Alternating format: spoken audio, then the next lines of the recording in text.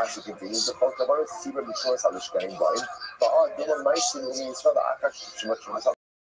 So it's here was interesting. So they bring the practice of Rosh Chodesh from the communal fund. Now the Gemara is what happened with you that after maybe someone died. Like maybe someone died from the time that you separated and you offered it up. So the Gemara said, one of my speech was a lishka. I Yisrael. The Aishi is making mice. Oh, a second, how should this be? So you have to be in a communal chatos from community fund, but maybe the time that you separated out and offered it, the Klal Yisrael died. Offer up a carbon whose owners died. What do you see here? That a Nisa B'Tzibor.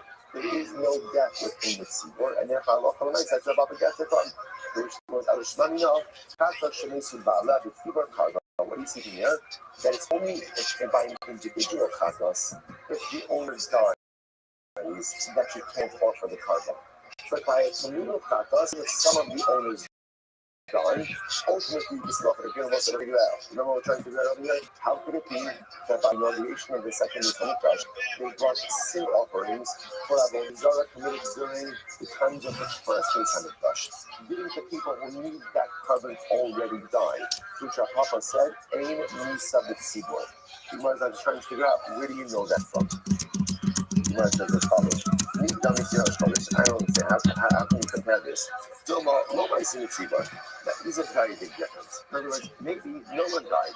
Maybe no one died in Klal Yisrael from the time that you separated out that carbon and you offered it. Maybe no one died. That's a big difference from talking about more than a 70 years. Yeah, right? That's not a fair comparison. Coming up on the offer. Rather than probably understand the from here.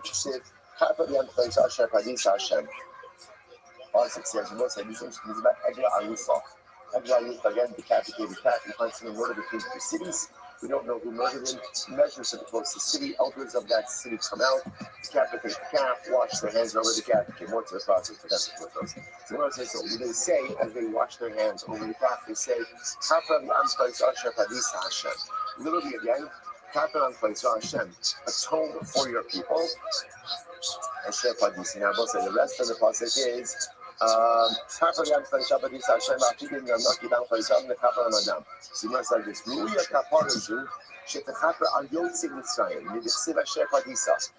Interestingly enough, if you look at the wording over here, the elders are saying Hashem, atone for your people whom you redeemed. What redemption are you talking about here? In Pashto, the Gemara says, it's fine, even from Egypt. So Egla is so powerful that it's atoning even for Jews who left Egypt. And what's the status of Jews who left Egypt? What's the status like? Then Hashem and Aliyah, you're dead. You're dead. So what are you talking about over here? That there should be atonement for people who are dead. You can see it. The Gemara says, so what do you see from here? You see from here that a chatos has the ability to atone even if the owners already died. In a tzibor. So you must come on. Nikan, how do you compare that? Hasan Kulu is you go to the Mechapra and the Mechapra on the end. That's not a comparison because the Egla Arufa, all the people who didn't Kapara are presently alive. Okay, so now that it's going to atone for the living, we could also atone for the dead. Allah, the Muslims fascinated by Ezra, by the second Mikdash. It's quite possible that there was no one alive from the days of Sishio. There's no one alive from them. So how can you atone for people if no one from that original group is alive? And let's say this is an overwhelming Gemara. You're not going to need to sit ready for this.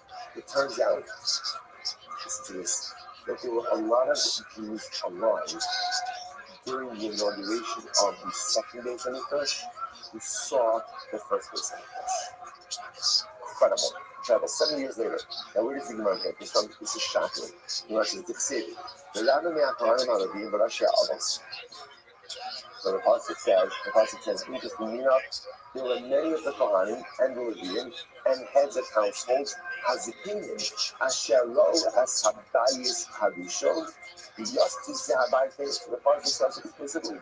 There were many Kohanim, many Leviim, many heads of families, many elders who were still alive.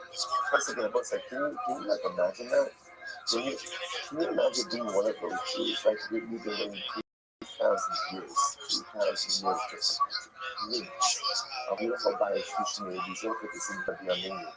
Can you imagine again those trees were so the seed destruction and then Baruch Hashem able to see rebuilding of the base images. So apparently there were a lot of them. So you must see what's happening. So give them a acting with a low level. Now remember, all the Pasuk says is what? All the Pasuk says is that there were a lot of Kohanim, Levi, and elders. There were a lot of people.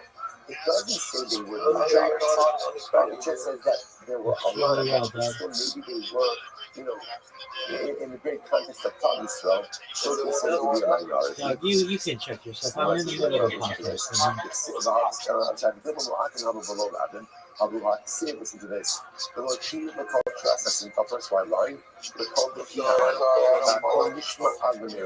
You okay? This is wild. The Gemara says that when Klal Yisrael saw the second base on the push, the sound of crying, the sound of joy. I was like, this is fascinating. There are two different reactions in the second base and the crush. Right? There was the cries. Now the conscious was assuming who did the crying come from? The cry came from the Jews on the first base on the crush, and the second and the cries of Simcha came from the Jews who never saw the first base on the crush. So let's say, isn't this incredible that in general? So in Kotel Sefer the Gemara says the fact that the crying was louder than I don't know what we call the sound of joy indicates to us what? That there were more people crying than being joyous. Which indicates that something fascinating. That apparently the majority of Jews who came back and started rebuilding the second Beis Hamikdash were leftovers, but you know, we're holdovers, right? We're part of that generation who saw the first Beis Hamikdash, which is wild. Which also tells you apparently just about the longevity of those individuals. There been a lot, and that must be a lot of elderly people. That also, but it's incredible. So the fact that the crying was greater than the joy, ultimately again indicates the majority of probably strong were in fact holdovers from the first temple era. And also, to me, it's also so profound that whenever Klal Yisrael rejoices, it's an incredible thing. Our rejoicing is always a mixture of two things. There is always laughter and tears, even in the greatest symptom. Also, think about this for just a moment, right? What's going to happen when we have the third day on the first? You could see this within itself. You could see on one hand, probably the tears are going to flow like water. Because in that moment, when we are Zohar and Hashem to see our third day on the crush, what do you know what's going to come out? What's going to come out is like 2,000 years of pain. 2,000 years of, it's almost like, you see this sometimes like when people compete and do one thing, this is also things like they're very great. They get to the finish line, they begin to cry, because they've been nursing injuries and pain and difficulty and all that, but they kept it together because they had to get to the finish line. When we get to our third Hashem, we arrive at our national finish line. There's going to be just a tidal wave of tears.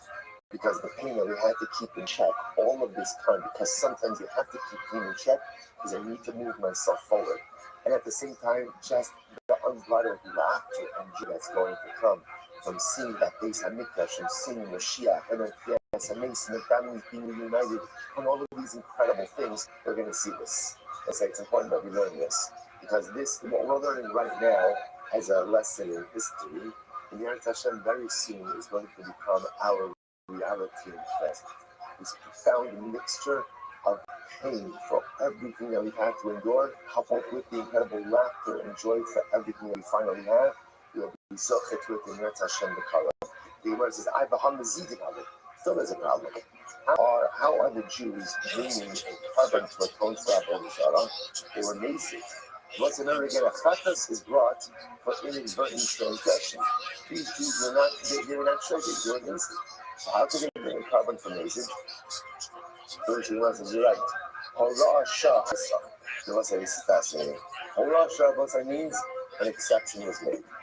An exception was made. Ultimately, the Baruch allowed them to go ahead and bring a chatas even for even for an intentional ultimate or intentional Avna and Stabla, Shili Loke Mahaki, Alim Tishin Shisha, Vasim Shiva the Shiva, Neged Mudi. So I say to them, because you look at these Kavanas, these numbers are very interesting, right? There are 96, 80, 77, 77 Vasim. What are they corresponding to? Hello, Holas, Shaisa Haya, Hakanami, Holas, Shah. This is ultimately was Holas Shah. Allah Shah. I will say, by the way, you ask yourself, why was there Allah Shah? Well, now, in other words, if you say, let's move on. So let's say, because there's one thing, and this is so incredibly in this time of year as well. If there's one thing that the Ribbon of Shalom has that's interesting, it is us becoming valid. No one is a greater stakeholder of Tshuva than us of because when we become valid, we believe in our ability to second chances. We believe in our ability to second chances, we better actually get on the move differently going forward. Tshuva is not a possibility. What's the point of trying? The spark we needed probably sought to understand that the second base Hamikdash represented a new start, a new opportunity, a new beginning. And sometimes for people to really believe that they're in the beginning, there has to be something concrete. So the ability for cloud itself to bring these Kashkas offerings as a tangible display, I can respond to this.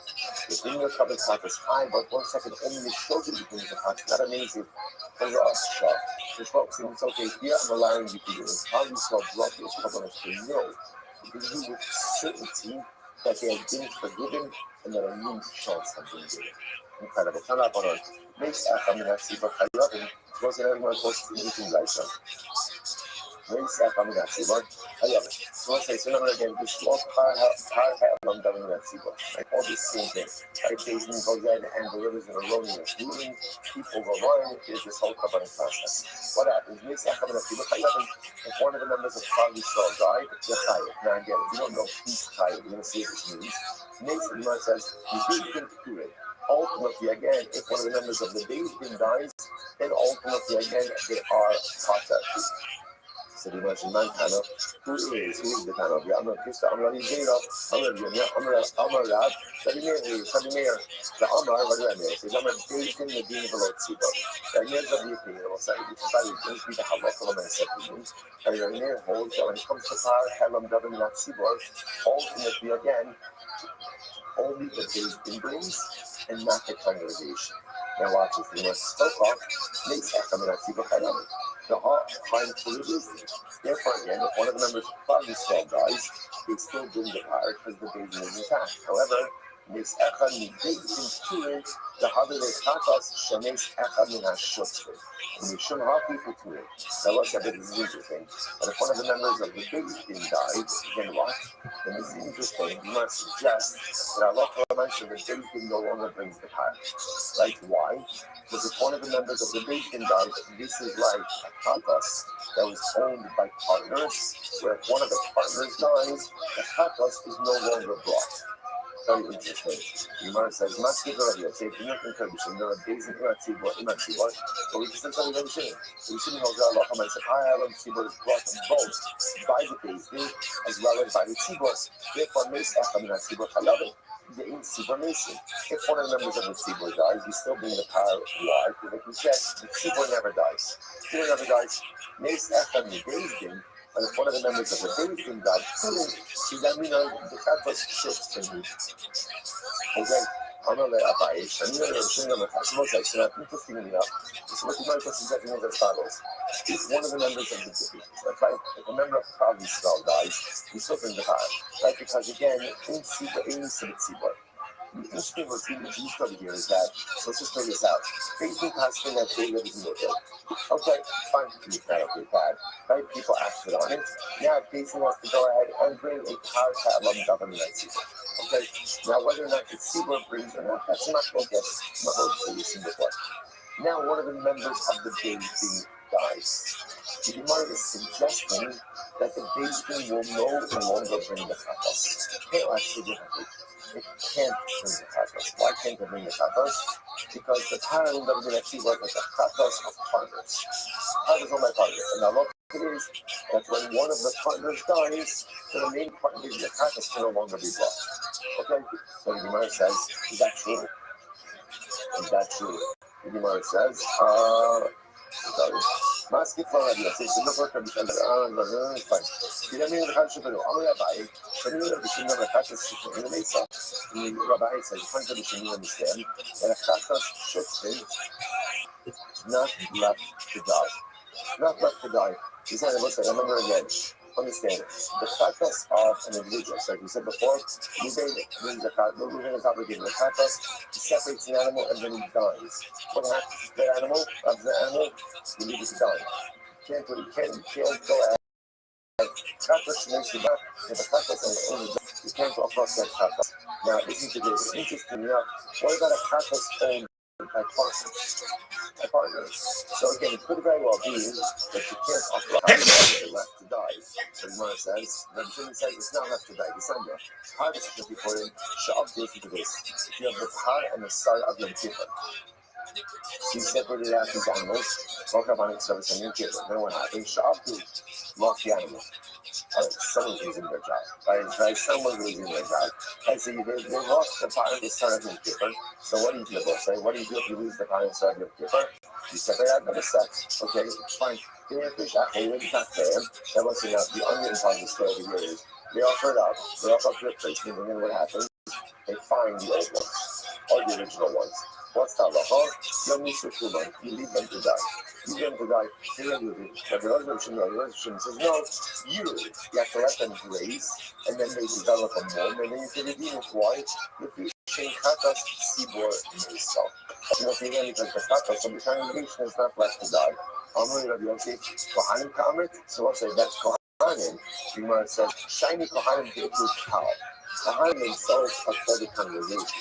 So that's not looked at, because cleaning up that Kohanim sorry, that's not looked at as carbonos of a katas of partners. That's what we thought it was originally. That's the carbonos of Kohanim. Kohanim can say, be a cloud. Gemara says, Bixit ala Kohanim, Va'akol ha'am, Va'akol am, HaKahal Yichaper. So you see Karma called the cow, what's the other days? Alamiata, nicely carbono. If that's the case, ultimately again, that Kohanim are called a kahal, and ultimately again, they should bring their own par helam government at Sibur, because they're called a cow. If he came a hakinani, if that's the case, maybe it's illegal. It's answer that why company was shocking. Now, let's remember again, according to the opinion that says that when there is a mistake in the shvatim, the Beis brings a par and the shvatim bring a par. So how many paros is that? That's 12. If the Kohanim are considered to be their own kahal, then what? How many did you bring? 13. 13. You might say, Shvatos Shalevi lo Ikru Kahal. No, here's the difference is, the Shevet of Levi is not called a kahal. This is very interesting. Why not? It's Hineni Makrifa Lebisicha and Nasatifa with Kal Amin. So we'll say this is interesting enough by Avram Avinu. Like Hashem says to Avram Avinu, I will give you, I'll make you cake, I'll multiply you. Nasatifa with Kal Amin. I'll make you like Kal Amin. Now right after that it says, Nasati es Haaretz Hazos. So what do you see from here? Being a Kahal is associated with Eretz Yisrael. Which of us said, by the way, when we learned this last week already, that only the Jews in Eretz Yisrael are called Kahal Yisrael. It's interesting enough, the Gemara says, Kosh Yishra Chuzah Ikri Kahal. Only those who have a portion in the land, ultimately again are called Kahal. So Kosh Yishra Chuzah, whoever does not have a portion in the land, Lo Ikri Kahal, is not called Kahal. So we'll say, so this is really fascinating. So therefore, again, interesting enough, Shevet Levi isn't called Kahal. Why not? Why not? Because at the end of the day, which I will say, that is interesting. It almost seems like what it's saying is, what's the child? Okay, what's the child? If you don't have a portion, or you're not part of the child of the grow. So obviously, if you say it's a puzzle, the deeper idea what it's saying is like this. To be part of Kahal Yisrael, what has to happen? You have to have responsibility for the actual advancement of the land. If you don't have responsibility for the advancement, you're holy, you're beautiful, you're wonderful, but that's not Kahal. Kahal Yisrael are people who roll up their sleeves and advance the coming agenda of Klal Yisrael in Eretz Yisrael. If you're not working the land in some way, in other words, if you're not advancing the land of Eretz Yisrael, then ultimately again, you're not part of the Tal. Now again, not being part of the Tal doesn't mean you're Allah, but it doesn't mean you're holy. Also, bad news is we're also not part of the Tal, right? In other words, but yet again, we're holy, we're beloved, we're part of the Cloud Yisrael, but the Tal is something very specific. So, in came, that's what you disrupted. Here's the problem. If Shibit Levi is not part of the Kahal, they're both saying, then again, how are you ever coming up? How are you ever coming up with 12 Shvatim, right? Again, that means ultimately at the end of the day, there's only 11. There's only 11. So you must, I'm not right. No. That's fine. Well, the Nasha, Keruben, the Shimon, there are 12 Shvatim. Why? Why? Because ultimately, again, Yosef becomes 2. Yosef becomes 2. I'm going to Moshe, by the way, it's fascinating. I'm going to I'll sit, I'll shame Achayim, but by a time in the Moshe, it says, now listen to this, yes, if I'm not sure 2 tribes. What are the 2 tribes for? You're not Allah, Hokashu, Balor Dara Aka. If I'm on the Moshe, you should be 2 tribes for tribal inheritance. For inheritance purposes, like for land purposes, but not for any other purpose. No, is that not true? Is that true? Below. Everything did you go? I will say again, if I'm not sure, in the desert, when we have flags, remember again, if I'm not sure, have their own flags. So there are separate tribes. Kinakalasan, Tak, and Yasan, to be Rakali covered with the Golim.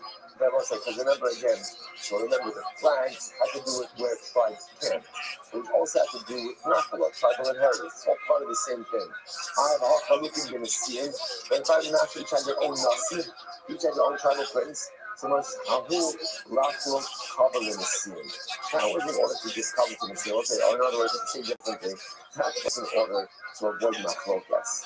If there's only one Nasi per time and the Nasha, if you understand that's going to cause problems, who does the Nasi come from? Right? Which one of them should get the Nasi? The Shine doesn't be very beautiful. Shlomo also signing it Chanukah. So ultimately, it's a Shlomo made 7 days of Chanukah. Or is that Chanukah, right? Chanukah Tabayis. So Shlomo has consecrated the days and it made 7. I think he made 7 and 7. We saw it last week. He made 7 primary days of dedication. Moshe Lasos Shlimas. So why did Moshe only make 12? Why did he make 12? He must have not Moshe Lasos Shlimas, by the Mishkan. Why were there 12 days of inauguration by the Mishkan? But Shlomo HaMelech only made 7 days by the Beis Hamikdash. Because they lachlok covered the Messiah.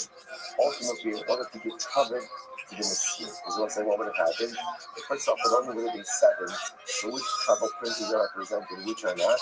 What did Moshe Rabbeinu do? Prolong ultimately again the dedication this way.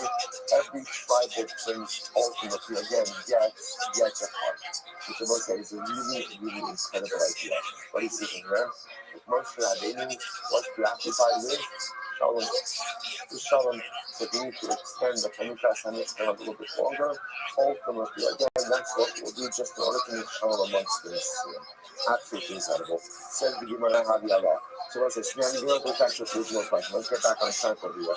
My Haviyallah, the Gemara says, what is the status of Katos HaShutfu? So here's what we know. The Katos of an individual, right? We're going to accidentally is Michal Shabbos. The separate Katos and then he died. What happens to that Katos? What happens to it? It's left to die. Right? If the Tzibur has a Katos, and some members of the Tzibur die, what's the halacha? The Chatas still offer, right? Why? Ein Nisa Tzibur. Related to that, the Jews came back to the second day Chanukah. Our interesting question is what happens if you have a Chatas owned by 2 people? A Chatas owned by a partnership, and one of the partners dies, what's the status of that Chatas? Is that like a Chatas Hayachi or a Chatas Tzibur? To which the Gemara says that's the reasons in my hobby I like Tashma. So it's a very interesting conclusion there. Tashma Disanya. The Mishnah says, some of these katos mesos. There are 5 categories of katos that ultimately again are left to die. What are those 5 katos? Vlad katos. If your katos mazotov gives birth, right? So if your katos gives birth, ultimately again that katos is left to die. Right? Tmuras katos. If you exchange one katos for another, tmura. Then we'll say, by the way, well, we'll see what it says. Katos shenis ba'ala. If you have a katos, the owner of the katos dies.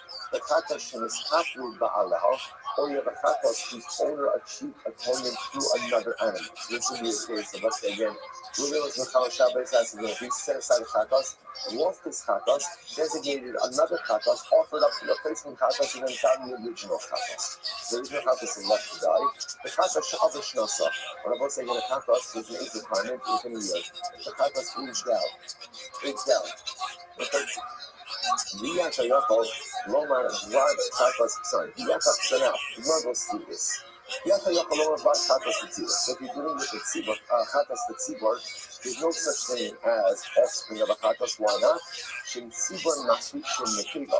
Because again, whenever the Tzibor goes ahead and brings a Chatas, it's always a male animal, never a female animal. So therefore, those sites, again, this is important because in 2025 you have to clarify these things, right? So only females can have children, right? Only females can nurse, only females can menstruate, only females, right? So again, there are certain biological realities that are only for females that men cannot do. They cannot do, right? So once I say, again, the Gemara says, so by tzibor, there's no such thing, because at the end of the day, ultimately, again, by tzibor, it's only a male chatos, not a female chatos. And ultimately, again, there's no such thing as a tmura chatos with tzibor. Why not? Shame tmura b'tzibor. There's also the concept of tmura. Only applies that. Remember again, tmura means when you exchange the sacrificial animal. So the halacha only is if you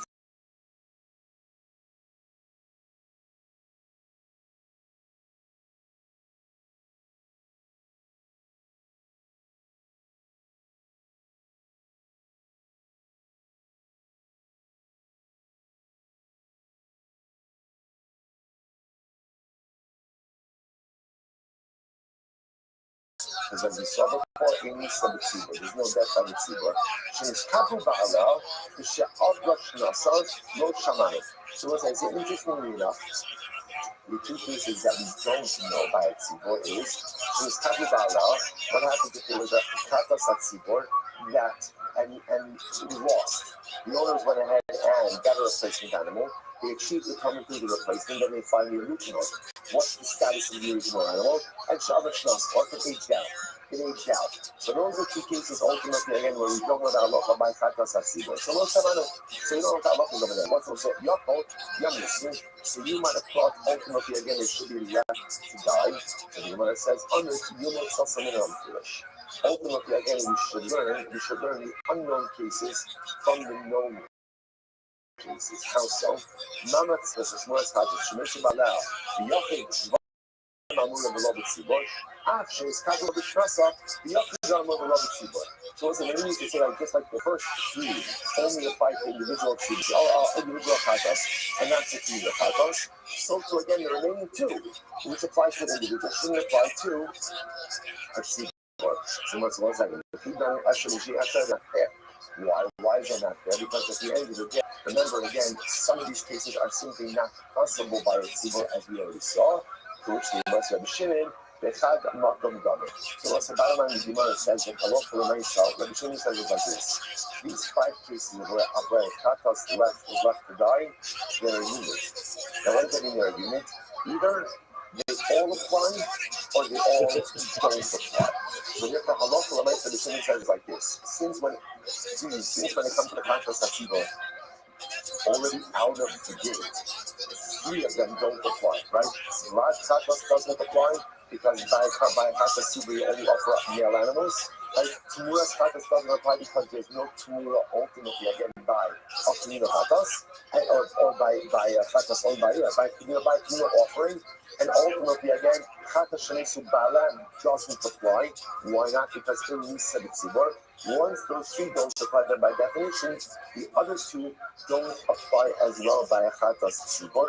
And therefore, ultimately, again, if you have the case of a Chatas Tzibur where they lost the animal, went ahead and You offered up a new animal and then found the original one. You do not let the animal die, but rather again, you let it graze, develop a mum, and then redeem it. Same idea, ultimately, if the cage is out, Allah Almighty, you don't leave it to die. Rather, you go ahead and let it graze, develop a mum, and then sell it. So Allah Almighty said there's five situations where Takas are left to die. The only time you apply this if you could apply all five. If you could apply all five, great. Fantastic. If you can't apply any part of the five, then by definition, the remaining ones do not apply as well. As we told you that the Parakataya and government that's what is important, just one piece of Allah to understand the concept of Rabbi Meir, meaning that by Parakataya and government that's who's offering it, one power offered by Daisy, one power offered up by Daisy. Now, listen, now what that does, and again, what that does mean, and this is very important, is if after the transgression was recognized, so again, Daisy said, Allah said again, you can eat Caleb. Right, so the Klal Yisrael went out, some Mizrahi Klal went out, somebody went out and ate Caleb, Mizrahi Klal went out and ate Caleb, and then it was discovered. So the Beis Din brings a power, the rest of the Shvatim they're covered by the power of the Beis Din. If one of the members of the Beis Din dies, one of the members of the Beis Din dies, before the power is offered, then the power is not offered. So again, that's the technicality. One of the members of the group does die before the power, and the power not the other. But Allah one power qualified, so offered up by the Beis Din. The Lord said, Hajjun Allah, holy Beis Din, Mazel Tov. I'm finishing our first back in the second Sariya, so what a parak it was. Tomorrow, the adventure continues. Shkoya.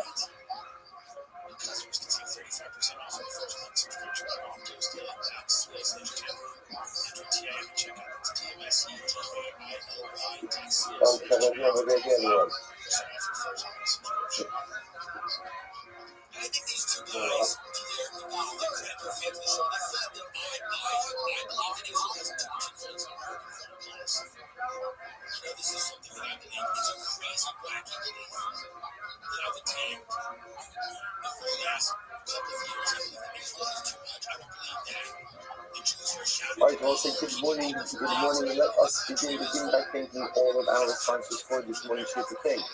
Our annual college response to the Shosei Yishpach University College dedicated over the Shirin Judges this year as his host himself, Am Yisrael. Our college sponsors for the month of Elul, Abba Arim and Recover Benny Goldberg, for our amazing Shema of his parents, Abram Ben Ashapunkos, Hagar April, Max Zelik, and the folks. They're all the tools of our precious Kilo entered during this month and the months ahead. When we leave the dinner, we will Nishmas, and our Islam, Yitzchak, Ali Ben Achavar of Yaakov, the Kohen of Rachel, and the Kohen sponsors of the Goodman, the Kohen Nishmas, Lori, Ben Hadley. Once with that, let us begin with course as always in this course. We dedicate one year, speak up, and discuss and for Hashem. Bring them home, the Shalom and the Karv and the American Bible, the stages and the 12 rounds to be successful. The Chol Masiyah. Also with that, let's go. Well, Hashem, a lot to do today, but we got this. We're going to run in there. Hashem, for the Mishnah on the days, today's daf is Dalit 4. We are picking up on the top of the Gimel Amud Aleph 3b. Let's go. Okay, so the Gemara. I'm Rabbi Yonason. Actually, the back to the Gemara is to Rabbi Yochanan. Okay, second one, Rabbi Yochanan. If 100 is interesting, if 100 is interesting, we have 100 people. And we sat down to adjudicate the case. Allah there's no obligation for Par Halam Dalam Akiva unless, of course, all of them participated in the judgment. In other words, all of them have to go ahead and have waiting on the judgment. I've been called as so actually so it's an interesting halacha. So in other words, those time that a Beis Din is going to have to bring a Par Halam Dalam Akiva is when everyone in the Beis Din participated in the ruling. So if someone abstained, for example, ultimately no charge. I'm not going to the Rothschild, how can I understand? This needs to be bundled in here as well. Generally, at the time of the Rubo Kapulo, that a majority ultimately is like the whole. But here, what does it say? Kol ha'ida. You look from Kol ha'ida. You do says an open on that the entire Beit Din must be participatory in this psak halacha to have a parhalam government hatziva. Hold of a car, hatziva in there. Okay, so much is tonight. That's what said. We run our questions this from our Mishnah. So tonight, holy days is Rabbi Ephraim Shekau, right? If Beit Din passed him and one of the members of the Beit Din knew that a mistake was made. Oh, I'm by the Horus. Bible say again, there was a Tam Tachum in the audience there in the gallery who was fit for judgment, and he realized ultimately again that the ruling was mistaken. But despite that, Allah Ta'ala, he went and he ate the favorite, as the Hebrews case, based on their ruling. So the Gemara says, "Bein sha'asu va'asu ma'in, bein sha'asu va'asa acharei, bein shelo asu va'asa." So whether again he did it with the days and he did it after the days and he did it before the days, then they didn't do it at all. He just did it. Halacha l'maisa, harei shachayit, if they shelo follow the days. In the day, just like this Mishnah, the individual is chayiv. Why? Because since he knows better, therefore he cannot be counted as depending on acting based on the ruling of the days. So I said, 1 second. How would the chayiv? Now, only this individual is chayiv because he knew better. It didn't discuss that if some other individual relied on the days, ultimately again he would be potter. But why? The anai, false loading of obviously, this is a case where we're saying one of the judges dissented. Right? One of the judges ultimately again, one of the judges told you that's for the basis. Ultimately again, what you did is not correct. That psak is not correct. And I will say, now remember, halacha l'maisa, we just said before, the other said before, that in order for there to be liability, ultimately again, what has to be halacha l'maisa, the entire basin has to participate. But this is a case where one member of the basin is not participating. What's the case? You don't shake here. It's very interesting. What's the case? The dissenting judge, the one judge who said, "Hey guys, you're all wrong," he went ahead and he nodded his head. Interesting. In other words, by nodding his head, Rashi points out over here, he indicated that he is participating. So even though he actually did not participate, he gives the impression of participation, and therefore it's considered to be as if everyone has participated in this ruling. Interesting. The Tashma, holy days near the Achron Shadal, it based in Paskin, and one of the members of the Basin realized that the Basin made a mistake, Ramadan called Atam. And again, that guy and that judge says, Kabra, you're making a mistake. Are you able to him? Ultimately, the Basin is part from Har Halam Government Asiba, because you have to have everyone participating. Time of Government Donut to it. So interestingly enough, the only reason they're part is because he said to them, you're making a mistake. Ultimately, again, if he wouldn't have said anything, they'd be liable. I think the government Lahan Allah, not but once again, if Rabbi Yochanan, you're right, why should there be liability? Rabbi Yochanan said, well, if there should be liability, you need the participation of all the judges. But if you're not, all the judges are participating. On the Akinah, you don't share the Rothschild. What's the case? So there, the case is here, he's nodding his head. So the act of nodding his head, Allah is considered to be participation, even though he's disagreeing with the basic. Interesting. So that's what I'm trying to some Quran is not the original. Me, I'm sorry, only. It's the most interesting halacha. I'm trying to says, rabbis relied on the teachings of the on the teachings of Rothschild, who said, "Ein gozin gzera ala tzibor, ala infin lo hasiba yicholim la'amod." What's the interesting halacha? You cannot go ahead and decrease something on the congregation unless, of course, you know certainty that the majority of people have the ability to go ahead and uphold this halacha. Very interesting, right? You cannot legislate laws that the majority of the Congress cannot uphold. We just have to show this in our Zara. Remember again, this is why Chazal had to rescind the concept of Pas Culture, baker's bread. Right? Bread made by a Gentile baker. Originally, again, the rabbis outlawed it, and then what happened? They realized that was impossible because you have communities where there was no Jewish baker. And therefore that created an undue hardship. They had to rescind it. So much easier. What's the pasuk that supports this idea? Remember, close the pasuk. So Malachi, on the Eila Tanei, so literally again, is my is a curse yet curse me. V'osi achen koben hadroy kulos, and you are stealing from me the entire nation. You might say, I, the whole of the ship, hadroy kulos, the rubo kulo, Yet here it says about he's looking at Paul. But Paul never means everyone. Paul means the Lord, which we want to say, you're right. Yifta Rabbi Yochanan to Yifta. In the end, we refute Rabbi Yochanan's position. Because I will say again, Rabbi Yochanan came along and Rabbi Yochanan said that whenever you have a basin and you have a par helam government at Tzibur, remember again, what's par helam government at Tzibur? That's ultimately again based in costumes, delivers an erroneous psak. Majority of the crowd relies on it. There's a special carbon that's brought. Who brings that carbon to power? Is it the Beis Din? Is it the populace? That's the machloka. So we'll get to that. But the Yochanan is positive that the only time there's liability for that is when the entire basin participates in the psak halacha. Where does he get that from? Because Lashon the pasuk is in Kol Adas in Israel. The Gemara just went ahead and dispute that and showed that that's not true. Sometimes you can find the word Kol, and Kol can mean what? Kol can mean majority. Kol can mean majority. So if our Rachel is effectively disproven Rabbi Yochanan, and therefore you do not need the entire participation of the entire basin in order to go ahead and have high on them in that sequence. It's incredible. Then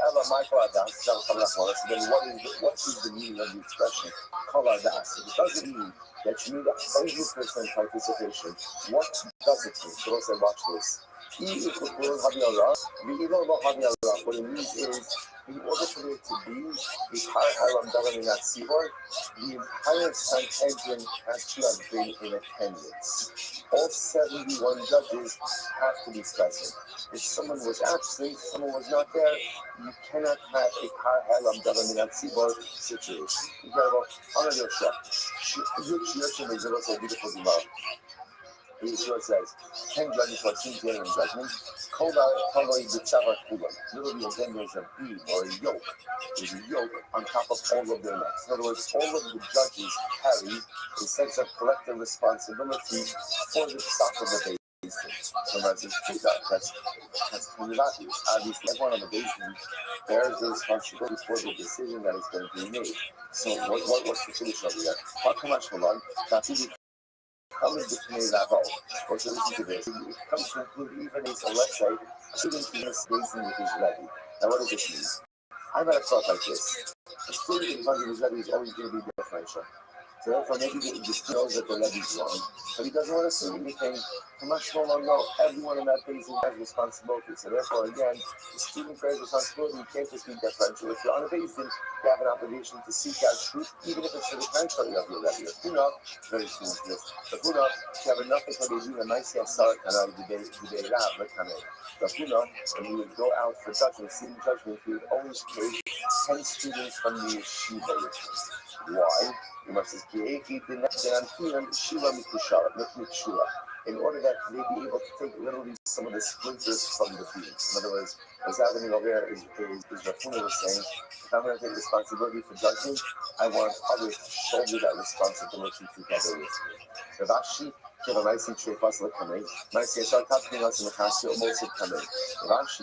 Rashi, when someone would bring you an animal to see if it was a treifa. I say that the touch of the animal is a touch of treifa. What would do? He would essentially assemble a basin, or really a panel of experts. He would bring 10 butchers from Masimachasya to look at this particular animal. Why? That they should be able to handle a little bit again a splinter from the beam. That they should be collective responsibility. So let's say it's interesting. When the Gemara makes it sound like that they were afraid of assuming the entire responsibility for the judgment, and kind of wanted to display a little bit of responsibility upon others. You can also very well be able to say that, the way it works is you can accomplish so much more when you are part of the collective than when you do things individually. And very well be what's happening over here is as follows. Judgment requires siyata d'shmaya. Doesn't require the total divine providence, because after all, like the Gemara says, "Seeing the dying woman alamasha in a blow." So judge can only adjudicate that which he sees in front of him, which means that even when you're the judge, no matter how much of a from you are, you never have complete information. So you need siyata d'shmaya. It could very well be that what these rabbanim are doing is they're assembling the group. Because there is always greater siyata d'shmaya. There is always greater divine providence when we do things together. When Jews act as a unit, when we act as a nation, when we act or as a group, as a cohesive group, that is a force multiplier. And what we could accomplish when we are together as a Hebra, as a Beis Din, as a Kehillah, as a nation, is infinitely greater than what we could. So could Rabbi that he's saying as individuals, there's a heightened probability perhaps of making a mistaken judgment, but bringing other Jews, create a cohesive spiritual group, and ultimately again that will have Siyat and Shmaya. Incredible. Mishnah, holy days in the Alishakal, the Chazu Bahan, Shari Kapas, and Shari Kapas. And the Halafa Sapiens was the interesting case of it. They think in the wrong case. Not the same case, right? Same case. They think went ahead and asking that Caleb is Muslim. Okay? So they passed in company, and then what happened? They realized they made a mistake, they retracted their ruling. Okay, whether they brought the Parhalom government as Sibor or not, right? So they brought the covenant or not, what happened? Someone acted on their psak. So let's say, you see in this case, in the previous case, Bezin made a mistake in ruling. Bezin didn't live in Ziyad. Someone went ahead and went after their Caleb. Okay, so the Mishnah said that Allah ultimately again, Allah the individual is free from personal liability because he's covered by Bezin. This case is different. In this case, Bezin passed in erroneously. Bezin realized their mistake, but Reuven didn't hear about the fact that Bezin made a mistake. So what did Reuven do? Reuven went out and ate Caleb. So it's what's the halacha? So simple. The Mishnah says Reuven is potter. Reuven is potter. Why? Because Reuven is acting based on the psak. And the Rothschild Omer suffering. The Rothschild says it's a suffering. That was interestingly enough. Now, what does that mean? It's a suffering. So ultimately, again, the Rothschild says we're not sure. Is this called that he's relying on Bezdin or that he's relying on himself? So the Gemara says, Ezu Safek, Yashav Lo B'Sof Beiso, Kai, Halach Lo L'Medina Sayam, Pater. So once it's interesting that the Rosa says like this, also makes an interesting distinction between cases. If Reuven is home, then ultimately, again, he's Kai. Why is that? Because if you're home, you should know about the hack, right? You should know about what's going on, and you should have heard about the fact that things in reverse it's ruling. If on the other hand, ultimately, again, he's traveling, and again, he's out of the city, you should have, then again, it's unstable that he does not know that things in reverse is like, Rabbi Kiva says, Mod Ani Bazar, Shukarav Lapata Minachova. And the Kiva says, I happen to agree with this case that he's traveling. This case seems to me that it's closer to saying that you should be potter than liable. Allah ben Azai, so watch someone who's traveling being different than someone who's in his home. Shayoshi Bebeso, Afshar Hayalo Ishnoa. Is that no Hayalo Afshar Ishnoa? Because again, the Gemara ben Azai says at the end of the day, so the Kiva responds, someone who's in his home ultimately has every reason to know information. Someone who's traveling doesn't necessarily have access to that same information. Only days and last class cargo. So that's case one. Case two. Case interesting. Things being tested to uproot. They made erroneous psak, but in this case, the erroneous psak is to uproot an entire mitzvah. For example, Amru, Ein Nida Torah, in Shabbos Torah, in Avodas Kofam Torah. So for example, they say there's no such thing as so-called Nida. They make a dramatic mistake with an entire segment of the Torah. There's no Shabbos, no mitzvah Shabbos. There's no prohibition of Avodah Zarah. So we'll say, what's that? Now, what is that in Torah? So remember again, we're talking about now the liability for Paz Kalam Davar Minat Sibor. So that's essentially what we're going to do this outside. What we're going to see is Paz Kalam Minat Sibor occurs or is brought when a Bezdin made a mistake about a detail in a mitzvah. But when they make a mistake about the entire mitzvah, there is no right to ask him, we no longer have to observe Shabbos, we no longer have to observe Yudo, we no longer have to worry about Avodah Zarah. Then that's a mistake about an entire section in the Torah, that's not how we don't get to work. So much as whole about the mitzvah behind it, if they passed it and they upheld part of the mitzvah and they gave it part of the mitzvah off, that's how Kalam Government case. For example, you speak about Torah, since it is a thing but if a man has relations with the Shemesh K'neged, what is that? So let's say that has to do with the conflict of Nida, where if a woman receives blood during certain times of the month, Lord, you have to observe one corresponding day of purity. So we say the halacha doesn't apply, right? Or the Shabbos, but Rabbi Moshe Mishrav Potter. Right, Potter. So for example, they say it is Shabbos, but you're allowed to carry something from the private domain to a public domain. So they're making a mistake about a detail. Right?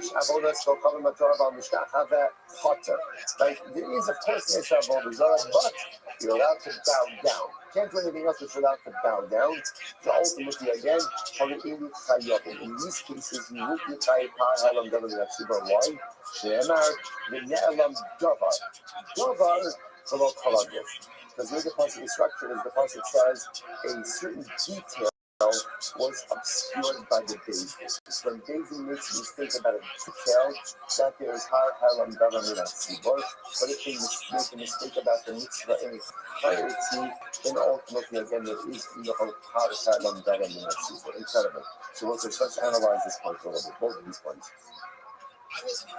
The two cases in the Mishnah. I'm going to read Amrav. My time of Shimon.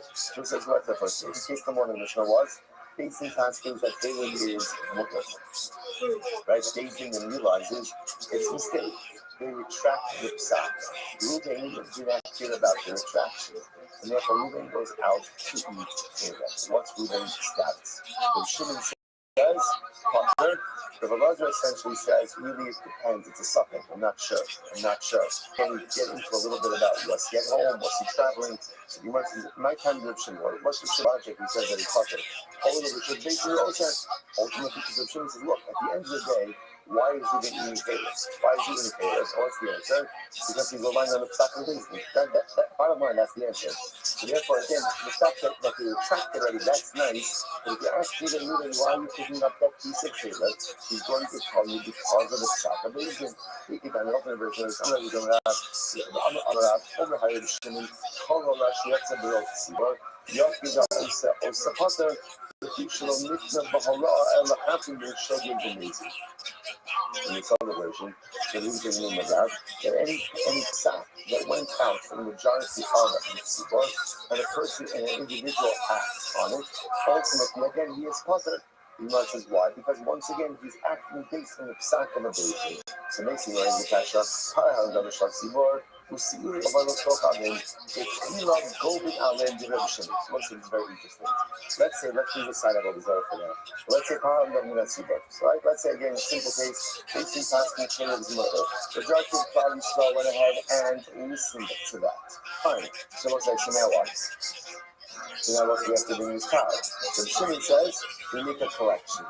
We made a collection, right? We go ahead and we collect for that from Klal. So I'm going to make a GoFundMe page, right? And this is for the Par Halam Davar Minatzibor, and Klal Yisrael goes in and contributes. Especially Shimon. Rudy says, no,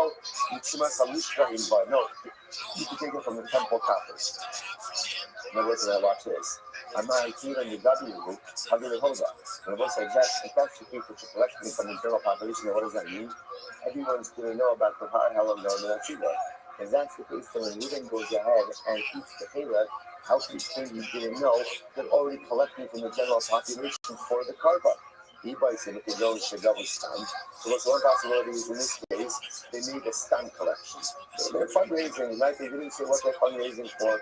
He buys it. They don't below other labor muscle, or he wasn't in the city at the time of the collection.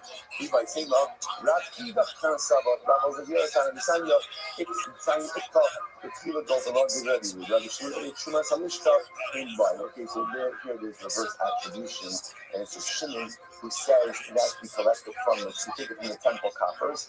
Therefore, it's quite possible there's no public awareness. Okay, incredible. So remember, we're focusing now still on our first case in the Mishnah. Facing asking that halacha myself. The halacha myself, Caleb is mutter. They then realize their mistake. They reverse their psak. Shimon did not hear about the reverse. So what happened? He eats Caleb. Is he liable or not? Right? Different than our first case, because in the first Mishnah, they did not know about the erroneous type of their ruling, and therefore, again, they're still promoting this psak. In this case, Beis Din utilized it. So again, the Shimon says, Ruben's potter. This is still considered to be acting based on the guidance of the Beis Din, and then the Rabbi really gets into the suffix. Let's analyze a bit more. Tanya, the Meir says, the Meir Mechayev, the Shimon Potter, the Meir says Mechayev, the Shimon says Potter, the Rabbi Omer suffix. And the Rabbi says it's suffix, the Shim Sumchas Anar Talmud. Sumcha says it's a little bit like suspended. We'll say each other. Hasham Talmud Ikanenai. So we'll say what the difference over here is whether or not, again, the individual is liable to bring in Hasham Talmud. We're talking about this a little bit more. Hasham Talmud, we'll say, is brought in a situation, ultimately, again, where you are not sure, did you go ahead and commit an Avdera or not? That's what's called the Hasham Talmud. So the Gemara says this how. Let's analyze it a bit.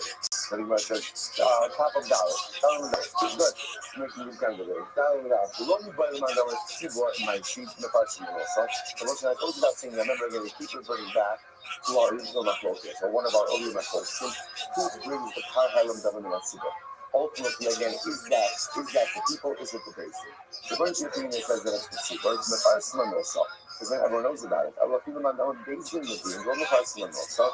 You have a show Hava Amulai. So let's say even according to the opinion that says that it's today's thing that brings it, so it's not as much of a case of publicity. Still, had Ruben asked, he would have found out. So let's say it's interesting, if you see here, I think in this protest is like how much liability, how much responsibility is there on Ruben to find out about the current state of affairs. I'm not going to see. Much of the simple Kumada Gomer. What could Sulfas's position be compared? The Adam Shady Kapalos Ben Ashmoshes. So it's like an individual who brought his carbon in Ashmoshes. I must remember again, carbonos must be brought by day. It's brought by day. Let's say someone inadvertently brought their carbon in Ashmoshes during part of between day and night. Something about Yom. This Gemara says.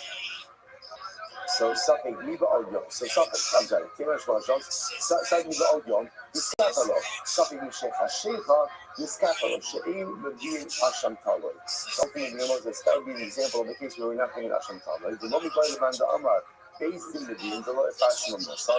And again, it goes to that same crazy opinion that says, but it's based in that brings this here, because again, there's no publicity associated with that. Elohim and number two in the Deen, in the Fashion of Mosa, Baba Amalai. Even according to the opinion that says that it's the Tzibur that brings it, and therefore there would be publicity around it. So the Haka is something with the Odyom, something with Shech HaShecha, each child will Ashkraf finished in the Shaila.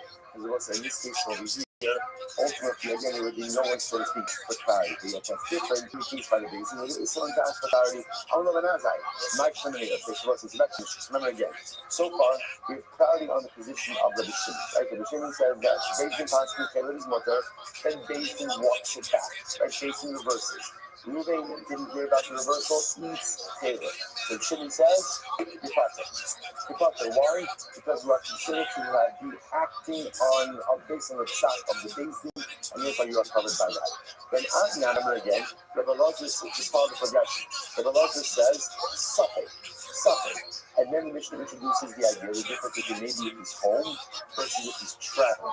Rabbi Akiva said, I hear that, right? I hear that. And I hear Rabbi Akiva says, I think that the one who's traveling, ultimately again, really, I'm leaning to saying that he's potter much more than saying that he's chai. Then as I says Rabbi, remember, then as I says Rabbi calendar. So then as I says Rabbi, so let's say someone who's traveling or someone who's home, Rabbi Akiva responds very simple. Someone who's home should know what's going on. Someone who's traveling doesn't have access to information. So Shapir coming in Rabbi Akiva Ben Azai, Rabbi Akiva says, back to Ben Azai, or Rabbi Hitzit Bakaya, Rabbi Nazi. Listen to this, what I'll say, then after communicates with thee, let's say Ruben ultimately again begins to travel. He left his house, but he's still in the city. So what would you do in that case over here? But then Azai Chai, how do they say, he say, according to Ben Azai, should be Chai. Why? Because he's still home.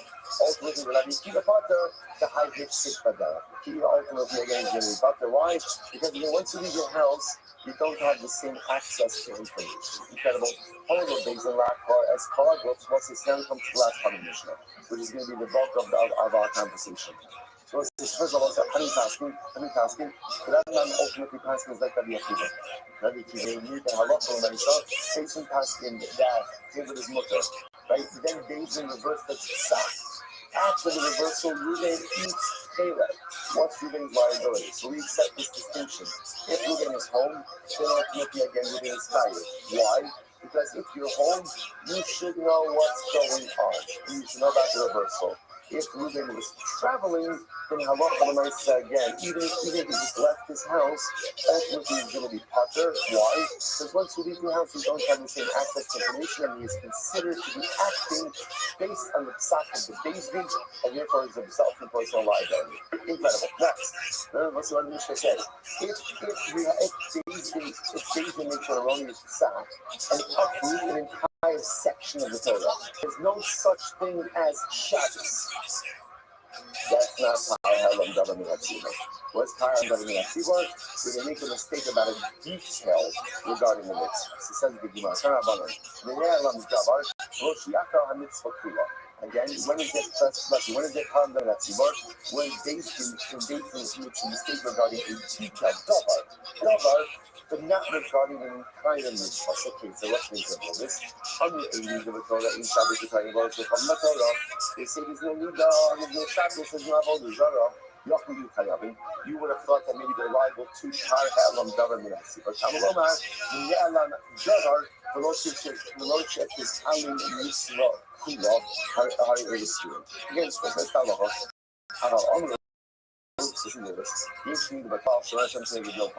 So, for example, I was going to make a mistake. They said, put yourself in the bar. If you have relations with women observing one day starting to a day that she saw bleeding, such a person is potter. Right? That's called Tahar Halam Davar. They're making a mistake in the detail of the Yes, Shabbos Torah, about a Muslim potter. There is no Shabbos, but the person that's carrying something from a Rosh Hashanah is potter. So they're making a mistake with the detail. Ultimately, again, Tahar Halam Davar. You often use children. You would have thought that Jason should be potter in these cases. I'm sorry. You should have stuff of it. About potter, same thing. Here's Avodah Zarah, but you make a mistake about a detail regarding Avodah Zarah. So again, halacha l'man. So Yaakov Yishu in Tamaloma, the Ne'alam Davar, the Lo Kol Hadri. We'll say this is it. The Tahar Halam Davar in that seaboard, Jason is only fired if you make a mistake regarding a detail of a mitzvah.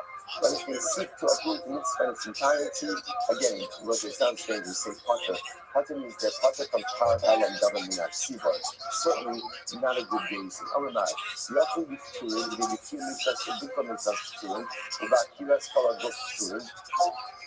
The Matayabin. So what's like this? You would have thought ultimately again the art potter. Now, if you're going to say ultimately again when the uphold part, the one in the lateral part, the potter, and you go ahead and uproot everything you potter, then when is your ever liability? Hanahavi Nakasha is what kind of Davar type. Ima, Davar Kulim Yosamasha. Maybe not. Maybe the Ne'alam Davar. How do you know Davar only means a detail? Maybe Davar means an entire mitzvah. So the Gemara says, Hablama, the Ne'alam Davar.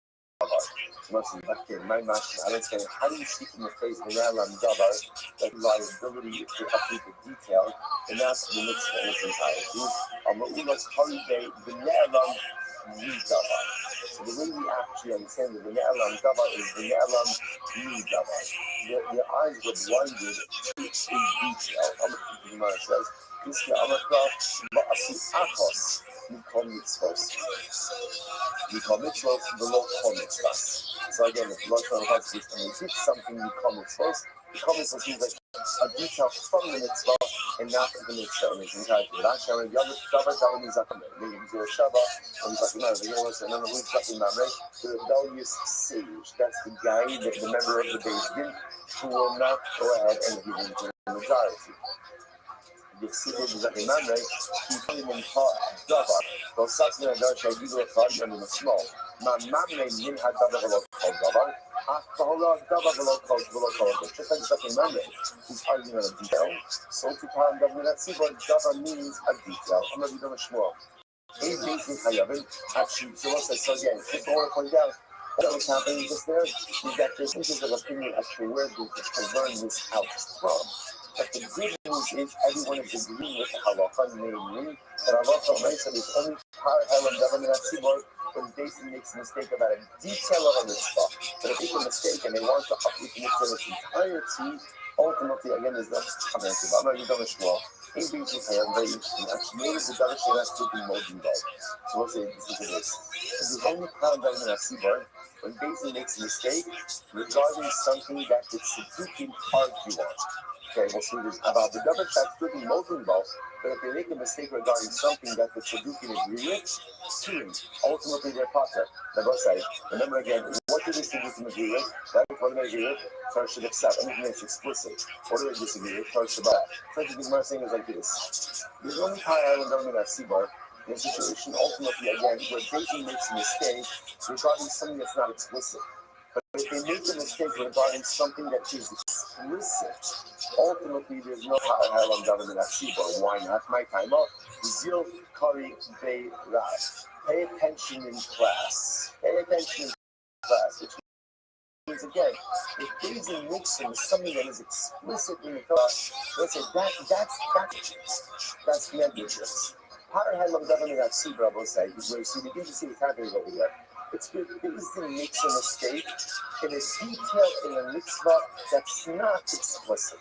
So, okay, mistakes happen, but you make a mistake in something even if it's simple, that's professional negligence, and with professional negligence, that's not power halam government at Seabar. Incredible. So you might say, one second, let's analyze this. None.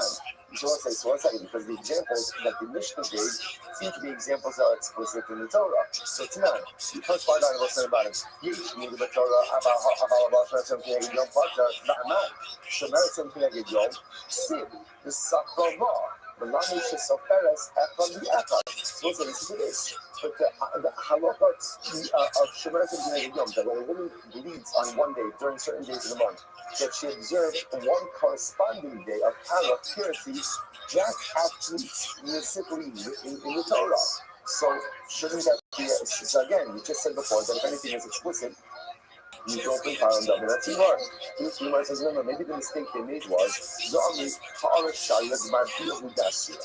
They said that maybe initiating the with this woman is mutter, it's only completing the that's also. And that makes it also says the pasuk that's Mikol Ha'ara. So ultimately it says the man exposes her nakedness, which means the initial deal without completing the act. So the also such a mistake. Zomi Kidarka Sira Shelo Kidarka Shari. They said, oh, it's only Bia Kidarka. It's only Bia Kidarka. That's also Bia Shelo Kidarka. Ultimately, that's their mistake. And that doesn't make sense. Haksik Mishkevei Isha. Kidarka Asir. I'm sorry, Mishkevei Isha. Okay, interestingly enough, in the Torah first relations, it uses Mishkevei. Mishkevei is plural. It's plural, which means that there are two halakhically recognized acts of Bia that are both legitimate acts of Bia. Bia Kidarka, Bia Shelo Kidarka. To make a distinction between those two, ultimately again, what is making a mistake in which is Torah from the Torah? This schema says, so what they're saying is like, if it's Bia Kidarka, even initially is going to be Asr, Shelo Kidarka, there might be who's Asr ala Sharia. If the Shelo Kidarka can ultimately be only completing the act that's Asr, but initiation of the act ultimately again is going to be Motor. So you can make that same mistake with general Hokos Nida, not just a person today. You don't tell the Olam Kidarka, rather in reality, the making mistake is follows. So the Ami, Ha'ara, the Isha, Dava who gets it. Ultimately, rather the mistake is about Hara, is initiating the art, and the thought was this only applies to maybe a bona fide Nida, but not just something every day. So we're just trying to show how the case of Nida in the Mishnah is a mistake about a particular detail that is not explicit. Levi said, the Ami, Zava, Mohavia, Ella, the money. The mistake they make is that a woman can only become a Zava during the day. Where would they get it? From the Tzid, call Yinei Zava. Okay, so that's an example. So the mistake, only to become a Zava during it says, call Yinei Zava. That's the mistake, only to become a Zava whenever she has a Zivus flow, whether it's by day or by night. Good, next. So just trying to try each of these cases. The Beijing's make a mistake in a detail. You know, and I should say, in a non-exclusive detail. Whereas if Shabbos would have our ultimate So this is an example was, David said, there is Shabbos, but you're allowed to carry an item from one domain to another. What? Ramai, Hotzah Ksiva. Hotzah, the prohibition to transport an item from one domain to another domain in Shabbos, is explicit. Gemara says, Hotzah Masa Mibatechan. It's an explicit person. So how can we say that there's a liability for this? Yami, Hotzah, who's the Asar, Haknasa Mukha. And they say ultimately again, Hotzah, which means from the Shishal Yachid, is going to be Asar. But Aknasa, the reverse of that is Mukha. Levi Sema. Tell me, Hotzah, Aknasa, Udasira, Moshik, Vizorik, Shabbat. Or they say, for example, transporting an item is Asar, but handing something or throwing something is Mukha. So again, an example of where they're mistaking a mistake in a detail. None. So if you listen to one day, he says, Avodah Zarah is Asar, but bowing down is Mukha. One second. Damai. Hamishtacha b'haksiva ksiv, lo tishtacha b'eh le'el acher. It's an explicit person. Don't bow down to another guy. The Ami, ki asir ishtacha v'yakidarka, aval lo shelo kidarka, sharia. They say ultimately, when is bowing down Asar? When that's the normal way to worship the idol. But if you bow down to an idol that's not the normal way to worship it, it's Mukha. So that's the example. Also, what's the example? It's Baal Pa'ar. How do you go and you worship Baal Pa'ar? Right, it's an all-time crowd favorite. Like you defecate on the idol. Right, so the Maisa, again, let's say you bow down to Baal Pa'ar. I would have thought that I love the Maisa. You're Potter. Says that's a mistake they make. Remember, we've seen this back in Avodah Zarah. Certain forms of worship are also for all forms of idolatry. Bowing, right, prostrating yourself is one of those. Gemara says, Levi said, we don't need that, and the group of the Asher. This space is about Ragline. Or stack on the rest of these Ragline, Sharia. Or the other mistake they make was maybe only full prostrational bowing is awesome, right? But ultimately, again, non-full prostrational bowing is not also kind of a mistake. So come on, that example of how I'm doing that here. So let's say the Gemara is accepting this idea from Mishnah that the only time that there is Karham on the Sibur is when David makes a mistake regarding a detail in a mitzvah. What kind of detail? A detail that is Siddiqui will not agree to. I.e., it's not explicit. But if they make a mistake regarding an explicit detail, or they try to uproot a mitzvah in its entirety, ultimately, no Karham on the Sibur. Incredible. Both sides, Dalit on the days. But I will say, in Karisha Shabbos now, fill out the following, let's say based in Paskin, there's no Malacha Kodesh. The Malacha Kodesh is plowing on Shabbos. So they say there's no Malacha of Kodesh on Shabbos. Now, what is the Malacha in this situation? Here, meaning if you come over the Milsa, that it's a bit of Mitzvah dummy. On one hand, you can say like this. They agree that there's 39 malachas, or at least that there are 38 malachas, right? But they just disagree on this detail. So this is called constantly on a detail in a mitzvah. So therefore it should be subject to power of the Nazi. But oh, Duma, even the Ka'akariya and the Kalisha Kakiras group, or what they're doing with this psak is they're uprooting an entire malacha. So maybe uprooting an entire malacha is called uprooting an entire mitzvah, and therefore there's no power in the mitzvah liability. What's the interesting shayla? So on one hand, they're agreeing that there's Shabbos and that there's malacha. They're just disagreeing on one detail, i.e. one malacha. On the other hand, you could say no. They're going ahead and halacha l'maisa. They're going ahead and halacha l'maisa uprooting an entire malacha. Maybe that's called uprooting an entire mitzvah, and therefore no tar elam darim in that much. Let's analyze. So Tashma, Yishmi, the Kavala Lashon, and the Yom Potter, again, going back to Mishka's case, there is no possibility that there is no possibility that if you have a relationship with the Shemer, you can make it known, ultimately your partner. But Amai, Ha'as Karyon, the Shomeres Yom Kineged Yom Koviter. But they're uprooting this entire detail. As I was saying, the Mishnah says, when basing uproots the entire mitzvah, there is no Kar Helam Darim in Asiba. We're trying to figure out over here is what happens when they're uprooting an entire detail that is part of a bigger mitzvah. So the Shemer said, they're uprooting this entire halach. I'm going to follow you say, Shemer said, the community that's in America, we also remember again, we saw before, we were making a mistake regarding a detail about Shemer Son Keneged Yom. Not saying that Shemer Son Keneged Yom is mutter. Tashma. Yesh Shabbos V'Torah, Aval Amoti Yisrael Shlab and Pater. Remember again, based in Paskin, is Shabbos. Is Shabbos V'Torah to carry some Yisrael, Yishus Halad, Yishus Al-Shtiach Yisrael. That night, how you know Otsar Koiter? They're going ahead and they're uprooting the concept of Otsar, which was a no. Hasam Navigation, the answer is already. What were they making a mistake? They were saying you're allowed to throw something, you're allowed to hand something. They're making a mistake regarding the detail. Tashma. Yisha will still come like our Mishnah that Potter. Right? There is a Zara, but if you bow down your Potter, the Anai, how you Mishnah that Koiter? They're uprooting the concept of prostration. Once again, I'm trying to answer no, the answer to that. They're making a mistake regarding a detail, a prostrational detail they're making a mistake about. So I will say, the Gemara doesn't answer it. Right? So now, the Yosef's Kasha is a very interesting idea, which is here. So based in Paskin, there is no halacha of plowing on Shabbos. So what is that? Do we say they're making a mistake regarding a detail of Hilchot Shabbos, right? And therefore, again, there's parallel on governing that tzibur, or no, they're uprooting an entire malacha. So therefore, that looks like the uprooting of an entire mitzvah, and therefore, no parallel governing that tzibur. So we'll say, the Gemara is one more passion, and then we'll answer this. The Gemara says, "By the Zera, in Shabbos b'Shvius Maho." This is very interesting. Let's say based in Paskins, Shabbos doesn't apply during the Shemitah year.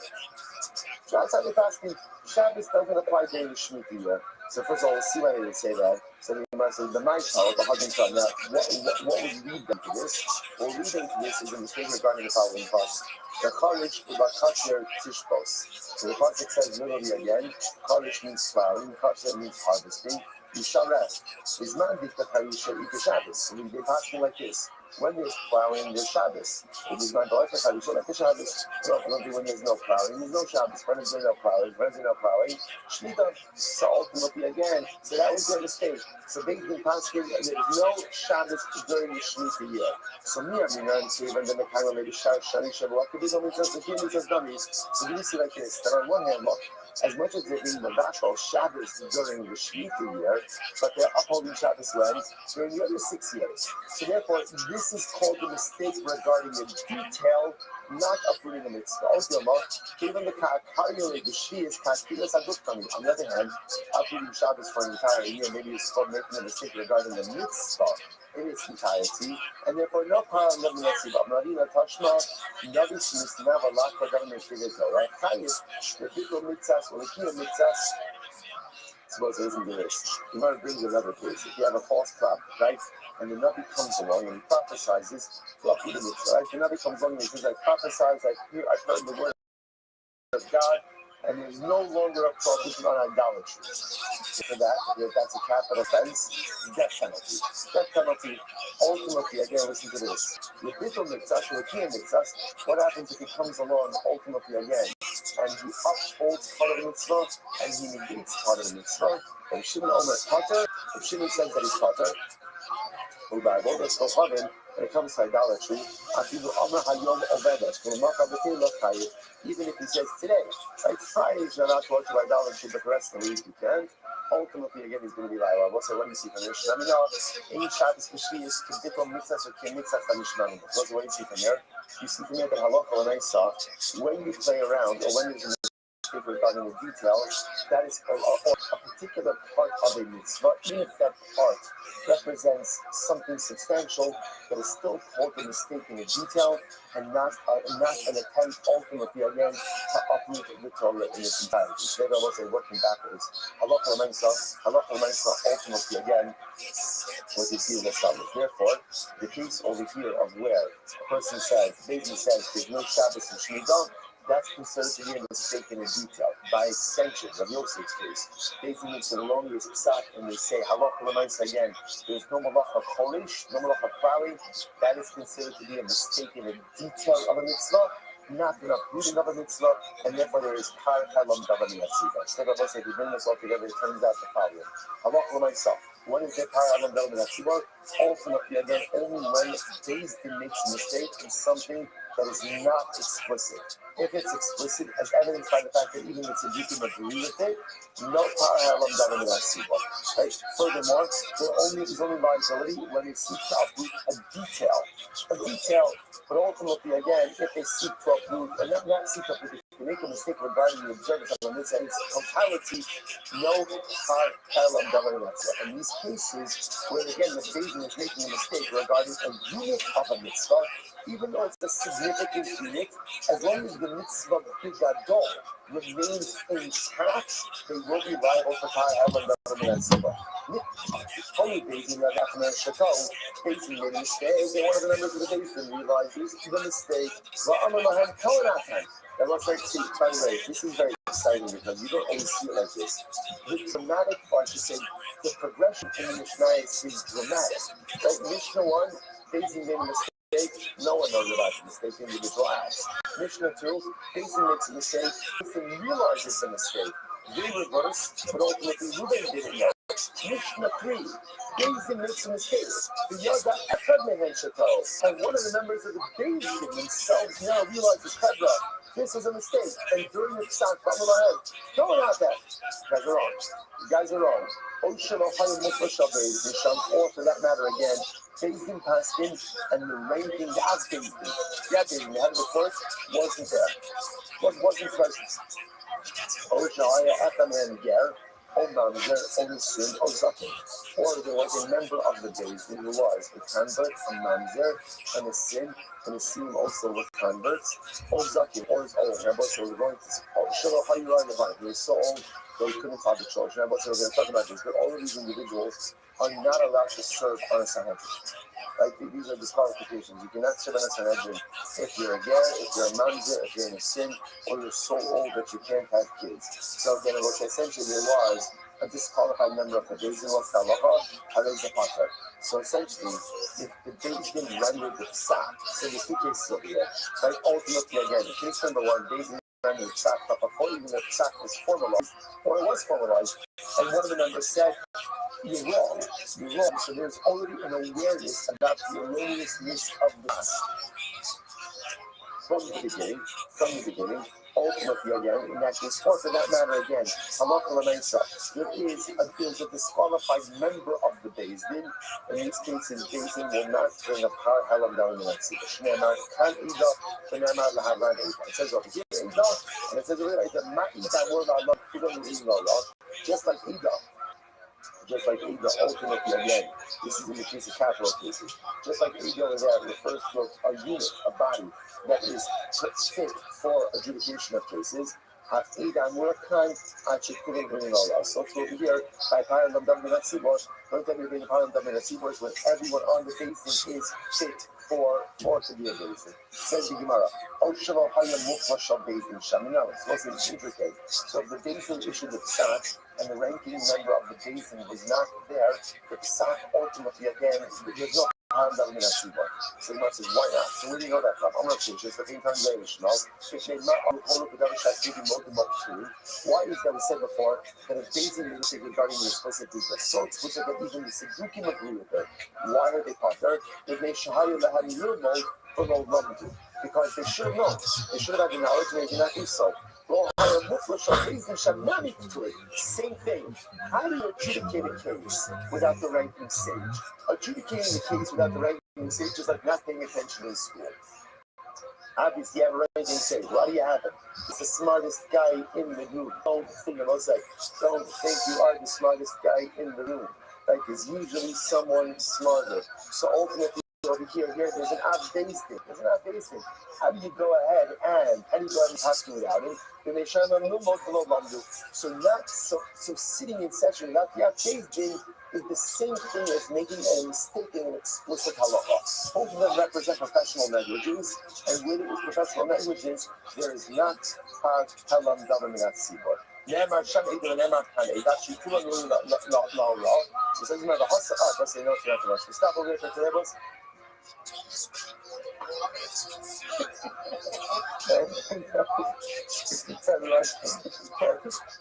Alright, I don't know if the quality was the best, but sometimes it's just about getting where you need to go, even if the trip is a little sloppy. Again, you made it after Mexico. Now so you can see the pages ahead are a little bit. The print gets bigger. Tremendous as well. Nice try, everyone. And good job, good job. Good job, everyone. Good job. Thank you, guys. Good job, everyone.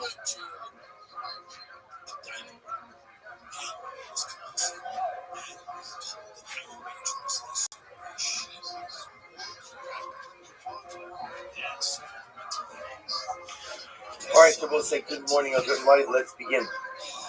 First of all, our shir sponsored this month by Paul and Kathy Pollack in memory of Solomon Poret, Pollack, Sarah Bas Abraham, Shmuel Ben Zechariah, may the Neshamas have an Aliyah, the family, and the Chama. Thanks to Pollack and Shmuel for the sponsorship. And also by the Wilder family, in commemoration of the yard site of Sarah Shingle Bas Yamin Halevi, aka Grandma, whose yard site was this past week. We hope that in America, our Hamatar Neshama will have an Aliyah and the family in the home. And we'll say, so with that, let's begin. Allah, today's daf is daf 8.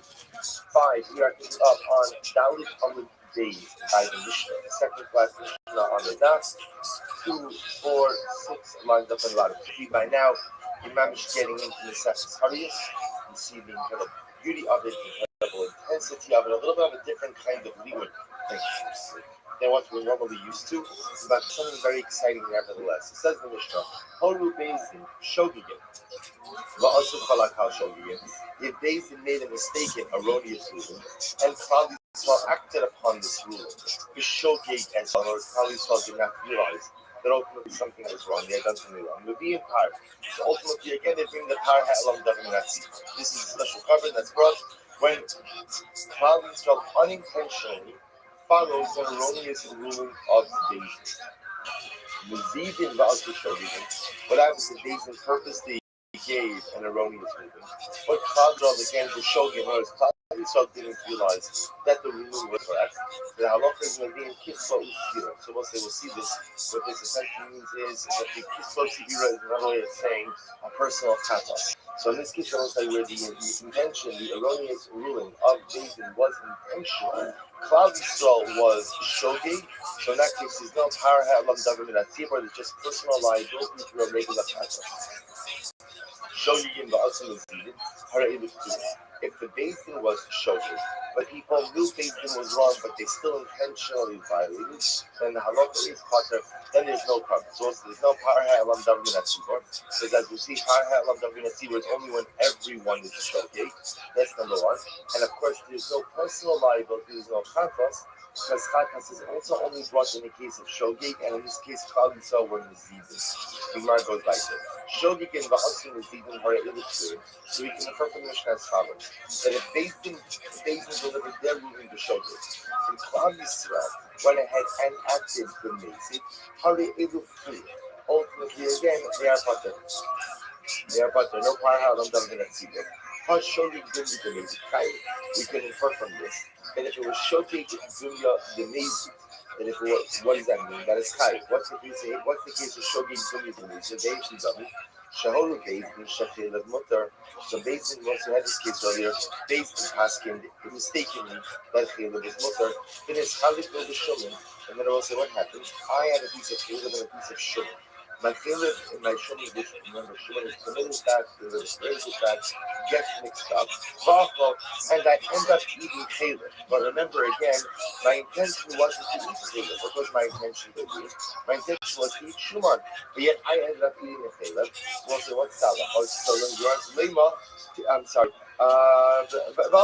We'll say that would be a case of shogeg dunya denizid, which sounds like based on what the Mishnah said, that should be a case of where I should be covered ultimately again in my liability by the tzachim denizid, to which the Gemara says. If that's the case, if shogeg, but yet again, if that's the case, that it can be inferred from the Mishnah. Yet why does Rabbi Barchama ask that very question as well? So what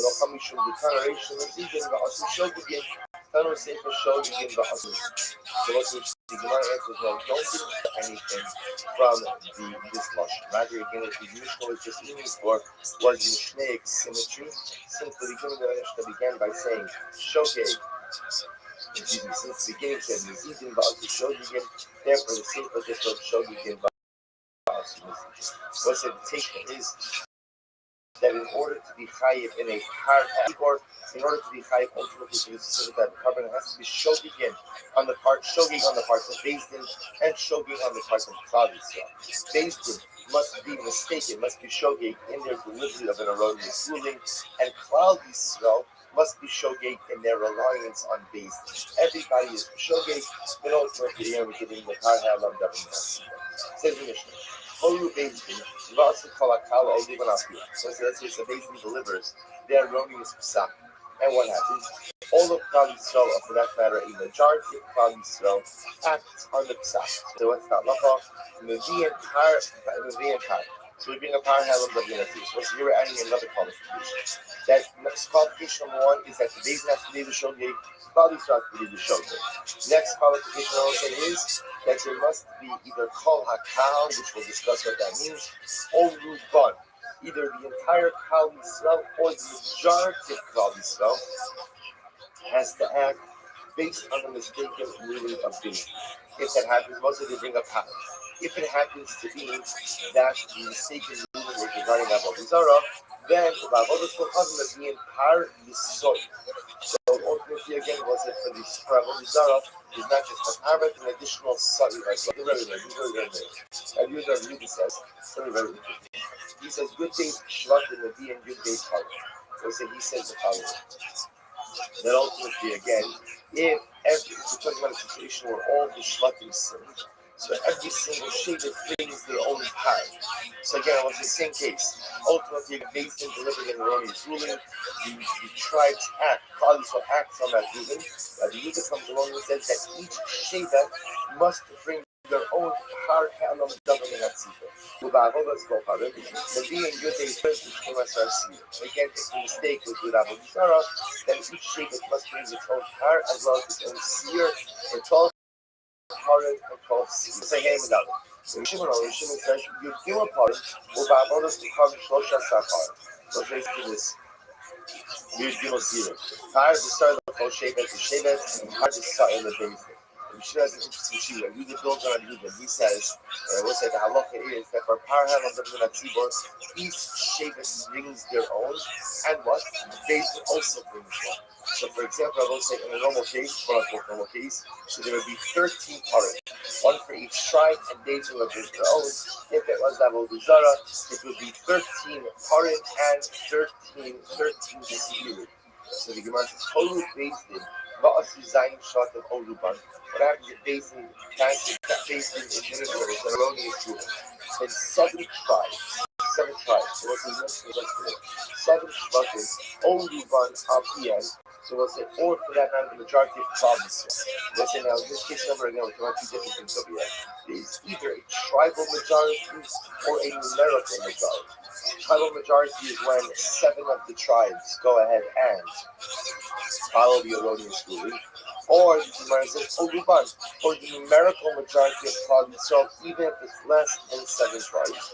So that location will be in Par. So that this will come in the entire percentage of it. So what the Gemara says, as long as you have either a tribal majority or a numerical majority of Klal Yisrael following the erroneous ruling of Bezdin, that triggers the Par Halam Davin Tzibor issue. And Yehuda says as follows: Yehuda Omer Zayin Shvatim Shechadu, and being Zayin part. And Yehuda says if 7 of the tribes sin, then each tribe brings its own Par Halam Davin Tzibor. So it's not Yehuda Shikasa. And Yehuda always holds that each tribe, each Shevet brings its own path. Furthermore, he says something amazing. He says, what about the other tribes who didn't do anything wrong? Then being Al Yudei and Par. Ultimately, again, it was like the tribes who didn't sin bring a par for the tribes who sin. Why? He says, Gemara says, because ultimately, again, even the tribes who did not sin bring a par on behalf of those tribes who did sin. Rabbi Shimon says, Kasparim, the Kasparim, Par B'Sar L'Chol Shevet, the Shevet, Par B'Sar L'Beis. Rabbi Shimon says, only the tribes who sin go ahead and bring a carbon. Or the Shimon as in the Godzilla say, is that Basin brings its own carbon. So each tribe will bring its carbon, Basin will bring its own additional carbon. Only Basin shall Echam and Ashvat, and also Osa Shevet Apiyah, which is actually very interesting. What happens if the high court of one of the Shvatim, each of the Shvatim also have their own courts? Let's say one of the high courts of one of the Shvatim, Paskin Eroni, delivered a wrongful psak, and that Sheba acted on that psak. What's the halacha? Also Sheba Kukayiv, Ushar Salashvatim Kizir Rabbi. So the Yudol will say that that Sheba who followed its basin is chayiv for a par, but the other shvatim are pasher. That from the Chachamim say no, ein chayavim ela al holoya or ela al horios. So we're going to name it exactly. Horios based in Agod. So we'll say the Chachamim say no. Par helam davin atzira will say is only brought if there is one basin who delivers an erroneous ruling. In which case, in the test, that's the high court, the Sanhedrin. Shene Amad Haladas Yisrael Yishku Velo Adas also Sheva. So say an interesting way that someone is saying is Adas Yisrael is actually a reference to the Sanhedrin as we've already seen. So the Chum disagree, the Chum say that if a tribal court goes ahead and delivers an erroneous ruling, there is no liability for Par Ha'elam Davam and Tzibor, only if the Sanhedrin issues an erroneous ruling. Tan Rabban, so it's like we now have a fun round of three Machlokish and Mishnah. We're going to analyze this now. Tan Rabban, Yadu Shaholu B'Tol Ma'Cholu. So let's listen to this case. Let's say Beis Din realized that they had issued an erroneous ruling, but what? They did not. They didn't realize, or they don't remember what the wrong sak was. If you look at the first Rashi in the Gemara, Rashi Yadu Shaholu B'Tol Ma'Cholu. כלומר, הורו בעצם שכלים מוצאו בדיבור מקצץ, ועשו קלפי אחושו, בגין אלף בדם, דבר אחד בשינוי והשמייסה, בלבד, ואחד בהורו.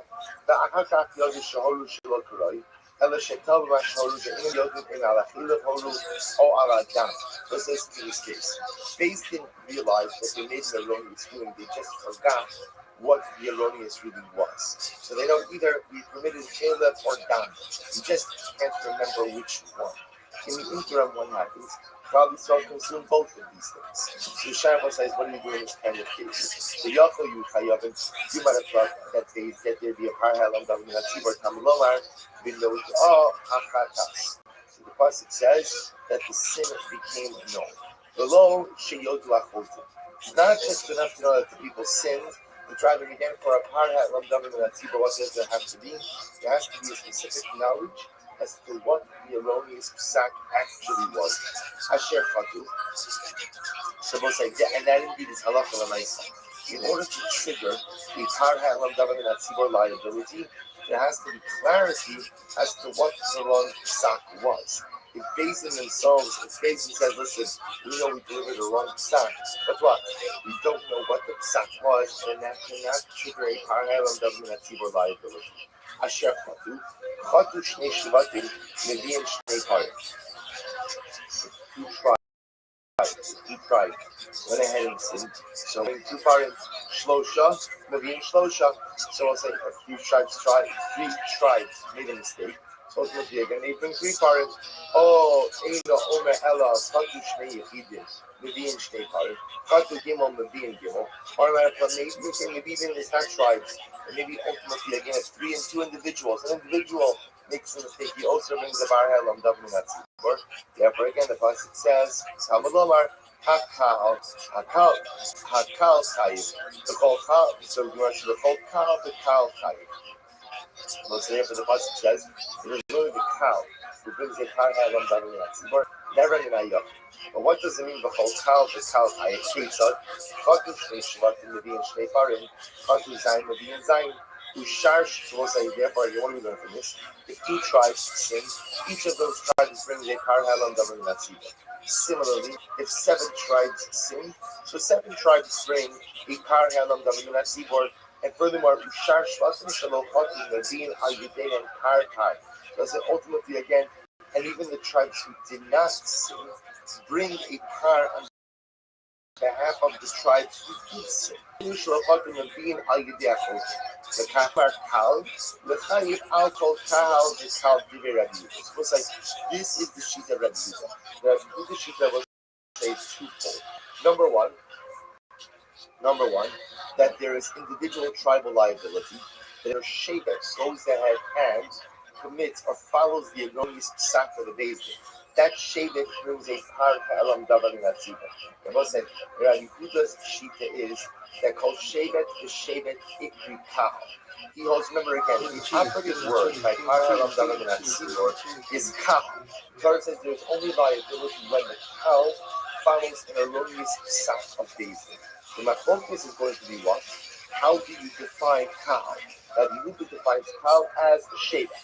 So if an individual shevet follows the erroneous psak of Beis Din in Shitas Rabbi Yehuda, they have to bring a par halam davar minasimo. That's part one. But not only that, even the tribes who did not sin bring a par halam davar minasimo for what? For the tribes who did.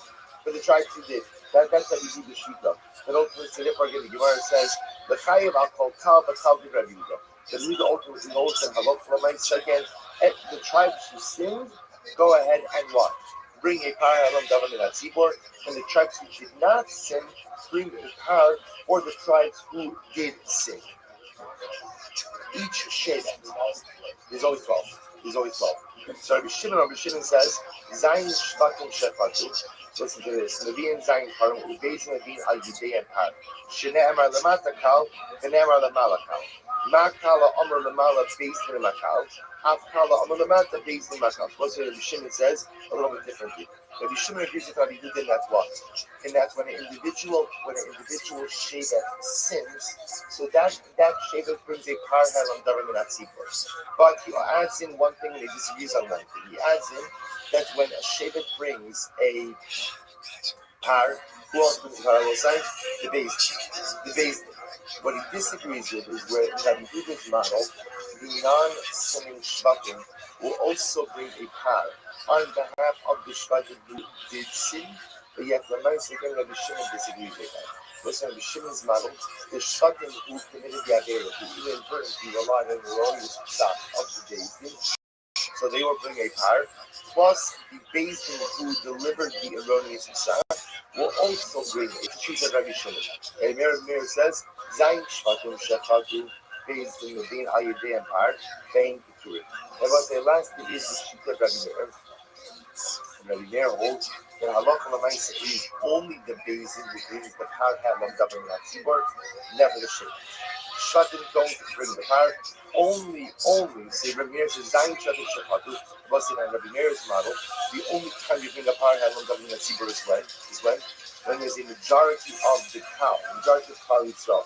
So again, how we define majority, we see two possibilities: either 7 tribes or the numerical majority of the cow. Either way, Rabbi Meir says is that halacha so when there is a majority who has sinned, it is only based in the par halam davar min hatzibur, not the shvatim, Ne'emar kal lamata, v'ne'emar kal lamala.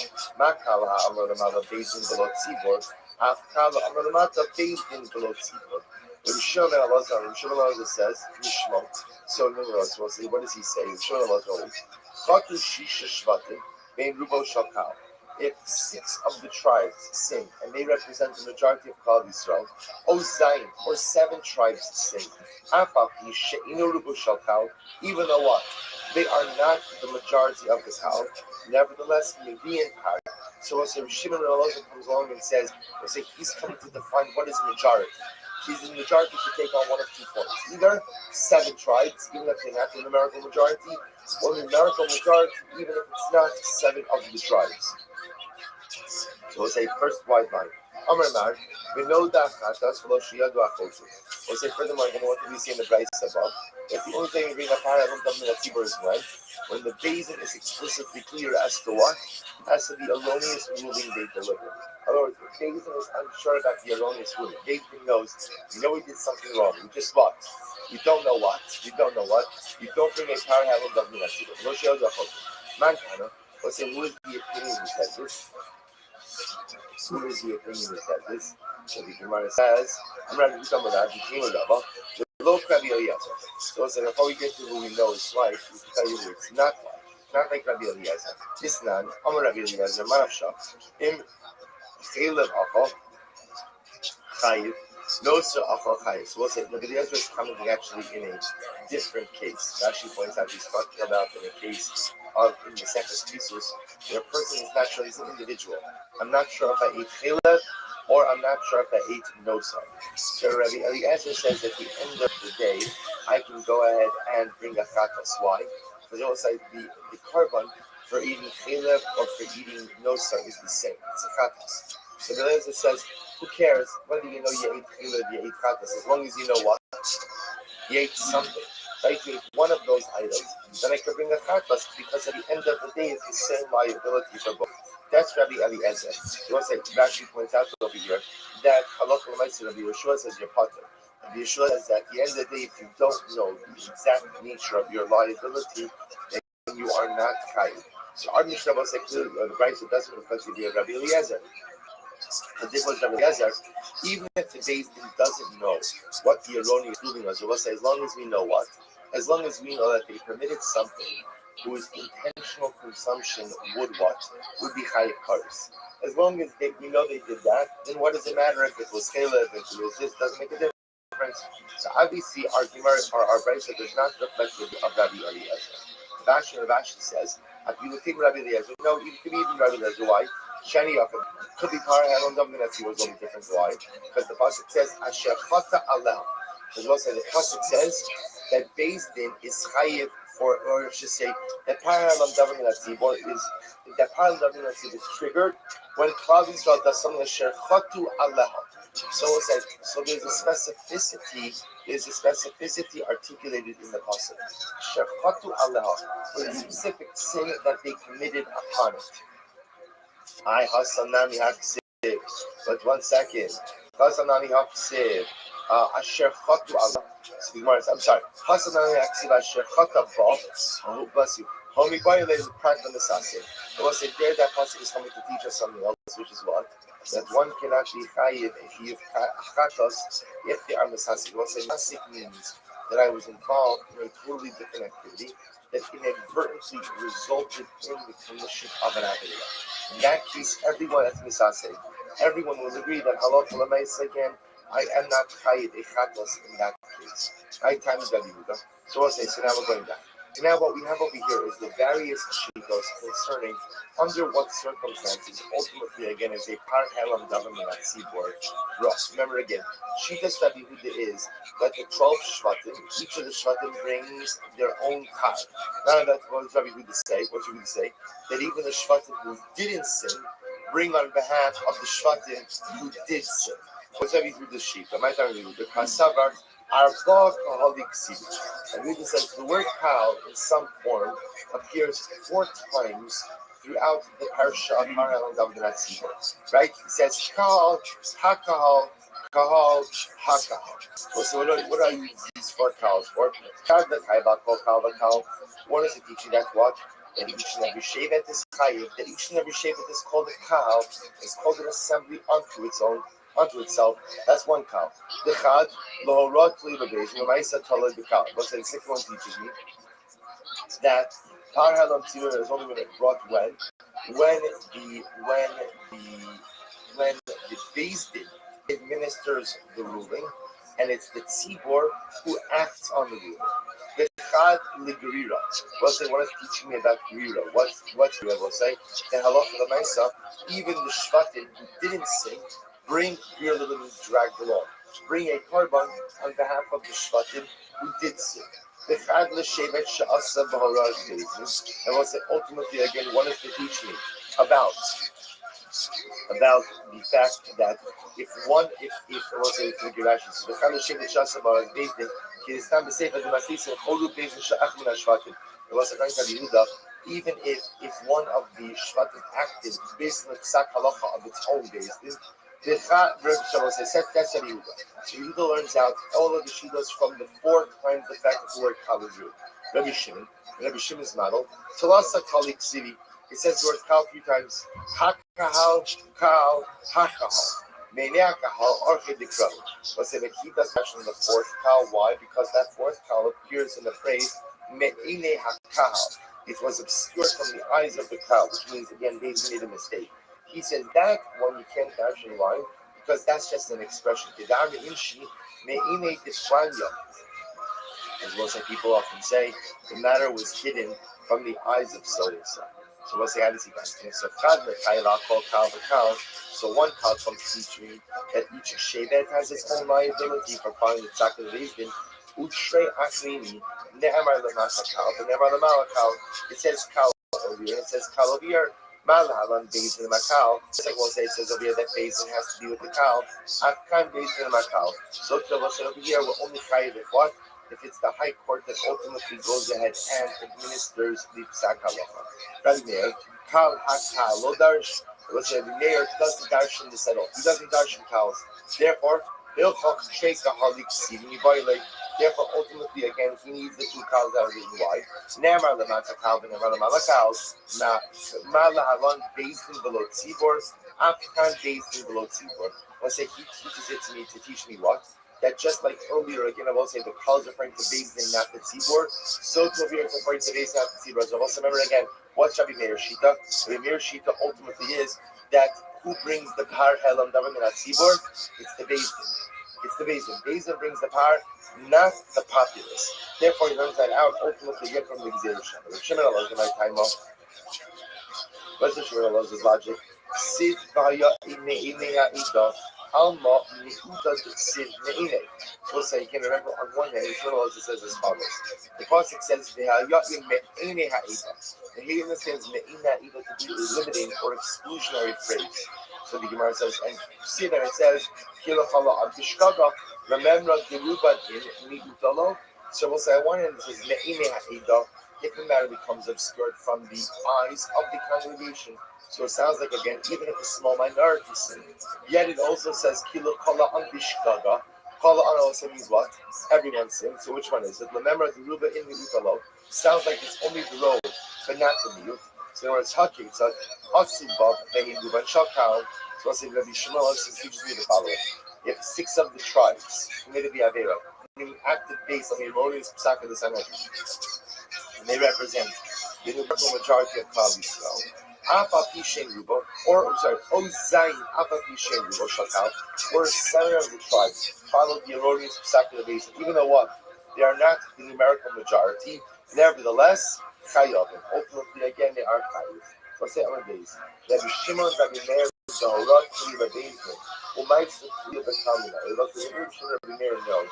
In order for a Karhalam Tzibah obligation to be triggered, the Psak Halacha has to be given by the Bezdin, but the action has to be taken by the cow, which the Gemara says. What do we know? That's from Minalu. Amar Abaye, the Amar Karka, the Pasuk says, V'haya, Ine Ha'ita Nesta Lishkaga.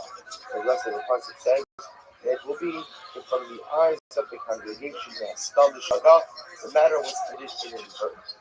Rava says, in the Chala Abdishkaga, Rava is learned from the Pasuk from the Chala Abdishkaga that the entire nation acted inadvertently with Tzichan, both speaking why, because the Rahman Levaya Minea, even Nesta we just said the first Pasuk, Sahaba Amina, as evil Yisra, I would have thought that even if just the minority of the population sins, there's a part of them doesn't have. Or,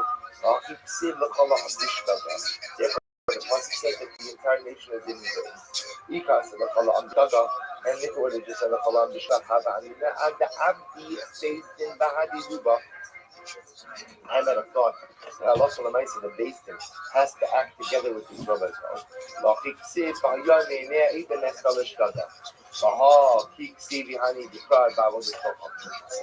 Once again, this was written in the context of Avodah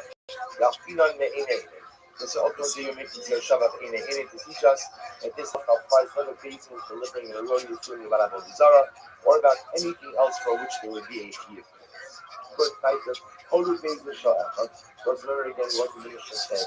If the Basin of one of the tribes, delivered an erroneous ruling, we'll say again that does not trigger Par Ha'elam Davar Minatzibur. Has to be the Sanhedrin. It says the Gemara, Ibayilu, Shevet Echad Rabbi Yehuda, Ba'oraz Beizin Agogo, Mi Maisu Shar Shvatimolo, was listening to this question. What happens if you have the following situation?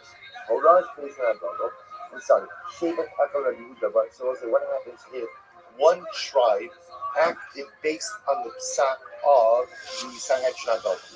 So we'll say, so one tribe acted, but it was the psak of the Sanhedrin Agogo. So let's remember again, what does Rabbi Yehuda hold? Rabbi Yehuda holds that each and every tribe brings its own par helam darim natzibur. So what happens in the following situation?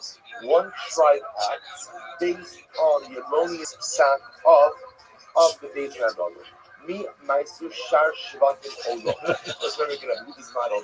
Remember, also the tribes who did not commit an avera also what? Bring on behalf of the tribes that did. So if one tribe committed an avera based on the psak of the Sanhedrin Haggadah, to the other tribes bring for that one tribe only.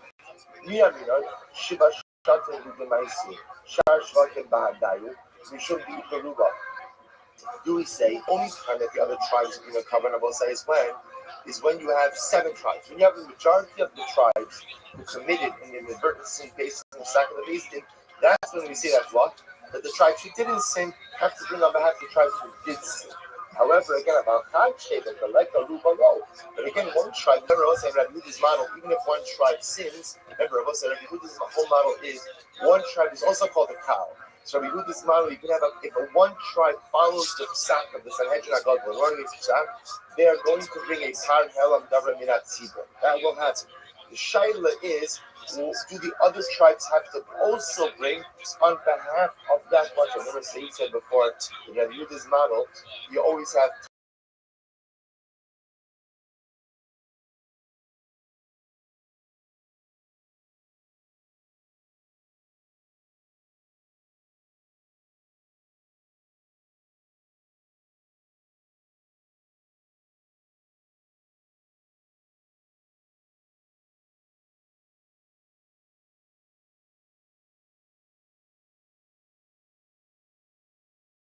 do we say the only time that the rest of the tribes bring is when there's a rove of the Shvatim who sing, then even the ones who didn't bring, about Chachi with the Leka Rubelot, but if there's only one tribe, obviously is not a rove, then the other tribes do not bring.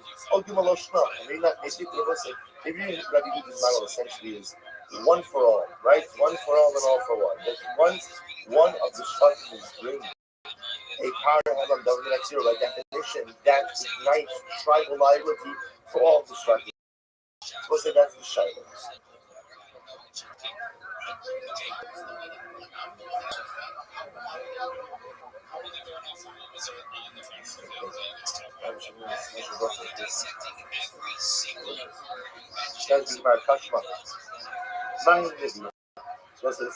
So what do they do? What meaning? What do the tribes do? So they bring one card.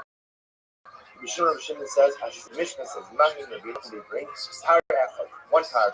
Rabbi Shimon only part of it. Rabbi Shimon says 2 parts. So what's the case here? If you want to say that's where 7 tribes sin, Rabbi Shimon we'll say in that case, Rabbi Shimon, remember what she does, Rabbi Shimon?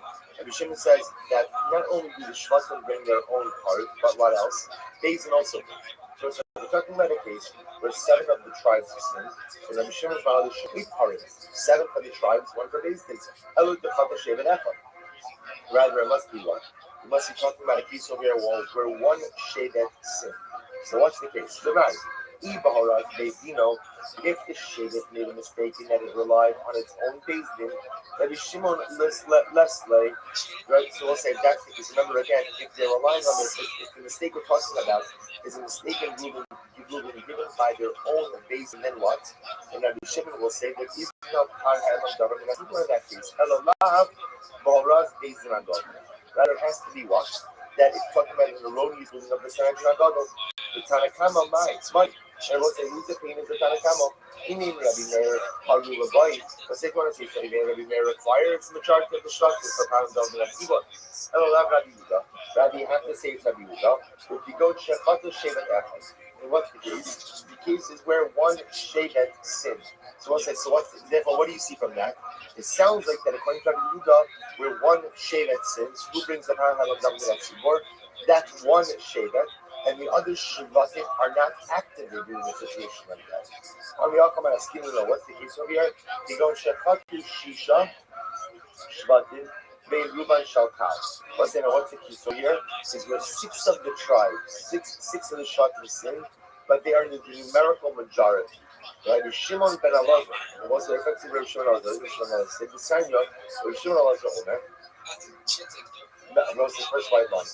Mishmo, I'm sorry, Rabbi Shimon Elazar Mishmo, Chatu Shisha, they Ruban Shalkal. If six of the Shatim sin, and they are the numerical majority, oh, Shimon. Or seven sin. Right? They're the tribal majority. No, they're not the numerical majority. The V and par. The halach is they bring a par. So the Gemara says, Tashma, Rabbi Yehuda Omer, Rabbi Yehuda says as follows. Shevet sha'asa ba'oraz be'zdina. What's like? If a shevet acted based on the instructions of its own tribal basis. So what's the halacha? Also shevet tayyib. So we'll say what? That shevet is chayiv, but all the other shvatim are patur. Uvaharaz based on agadol after the shar shvatim chayot. We'll say, but if the one shevet acted based on the instruction of the based on agadol, then what? Even the other shvatim will be chayiv shmanina. We'll say, halach l'mayin Rabbi Yehuda. Let's see, just two interesting things by the way.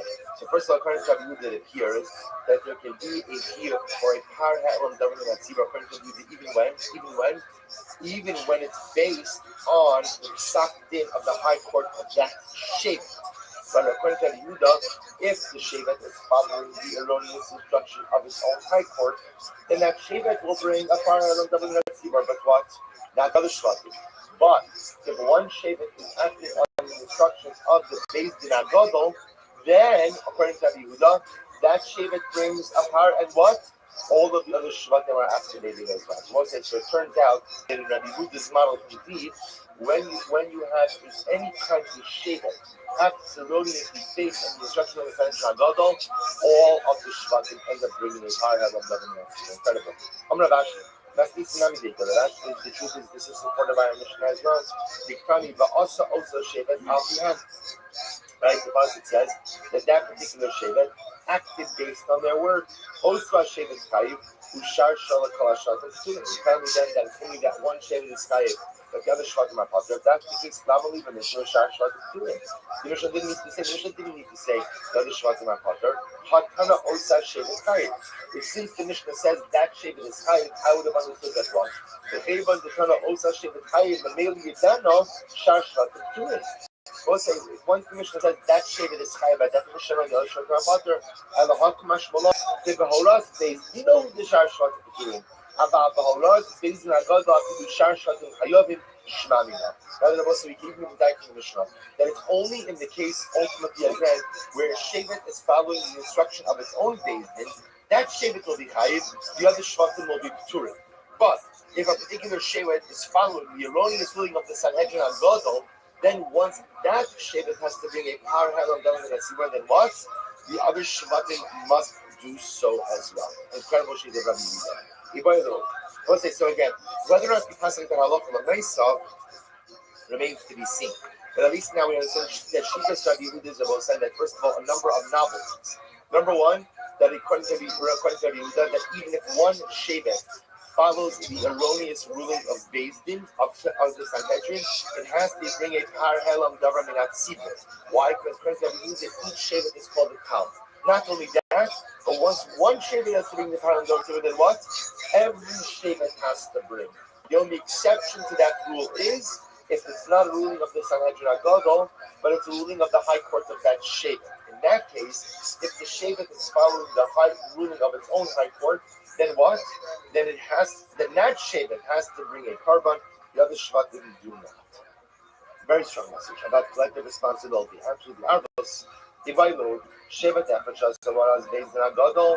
Let's listen to this. What happens if you have a shevet echad, one shevet? Shasavaras based on Agadol. Once they follow the psak halacha of the Sanhedrin, Sanhedrin handed down erroneous ruling. You have one shevet who follows it. So the Rabbi Shimon, me, my zero. So now we're transitioning from Rabbi Yehuda to Rabbi Shimon. Let's remember again, what was Shita's Rabbi Shimon? Shita's Rabbi Shimon was, Rabbi Shimon holds, he builds on Rabbi Yehuda. He says, yes, that each Shevet is called its own cow. Each Shevet must go ahead and bring its own parallel dominant tzibur. And furthermore, again, when one brings, or I should say, when the majority brings, they all bring. He also adds that the Beis Din also brings its own power. So Rabbi Yehuda had 12 as a maximum, Rabbi Shimon has 13 as a maximum. So the Shabbos will say as follows. What happens if one Shevet acted on the Psak and the Sanhedrin HaGadol? According to Rabbi Shimon, me minus all laws. We'll say, so ultimately, again, what happens in that case? Me minus the law. We'll say, what's the level of liability in that particular case? And the Gemara says as follows. Kashma, Mahim Yifim, what do they bring? Kar Echad, one card. And the Shimon Omer Shnei Parim. Shimon says two parim. The Gemara asks, so what's the case? What's the Bryce's case? If you want to say that it's a case of where 7 of the Shvatim sinned, Shnei Parim, what do you mean 2 Parim? Shmona Parim. So we'll say 7 Shvatim sinned, according to Rabbi Shimon, then what?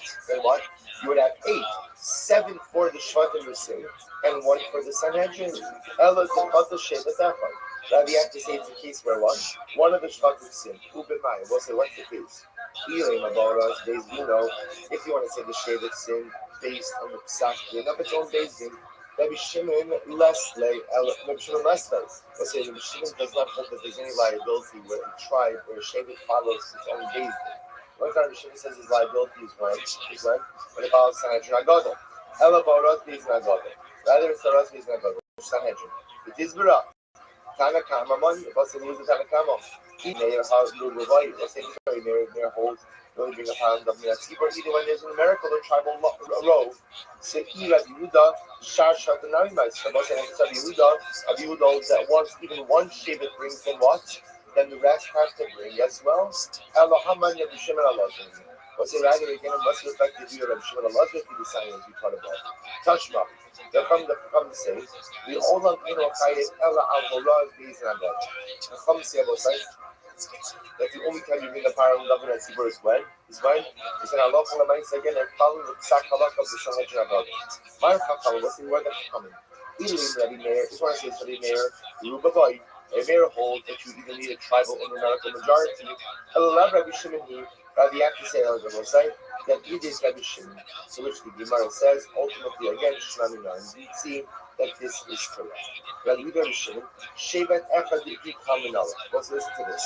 Somebody said the common denominator between Rabbi Shimon and Rabbi Yehuda is that they see. We'll say the difference is Rabbi Yehuda.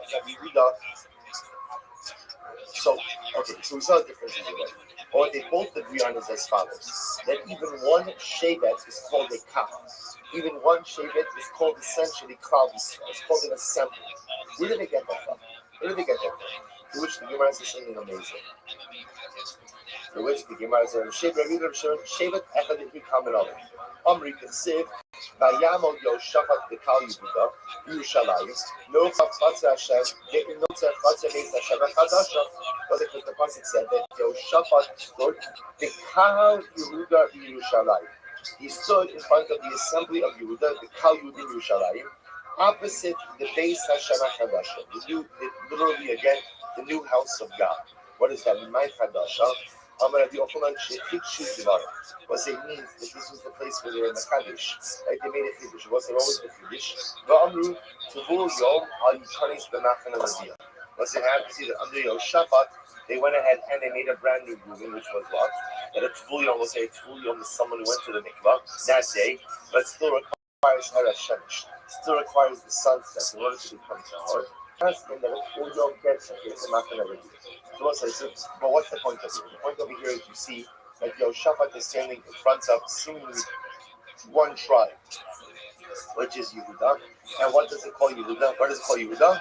A cow. So the Gemara suggests you see from the Mishnah of Yehuda here that even one shevet is called a cow. To which the Gemara says, Maybe Yerushalayim is different, I'll tell you why. Because it was remember again, here's what's interesting about Yerushalayim. In all the other areas of Eretz Yisrael, they were predominantly occupied by one tribe. Yerushalayim was unique about it is that Yerushalayim is actually occupied by two tribes. So, right? That inhabited, right? Yerushalayim was inhabited by two tribes, right? By Yehuda and Binyamin. So maybe the reason why the Navi uses the lashon kal over here is because in Yerushalayim there were two tribes. But in Ashanami, that is not necessarily a raya that one tribe constitutes a kal. To which the Gemara says, you're right, you can bring another raya. Yitzir vayomer elai, henuni matlacha birdisicha, unisaticha lekahal amin. What's that? Who says to Yaakov Avinu, I will make you fruitful, I will multiply you, and I'll make you to kahal amin. Now this was said to Yaakov Avinu right before when? Man is Yalid Le'ahishai. They will say who was born in that moment? Binyamin. So HaKadosh Baruch Hu says this to Yaakov Avinu right after the birth of one of the tribes. Binyamin. You see from here that what? Even the birth of one tribe is, or even one tribe is called Kal, Shvanina. This is what the Torah is saying. Nisyalid L'cha Hashda, Kal Akrina. Ultimately, again, who's going to be born to you right now? Another cow. So you see from here, ultimately, that's what we're saying. That even one shape is called a cow. Maybe perhaps it's what was wrong with Yaakov. They shuddered in this carrier's cow. Maybe God was saying something different. You're about to give birth to Binyamin. Now you're going to have 12 tribes. 12 tribes is called a cow. Which doesn't make sense. Why does that make any sense? 12 tribes are called the cow, 11 tribes are not called the cow. Rather, the Gemara says, no, it must be, you see from here, that even one tribe is called the cow. So we'll say the Gemara ends, we're going to stop over here for today, but the Gemara ultimately ends this stuff. Right, so you see over here that what? That Lamaisa, again, even one tribe is called the cow. So the Gemara also is bringing two different potential sources. Either ultimately again from Binyamin, the fact that the birth of Binyamin is called the birth of a kahal, or ultimately again from Yehoshaphat, that Yehoshaphat is standing, and when he addresses Shevet Yehuda, that is called kahal Yehuda. As once we stop over here, we'll pick up here tomorrow. I'll send out the schedule for tomorrow and Shabbos. Both times the daf will be in Eretz Hashem in the afternoon. I'll send it out later.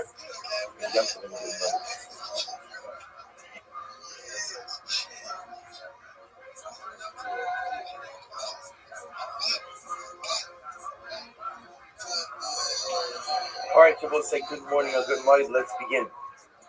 First of all, our shir sponsored this month by Paul and Kathy College in memory of Solomon Koret, College Sarah Bas Abraham, Shmuel Ben Zachariah, and then Shamas has an Aliyah, the family, and health. Thank the College Mishpacha for their sponsorship. And also by the Wilder family, in commemoration of the yard site of Sarah Shingle Bas Naman Halevi, aka Grandma, whose yard site was this past week. I hope that in the marriage of our Kamatar and Sham will have an aliyah and the family. So with that, let's begin. Lots to do today. Today's daf is daf Hey 5. We are up on Dalit Amud Days by the Mishnah. Second class Mishnah on the daf. 2, 4, 6 lined up in the bottom. Hopefully by now, Imam is getting into the second Arius. You see the incredible beauty of it, the incredible intensity of it, a lot of different kind of limud than what we're normally used to. But something very exciting nevertheless. It says the Mishnah, Horu Bezdin, Shogigin, if Bezdin made a mistaken, erroneous ruling, and Klal Yisrael acted upon this ruling, Bishogig as well, whereas Klal Yisrael did not realize that ultimately something was wrong, they had done something wrong. With the empire, so ultimately again they bring the power ha'elam government at Sipur. This is a special covenant that's brought when Klal unintentionally follows an erroneous ruling of Bezdin. What happens if Bezdin purposely gave an erroneous ruling? But Klal Yisrael again was shogim, whereas Klal Yisrael didn't realize that the ruling was incorrect. So the halacha is going to be in kispa usira. So we'll see this. What this essentially means is that the kispa usira is another way of saying a personal chatos. So in this case, we'll say where the intention, the erroneous ruling of Bezdin was intentional. Klal Yisrael was shogim. So in that case, there's no power ha'elam government at Tzibor. There's just personal liability through a regular chatos. Shogigin va'asim mezidin ha'iluk tur. If the Beis Din was shogig, but the people knew Beis Din was wrong, but they still intentionally violated, then the halacha is pater. Then there's no carbon. So there's no par ha'elam davin atzibor, because as we see, par ha'elam davin atzibor is only when everyone is shogig. That's number one. And of course, there's no personal liability. There's no chatas, because chatas is also only brought in the case of shogig, and in this case, Klal Yisrael were mezidin. So the Gemara goes weiter. Shogigin va'asim mezidin hara'iluk tur. So we can refer to the Mishnah as follows: that if Beis Din delivered their ruling b'shogig, the Klal Yisrael went ahead and acted b'mezid, hara'iluk tur. Ultimately, again, they are butter. They are butter. No par ha'elam davin atzibur. Ha shogig dumyi b'mezid. We can infer from this that if it was shogig, No, everyone subscribe to the channel. that if it was, what does that mean? That it's chayv. What's the case of shogig dumyi b'mezid? They if you dummy, shahoru Beis Din shachil mutter. So Beis Din, once you had this case earlier, Beis Din paskined mistakenly that chaylev was mutter. Then it's chalik lo b'shumen, and then I will say what happens. I have a piece of chaylev and a piece of shumen. My chaylev and my shumen, which remember shumen is permitted fat, chaylev is prohibited fat, gets mixed up. And I end up eating chaylev. But remember again, my intention wasn't to eat chaylev. What was my intention to do? My intention was to eat shuman. But yet I ended up eating a chaylev. So I'll say, what's talach? So when you answer lema, I'm sorry. So I'll say that would be a case of shogeg dumya demezid, which sounds like based on what the Mishnah said, that should be a case of where I should be covered ultimately again in my liability by the psak of the Beis Din, to which the Gemara says, if that's the case, tif shota, but yet again, if that's the case, that it can be inferred from the Mishnah, yet why does Rabbi Bar Chama ask that very question earlier? The toleration is even va'asu shogigin, tanu sefer shogigin va'asu mezid. So which the Gemara answers, no, don't infer anything from this lashon. Right? And what the Mishnah was just aiming for was Mishnaic symmetry. Since the beginning of the Mishnah began by saying shogeg. Oh yeah. Since the beginning said mezidin shogigin, therefore the sefer just wrote shogigin va'asu mezid. We'll say the takeaway from this Mishnah is that in order to be chayiv in a par ha'elam davar min hatzibor, in order to be chayiv ultimately for the specific type of carbon, it has to be shogig on the part of Beis Din, and shogig on the part of Klal Yisrael. Beis Din must be mistaken, must be shogig in their delivery of an erroneous ruling, and Klal Yisrael must be shogig in their reliance on Beis Din. Everybody is shogig, then ultimately we can bring the par ha'elam davar min hatzibor. Says the Mishnah, Horu Beis Din, v'asu kol hakal oluvan apiyah. So let's say Beis Din delivers their erroneous psak. And what happens? All of Klal Yisrael, or for that matter, a majority of Klal Yisrael, acts on the psak. So we'll say, what's that? Mevi'en par. So we bring a par ha'elam davin atzibur. So we'll say, here we're adding another qualification. That qualification number one is that the Beis Din has to be shogeg, Klal Yisrael has to be shogeg. Next qualification I will say is that there must be either kol hakal, which we'll discuss what that means, or ruban, either the entire Klal Yisrael or the majority of Klal Yisrael has to act based on the mistaken ruling of what Beis the Din. fuck? If that happens, mostly they bring a power. If it happens to be that the mistaken ruling was regarding Avodah Zarah, then Avodah Zarah being par v'soy. So ultimately, again, we'll say for Avodah Zarah, there's not just the par, but there's an additional soy as well. He says something very interesting. He says, good base shvatim will be and good base part. That ultimately, again, if we're talking about a situation where all the shvatim sealed, so every single shevet brings their own par. So again, I want to say same case. Ultimately, again, Beis Din delivered an erroneous ruling. The tribes Klal Yisrael acts on that ruling. Rabbi Yehuda comes along and says that each shevet must bring their own par ha'elam davar min hatzibur. But being good days part of there you go. Again, This the is what mistake is is this, without son? Sarah, that each shevet must bring its own par as well as its own seer for 12 parim and 12 seer. I'll say hey without it. Rabbi Shimon says give Gimel parim uba'avodas v'cham shlosha asar parim. So let's listen to this. We'd Gimel seer. Par b'sar l'chol shevet v'shevet, par b'sar l'beis. She has an interesting sheet. Yehuda builds on Yehuda. He says that I will say the halacha is that for par ha'elam davin atzibur, each shevet brings their own, And what? Beis Din also brings one. So, for example, I will say in a normal case, quote unquote normal case, so there would be 13 parim, one for each tribe, and Beis Din would bring their own. If it was Avodah Zarah, it would be 13 parim and 13 seirim. So the Gemara says, Horu Beis Din, Va'asu Zayin Shvat and Oluban. What happens if Beis Din passes, Beis Din administers, it's an erroneous ruling. In 7 tribes, so as we mentioned this yesterday, 7 Shvatim, Oluban Abiyai, so we'll say, or for that matter, the majority of Klal Yisrael. We'll say now, in this case, remember, again, we're talking different things over here. There is either a tribal majority or a numerical majority. Tribal majority is when 7 of the tribes go ahead and follow the erroneous ruling, or when it says Oluban, or the numerical majority of Klal Yisrael, even if it's less than 7 tribes. So that halacha is Median Par. So what's the Ramir says that halacha l'maisa, as long as you have either a tribal majority or a numerical majority of Klal Yisrael following the erroneous ruling of Beis Din, that triggers the Par Ha'elam Davar Milatzibur issue. Rabbi Yehuda says as follows: Yehuda Omer Zayin Shvatim Shechatu, Median Zayin Par. Rabbi Yehuda says if 7 of the tribes sinned, then each tribe brings its own Par Ha'elam Davar Milatzibur. So this Rabbi Yehuda Shitasa. Rabbi Yehuda always holds that each tribe, each Shevet, brings its own Par. Furthermore, he says something amazing. He says, Ushar Shvatim Shalochatu. What about the other tribes who didn't do anything wrong? Mervian al Yedei and Par. Ultimately, again, I will say the tribes who didn't sin bring a Par for the tribes who did sin. Why? He says, Gemara says, Sha'at ilu shalochatu mervian al Yedei choti. Because ultimately, again, even the tribes who did not sin bring a Par on behalf of those tribes who did sin. And Rabbi Shimon says, Ches parim, u'ba'avodas v'chavim, Ches parim, v'Ches seirim. Par b'sar l'chol shevet, v'shevet, par b'sar l'beis. And Rabbi Shimon says, no, only the tribes who sinned go ahead and bring a karban.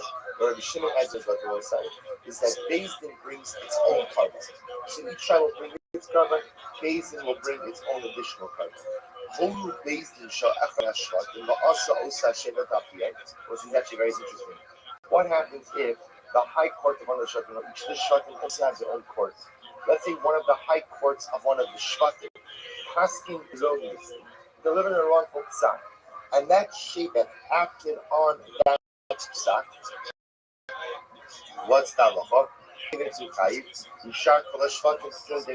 So Yehuda also will say that Shevet who followed its Beis Din is chayiv for a par, but the other shvatim are pater. The Chachamim say no, ein chayav ela al horoya or ela al horios. So the horios Beis Din agod. So we'll say the Chachamim say no. Par ha'elam davar milatzibur will say is only brought if there is one Beis Din who delivers an erroneous ruling. And which Beis Din is that? That's the High Court, the Sanhedrin. Shnei amar b'chavadas Yisrael yishku. V'lo adas also shade. So let's say, interestingly, the Chachamim is saying this adas Yisrael is actually a reference to the Sanhedrin as we're going to see. So the Chachamim disagree. The Chachamim say that if a tribal court goes ahead and delivers an erroneous ruling, there is no liability for Par Ha'elam Davar Milatzibur, only if the Sanhedrin issues an erroneous ruling. Tan Rabban. So let's say we now have a fundamental 3 machlokes in the Mishnah. We're going to analyze this now. Tan Rabban. Yadu shahoru b'tou ma'horu. So let's listen to this case. Let's say Beis Din realized that they had issued an erroneous ruling, but what? They didn't realize, or they don't remember what the wrong psak was. If you look at the first Rashi in the Gemara, Rashi says, Yadu shahoru b'tou ma'horu. כלומר, הורו בעצם שחררים אותי בבדל מקצץ, ועשו קרא פיהם ואכלו שוט, וחילב בדם, דבר אחד בשינוי הסמייסה, בלבד, ואחד מהורו. ואחר כך ידעו שהורו שלא קרוי, אלא שטוב מה שהורו ואינם יודעים אם על החילב הורו או על הדם. So it says in this case, Beis Din realized that they made an erroneous ruling, they just forgot what the erroneous ruling was. So they know either we permitted chilef or dam. We just can't remember which one. In the interim, what happens? Klal Yisrael consume both of these things. So Shabbos says, what do you do in this kind of case? So Yachol Yuchayavim, you might have thought that there would be a Par Ha'elam Davar Milatzibur Tamilomar V'Nod Achatas. So the pasuk says that the sin became below sheyotu achodim. It's not just enough to know that the people sinned and tried to again for a part of that one government at Tzibor. What does there have to be? There has to be a knowledge as to what the erroneous psak actually was. Asher chatu. So we'll say, and that indeed is halacha l'maisa. In order to trigger a par ha'lam davar that tzibor liability, there has to be clarity as to what the wrong psak was. If Bezdin themselves, if Bezdin says, listen, we delivered a wrong psak, but what? We don't know what the psak was, then that cannot trigger a par ha'lam davar that tzibor liability. Asher chatu shnei shvatim, mevi'en shnei parim. Two tribes went ahead and sinned. So we'll say they bring two parim, shlosha, maybe in shlosha. So we'll say three tribes made a mistake. So ultimately again they bring three parim. Oh, eina omer ela chatu shnei yechidim, maybe in shnei parim. Chatu gimel, maybe in gimel. But maybe even it's not tribes. But maybe ultimately again three and two individuals. An individual makes a mistake. He also brings the bar helam davin in that tzibor. Therefore, it says, Kamalomar, Hakal Chayiv. So you want to say, the whole Kal, the Kal Chayiv. Most therefore, the pasuk says, it is only the Kal who brings a Par Halam down in that Tzibor, never Mina Yachid. But what does it mean, the whole Kal, the Kal Chayiv? Ketzad, Chatu Shnei Shvatim Nevi and Shnei Parim, Chatu Zayin Nevi and Zayin, Usharsh. So we'll say, therefore, again, what do we learn from this? If two tribes sinned, each of those tribes brings a par halam davar min hatzibur. Similarly, if 7 tribes sinned, so 7 tribes bring a par halam davar min hatzibur.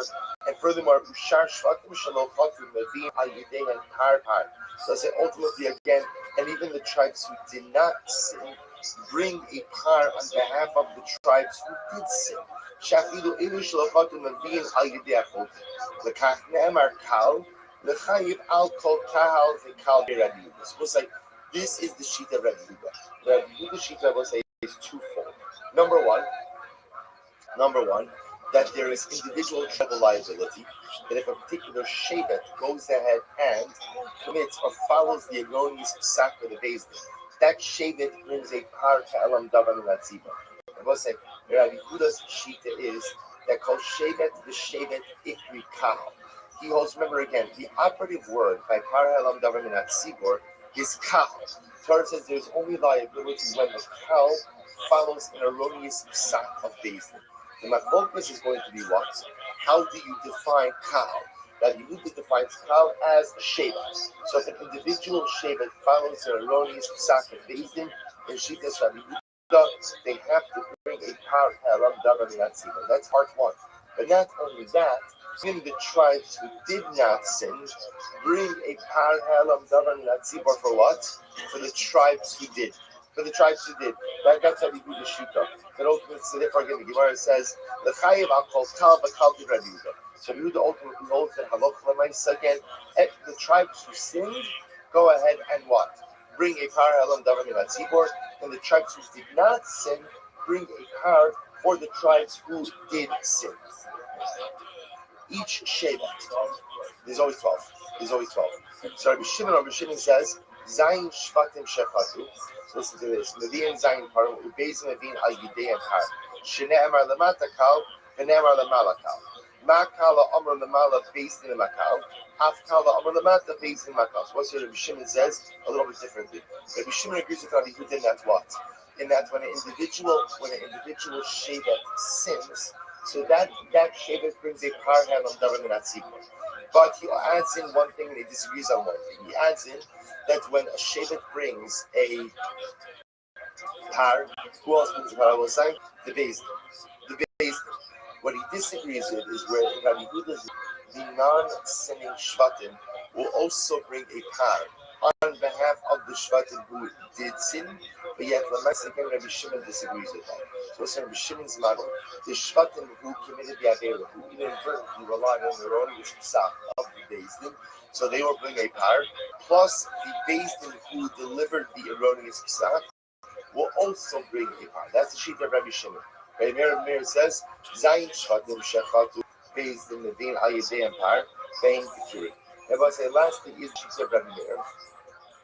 And Rabbi Meir holds In halacha l'maisa, it is only the bezin who brings the par halam daven natzibor, never the sheikh. Shvatim don't bring the par. Only say Rabbi Meir says Zayin Shvatim Shechatu. Was in Rabbi Meir's model, the only time you bring a par halam daven natzibor is when there's a majority of the cow. Majority of Klal Yisrael.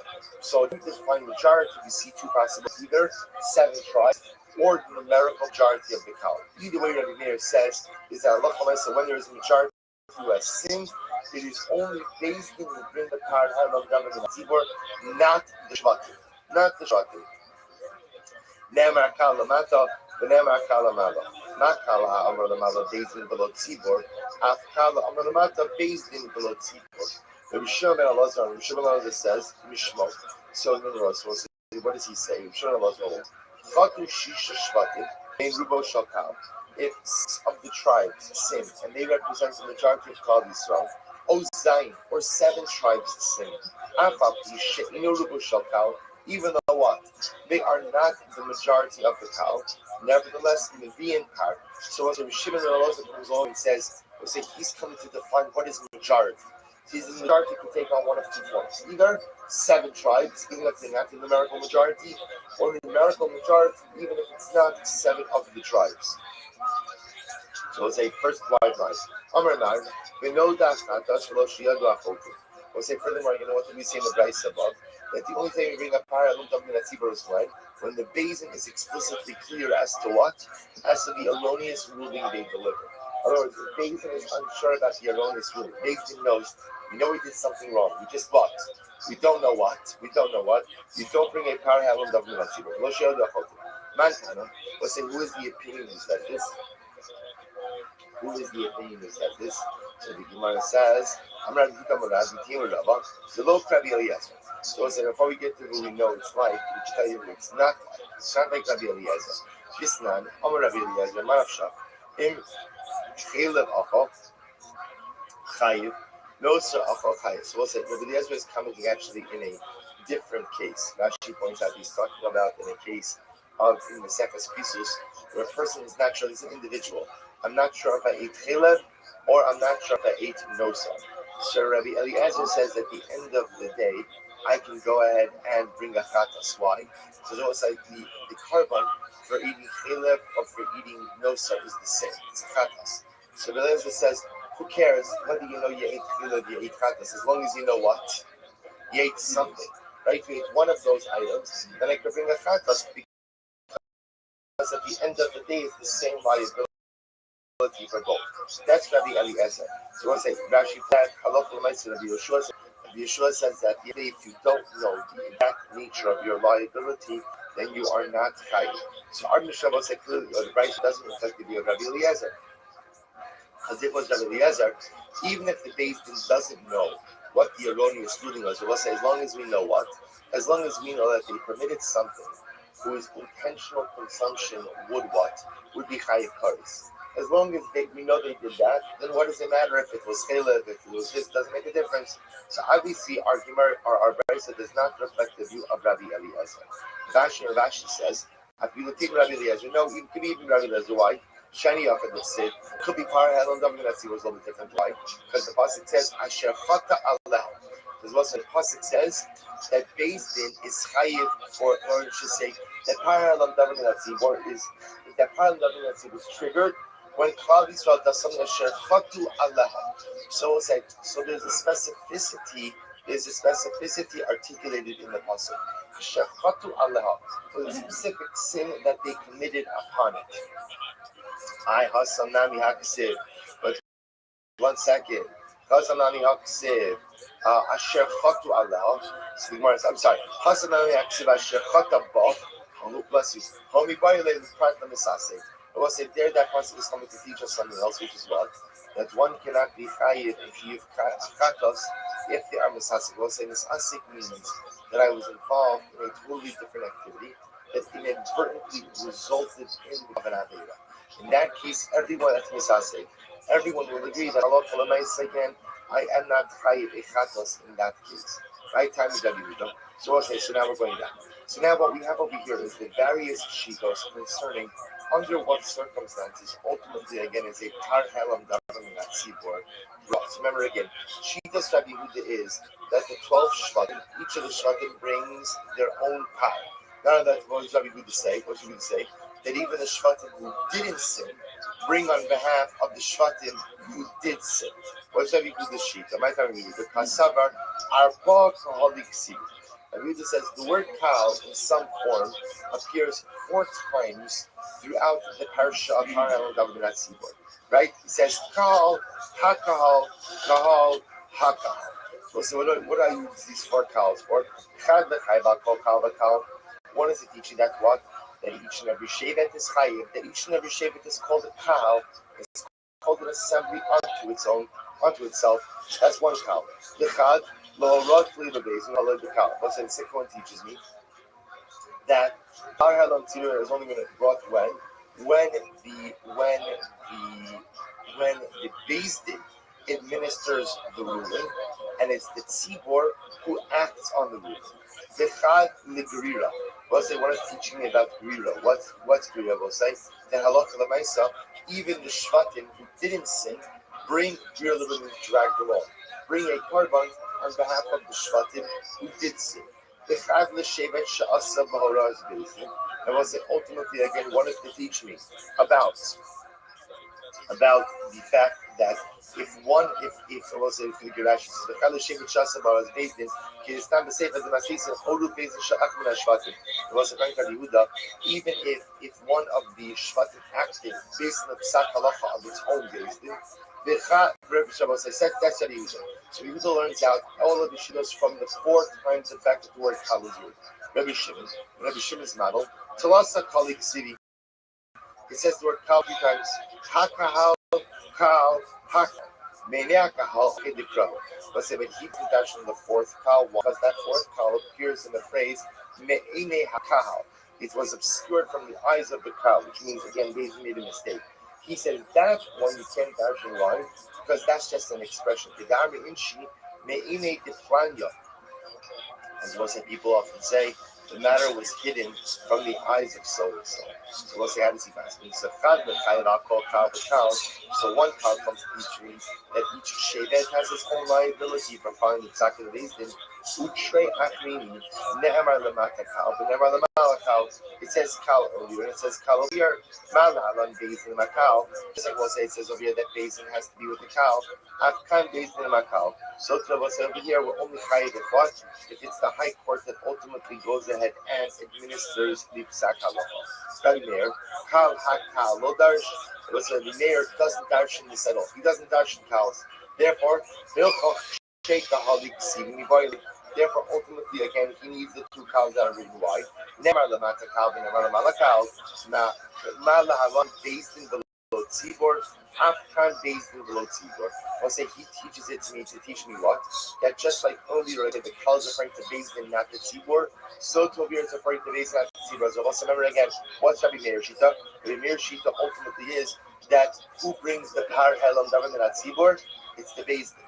It's the Beis Din. Beis Din brings the par, not the populace. Therefore, he learns that out ultimately yet from the Gzerusha, which was in my time of.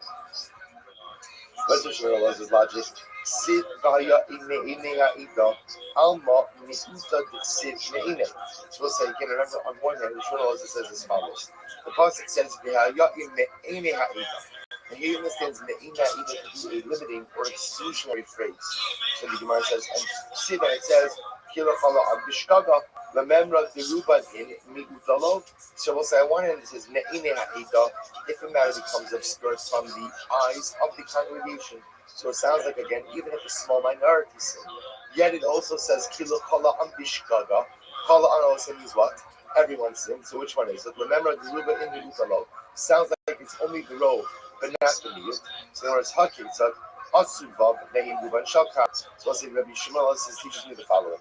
If 6 of the tribes committed the Avera, meaning acted based on the erroneous psak of the Sanhedrin, and they represent the numerical majority of Klal Yisrael, Afa Pishen Ruba, or I'm sorry, Ozayin Afa Pishen Ruba Shalka, or if 7 of the tribes follow the erroneous psak of the basic, even though what?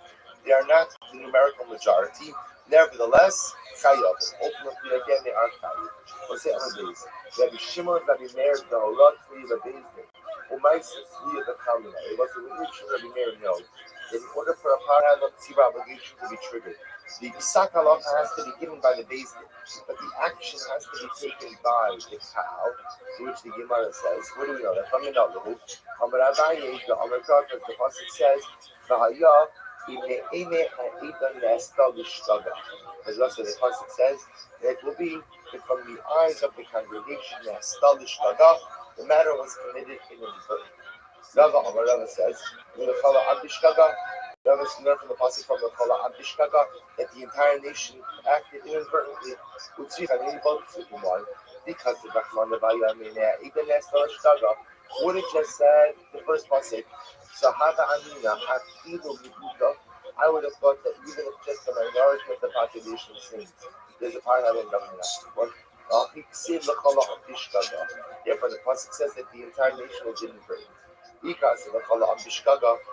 was just a Lakalam Bishkaga, Hava Amina, and the Abdi based in Bahadi and then a local amazing the basement has to act together with his brother as well.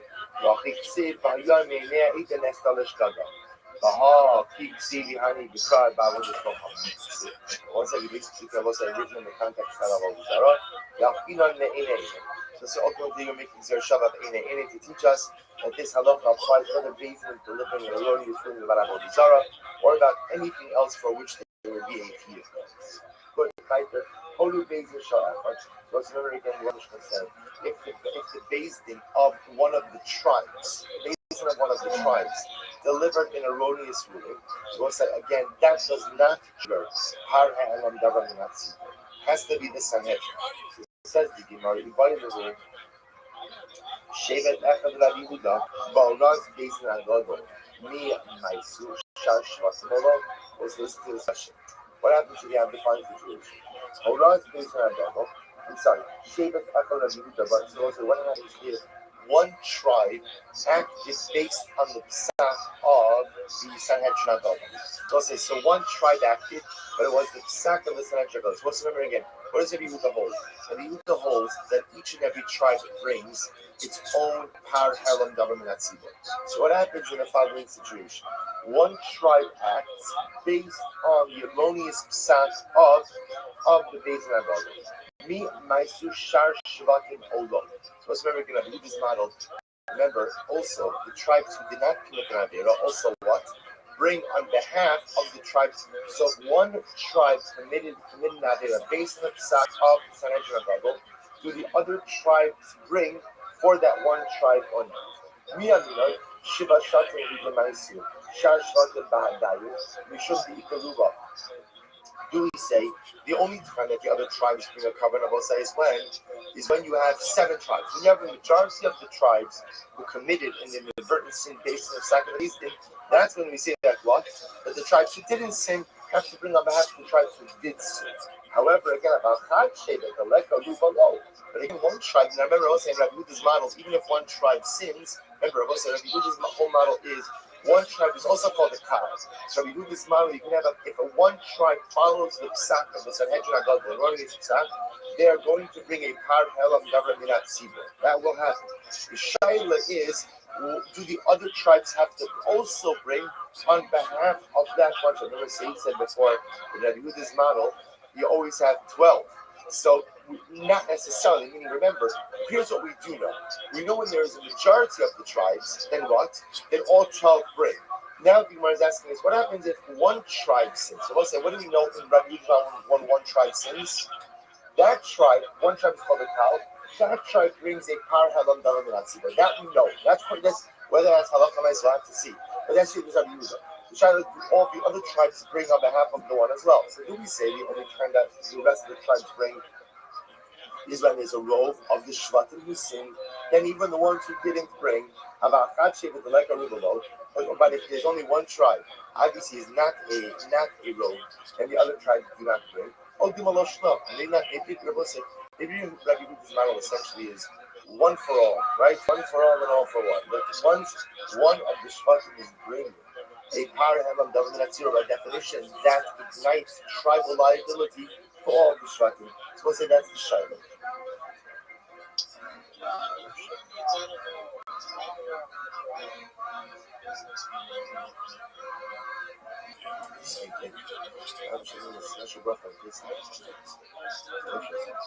Says the Gemara Tashma. So what do they bring? What do the tribes bring? So they bring one part. The Bishur Shimon says, I should say the Mishnah Mahim Rabin, what do they bring? One part. The Bishur Shnei part. The Bishur says two part. So what's the case here? If you want to say that it's where 7 tribes sin, Rabbi Shimon Tamye Boy, we'll say in that case, Rabbi Shimon, remember, what she does, Rabbi Shimon? Rabbi Shimon says that not only do the Shvatim bring their own part, but what else? Bezin also brings. So we're talking about a case where 7 of the tribes sin. So Rabbi Shimon's model, there should be 8 part. 7 for the tribes, 1 for Bezin. Rather, it must be 1. We must be talking about a case over here where 1 Shevet sin. So what's the case? The man. If the Shevet made a mistake in that it relied on its own Bezdin, Rabbi Shimon less like, right? So we'll say that's because remember again, if they're relying on if the mistake we're talking about is a mistake in ruling given by their own Bezdin, then what? And Rabbi Shimon will say there is no Halam Davar in that case. Elolav Baharaz Bezdin Agog. Rather, it has to be what? That it's talking about an erroneous ruling of the Sanhedrin Agog. The Tanakama might. And what's the reason clean is the Tanakama? He mean Rabbi Meir, Rabbi Rabbi. What's they going to say? Rabbi Meir requires majority of the structure for Param Del Benatzibor. Hello, Rabbi Yehuda. Rabbi, you have to say it's Rabbi Yehuda. If you go Shechatu Shevet Echad, then what's the case? The case is where 1 Shevet sinned. So what's that? Therefore, what do you see from that? It sounds like that according to Rabbi Yehuda, where 1 Shevet sins, who brings the Param Del Benatzibor? That's 1 Shevet, and the other Shvatim are not activated in a situation like that. On the Akama Askim, what's the case over here? They go Shechatu Shisha Shvatim Vein Ruban Shalkal. What's the case over here? Is where 6 of the tribes, six of the Shvatim sin, but they are in the numerical majority. Rabbi Shimon Lazar, and what's the effective Rabbi Shimon Lazar? Say the sign up, Rabbi Shimon Lazar Omer. What's the first line? Mishmo, I'm sorry, the journal on Mishmo, Chatu Shisha, and Ruban Shalkal. If 6 of the Shvatim sin, and they are the numerical majority, Oh Shiva, Afapu Sheina Ruban Shalkal, or 7 sin, right? They're the tribal majority, but not the numerical majority. The part. What's the halach is? They bring a part. So the Gemara says, Tashma, Rabbi Yehuda Omer, Rabbi Yehuda says as follows: Shevet Sha'asa Ba'araz Bezdino. What's that? If a Shevet acted based on the instructions of its own tribal basis. So what's the halacha? Also Shevet Chayiv, Ushar Kol Shvatim Kuru. So we'll say what? That Shevet is Chayiv, but all the other Shvatim are Patim. Ubaharaz based in Agadol, Afilu Shar Shvatim Chayiv. We'll say, but if the 1 Shevet acted based on the instruction of the base in Agadol, then what? Even the other Shvatim will be chayiv shma minas. Both like salok lamans from the Yidden, halach lamans from the Yidden. So we just went through interesting things by the way. So first of all, according to Rabbi Yehuda, it appears that there can be a chiyuv for a par ha'elam davar minatzibur, according to Rabbi Yehuda, even when based on the psak din of the high court of that shevet. But according to Rabbi Yehuda, if the shevet is following the erroneous instruction of its own high court, then that shevet will bring a par ha'elam davar minatzibur, but what? Not the other shvatim. But if 1 shevet is acting on the instructions of the Bezdin Agadol, then, according to Rabbi Yehuda, that shevet brings a par, and what? All of the other shvatim are activated themselves. So it turns out that in Rabbi Yehuda's model, indeed, when you have any kind of shevet acts erroneously based on the instruction of the Sanhedrin Agadol, all of the shvatim end up bringing a par ha'elam davar minatzibur. Incredible. I'm Ravashi. Ravashi, the truth is, this is supported by our Mishnah as well. Diktani, but also shevet al pihan. Right? The pasuk says that particular shevet acted based on their word. Also shevet chayiv, ushar shalak kol hashatim. Telling me then that it's only that 1 shevet is chayiv that the other Shvatim are part. That's the case. Lamali when there's no Shar Shvatim Keturim. The Mishnah didn't need to say. The Mishnah didn't need to say the other Shvatim are part. Hatana Osa Shevet Chayiv. If since the Mishnah says that Shevet is Chayiv, I would have understood that what the Chayiv the Tana Osa Shevet Chayiv. The male Yidano Shar Shvatim Keturim. We'll say once the Mishnah says that Shevet is Chayiv by definition of the other Shvatim are part. Allah Hakmash Malon. The Behoraz based, you know the Shar Shvatim Keturim. About Behoraz based in Agada to Shar Shvatim Chayovim Shmanina. Rather than we give you the guide from the Mishnah that it's only in the case ultimately again where a Shevet is following the instruction of its own based in, that Shevet will be Chayiv, the other Shvatim will be Keturim. But if a particular Shevet is following the erroneous ruling of the Sanhedrin Agadol, then once that Shevet has to bring a parallel government and see where then what? The other Shvatim must do so as well. Incredible shit of Rabbi Yehuda. We'll say so again. Whether or not you pass the halacha of Mesa remains to be seen. But at least now we understand that Shitas Rabbi Yehuda is about saying that first of all a number of novelties. Number one, that according to Rabbi Yehuda, that even if one Shevet follows the erroneous ruling of Beis Din of the Sanhedrin, it has to bring a Parhelam government at Sibur. Why? Because Shevet is called the Kal. Not only that, but once one Shevet has to bring the Parhelam government Sibur, then what? Every Shevet has to bring. The only exception to that rule is if it's not a ruling of the Sanhedrin Agadol, but it's a ruling of the High Court of that Shevet. In that case, if the Shevet is following the ruling of its own High Court, then what? Then that Shevet has to bring a Karban. The other Shvatim do not. Very strong message about collective responsibility. Actually, the Avos, Ibailu, Shevet Echad, Shasawara is based in Agadol. Let's listen to this. What happens if you have a Shevet Echad, one Shevet, Shasawara is based in Agadol? They follow the Psak Halacha of the Sanhedrin. Sanhedrin handed down the erroneous ruling. You have one Shevet who follows it. So the Rabbi Shimon, me, my Tzilo. So now we're transitioning from Rabbi Yehuda to Rabbi Shimon. Let's remember again, what was Shitas Rabbi Shimon? Shitas Rabbi Shimon was Rabbi Shimon holds, he builds on Rabbi Yehuda. He says, yes, each Shevet is called its own cow. Each Shevet must go ahead and bring its own parallel government at Sibor. And furthermore, again, when one brings, or I should say, when the majority brings, they all bring. He also adds that the Beis Din also brings its own power. So Rabbi Yehuda had 12 as a maximum, Rabbi Shimon has 13 as a maximum. So the Shadows will say as follows. What happens if one Shevet acted on the Psak of the Sanhedrin Agadol? According to Rabbi Shimon, me minus C low. We'll say, so ultimately again, what happens in that case? Me minus low. So we'll say, what's the level of liability in that particular case? So the Gemara says as follows: Tashma, what do they bring? Par Echad. Bring one par. Rabbi Shimon Omer Shnei Parim. Shimon says two parim. The Maya Skina. We'll say, so what's the case? What's the Bryce's case? If you want to say that it's a case of where 7 of the Shvatim sin, Shnei Parim, what do you mean 2 Parim? Shmona Parim. So we'll say 7 Shvatim sin, according to Rabbi Shimon, then what? You would have 8. 7 for the Shvatim who sin, and 1 for the Sanhedrin. Ella Defata Shevet Echad. Rather, you have to say it's a case where what? 1 of the Shvatim sin. Ubermai. We'll say, what's the case? If you want to say the Shevet sin based on the Psak of its own based in, Rabbi Shimon less like. Say Rabbi Shimon does not hold that there's any liability where a tribe or a Shevet follows its own based in. One time Rabbi Shimon says his is when it follows Sanhedrin Agadol. Ela Baraz based in Agadol. Rather it's Baraz based in Agadol. Sanhedrin. It is Birah. Tanakama money. What's the move to Tanakama? Rabbi Meir has Rabbi. Let's say the Meir holds when we bring a parallel government at Sibor, either when there's a numerical or tribal law. See Rabbi Yehuda, Shar Shnai Meister. Most say Rabbi Yehuda holds that once even one Shevet, then the rest have to bring as well. Allah Haman Rabbi Shimon Allah. Or say rather again, it must reflect the view of Rabbi Shimon Allah to the sign as we taught about.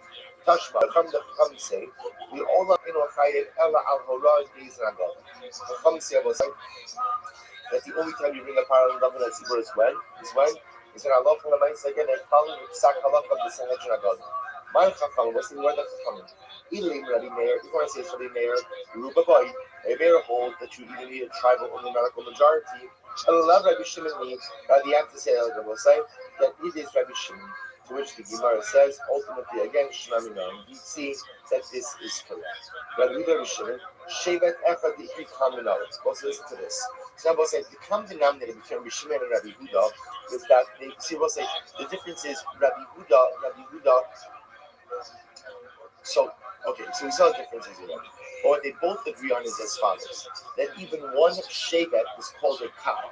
Even one shevet is called essentially klal Yisrael. It's called an assembly. Where did they get that from? To which the Gemara says something amazing. To which the Gemara says, Shevet Echad Ishi Kamer Aleph. Amri Tifsiv, Vayamod Yoshafat Bekal Yehuda, Yerushalayim, Nocha Chatzah Hashem, Ve'inotzer Chatzah Beis Hashem HaChadasha. Was it because the pasuk said that Yoshafat stood Bekal Yehuda in Yerushalayim. He stood in front of the assembly of Yehuda, the Kal Yud in Yerushalayim, opposite the Beis Hashem HaChadasha, literally again, the new house of God. What does that mean? My Chadasha. What it means that this was the place where they were mechadish, like they made a chiddush. What's wrong with the chiddush? Amru tuvul yom al yikanis b'nachan aleviyah. What's it happened? See that under Yoshafat, they went ahead and they made a brand new ruling, which was what? That a tuvul yom was a tuvul yom is someone who went to the mikvah that day. Still requires harav shemesh. Requires the sunset in order to come forward. So they pass on that a tuvul yom can't the machan aleviyah. So what says?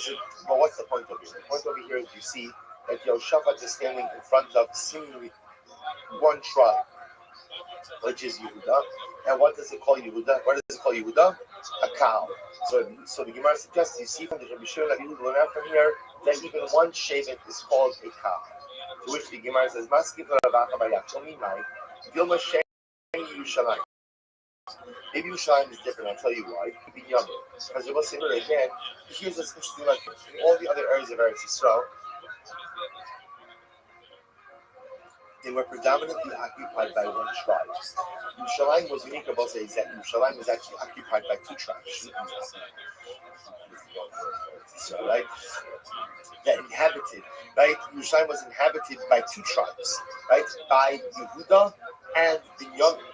So maybe the reason why the Navi uses the lashon cow over here is because in Yerushalayim there were two tribes. But in Akinami, that is not necessarily a raya that one tribe constitutes cow, which the Gemara says. You're right. You can bring another raya. Yechsir bayomer elai, hineni matracha b'yisicha unisaticha lekahal amin. Who says to Yaakov Avinu, I will make you full, I will multiply you, and I'll make you to kahal amin. Now this was said to Yaakov Avinu right before when? Man is Yadad Le'ahishai. So we'll say who was born in that moment? Binyamin. So HaKadosh Baruch Hu says this to Yaakov Avinu right after the birth of one of the tribes, Binyamin. So you see from here that what? That even the birth of one tribe is, or even one tribe is called Kal, Shmanina, Havikam Rachman. That is what the Torah is saying. Nisyalid L'cha Hashta, Kal Akrina. Ultimately, again, who's going to be born to you right now? Another cow. So you see from here, ultimately, that's what the Torah is saying. That even one shape is called a cow. Maybe perhaps this is what the Shmuel was saying. Maybe God was saying something different. You're about to give birth to Binyamin. Now you're going to have 12 tribes. 12 tribes is called a cow. Which is what it doesn't say. Why does that make any sense? 12 tribes are called a cow. 11 tribes are not called a cow. Rather, the Gemara says, no, it must be, you see from here, that even one tribe is called a cow. We'll say the Gemara ends. We're going to stop over here for today. But the Gemara ultimately still right? So you see over here that what? That Lamaisa, again, even one tribe is called the cow. So the Gemara is bringing two different potential sources. Again, from Binyamin, the birth of Binyamin is called the birth of Kahal, or ultimately again from Yehoshaphat. That Yehoshaphat is standing, and when he addresses Shevet Yehuda, that is called Kahal Yehuda. Right, once we stop over here, Yirtzeh Hashem will pick up here tomorrow. I'll send out the schedule for tomorrow and Shabbos. Both times the daf will be in Yirtzeh Hashem in the afternoon. I'll send it out later. It's Yom Tov and a good night.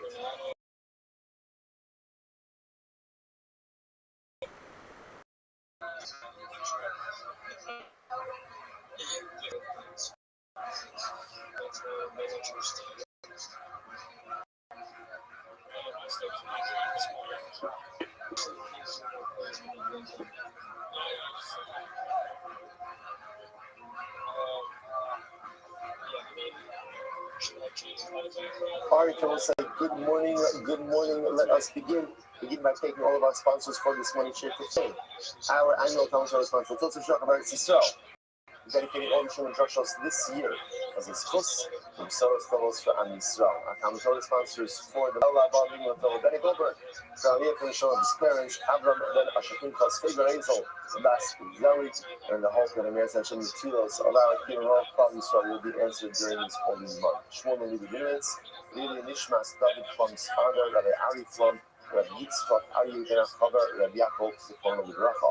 All the learning sponsors, David Dumi, Lili Nishmas, Loi Ben Ari, Zichrono Livracha, and our Dafyomi sponsors, Milt and Melanie Gertner, and many of Milt's father, Gilbert Gertner, Getzel Ben Avram, Zichrono Livracha, Milt and the merit of the Talmud Torah, all of the Neshama Slav and Aliyah, the families in the Talmud, all those who were for Shabbat, the Holy Shabbat,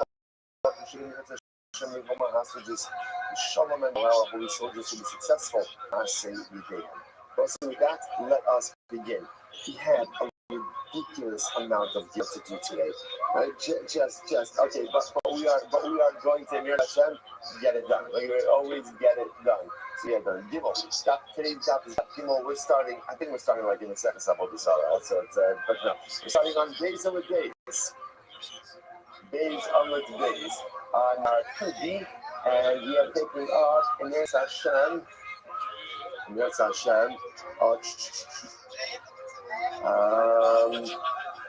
My Rabbi, how old should we be Atzmo? My Rabbanon.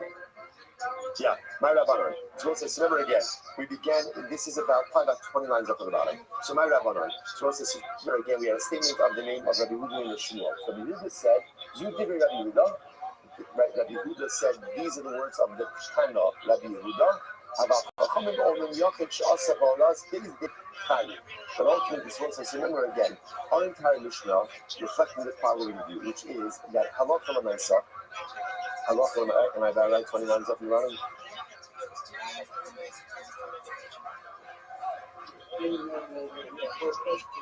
Where did I answer? 10 lines from the top? Come on. I did not get that. Oh, that's embarrassing. Don't just go with me with this. 10 minutes from the top. Okay. 2, 4, 6, 8, 10. All right. I got this. Okay. So remember again. Oh, what did I do yesterday? What is it? Okay. So all right. I got this. I got it. Somebody came over to me last night after Shabbos shir. Somebody listens online. He said, Rabbi, what happened? The recording cut out in the beginning on the days of our days. Now I get it. Okay. Got it. Okay, says follows. But so Mishnah says as follows. So remember again, the halacha is that if you have a base being on Pascha, right? And the Bezdin went ahead and said that Halacha L'Maisa, they said favor this mutter. So remember again, then you have someone on the Bezdin, or ultimately again sitting in the galley of the Bezdin. Well, Halacha L'Maisa understands that the Bezdin is absolutely mistaken. They still act upon that ruling. Halacha L'Maisa, they're not part of the Chayv and the Chakos, right? Because remember again, reliance on the Bezdin's ruling only applies to someone who really doesn't know any better and puts his full trust in the Bezdin, which makes sense for a regular person. But L'Maisa, someone who understands, Halacha L'Maisa doesn't have that exemption. So says the Gemara, well, keep going, man. No, we did this. Keep going, man. Right? Thank you. Keep going. Shimon ben Azai, Shimon ben Zoma. So the Gemara gives examples of this. Like these individuals, Shimon ben Azai, Shimon ben Zoma. The Rashi points out over here, so these individuals themselves were not Kayanim, but they sat in front of the Beis. Also remember that's how Sanhedrin days. But there was always like a lack of a better term, like a judicial bullpen, right? There were always rows of students who were there in case the Beis needed additional students. So these were individuals who themselves were not judges, but Halacha L'Maisa again were fit for Horah. They were fit for Horah. Therefore, Halacha L'Maisa again is there to rely on an erroneous statement of the Bezdin. they would be personally reliable. I'm Rabbi. Call keep this in words. 1 second. Ki I got no. Basically, now someone like that, someone like Shimon ben Azai or Shimon ben Zoma, if they hear that the Bezdin rules that freely is mutter, they know that it's wrong. They know that it's a wrong, that it's an erroneous psak. If they were to rely on that psak and eat Caleb, that's amazing. That's amazing. That's intentional violation. Latame, you might as well using that logic. Latame, Fadisanyo, Ba'asosa, Akos. Gemara says, ultimately again, Yokida also Miki Atmo Chayiv, Bolas, Bezdin Potter. If an individual commits an Avera, ultimately is Chayiv Chatos, from a Shogi. If he does so under the instruction of Bezdin, he is Potter. Kate said, what's the case?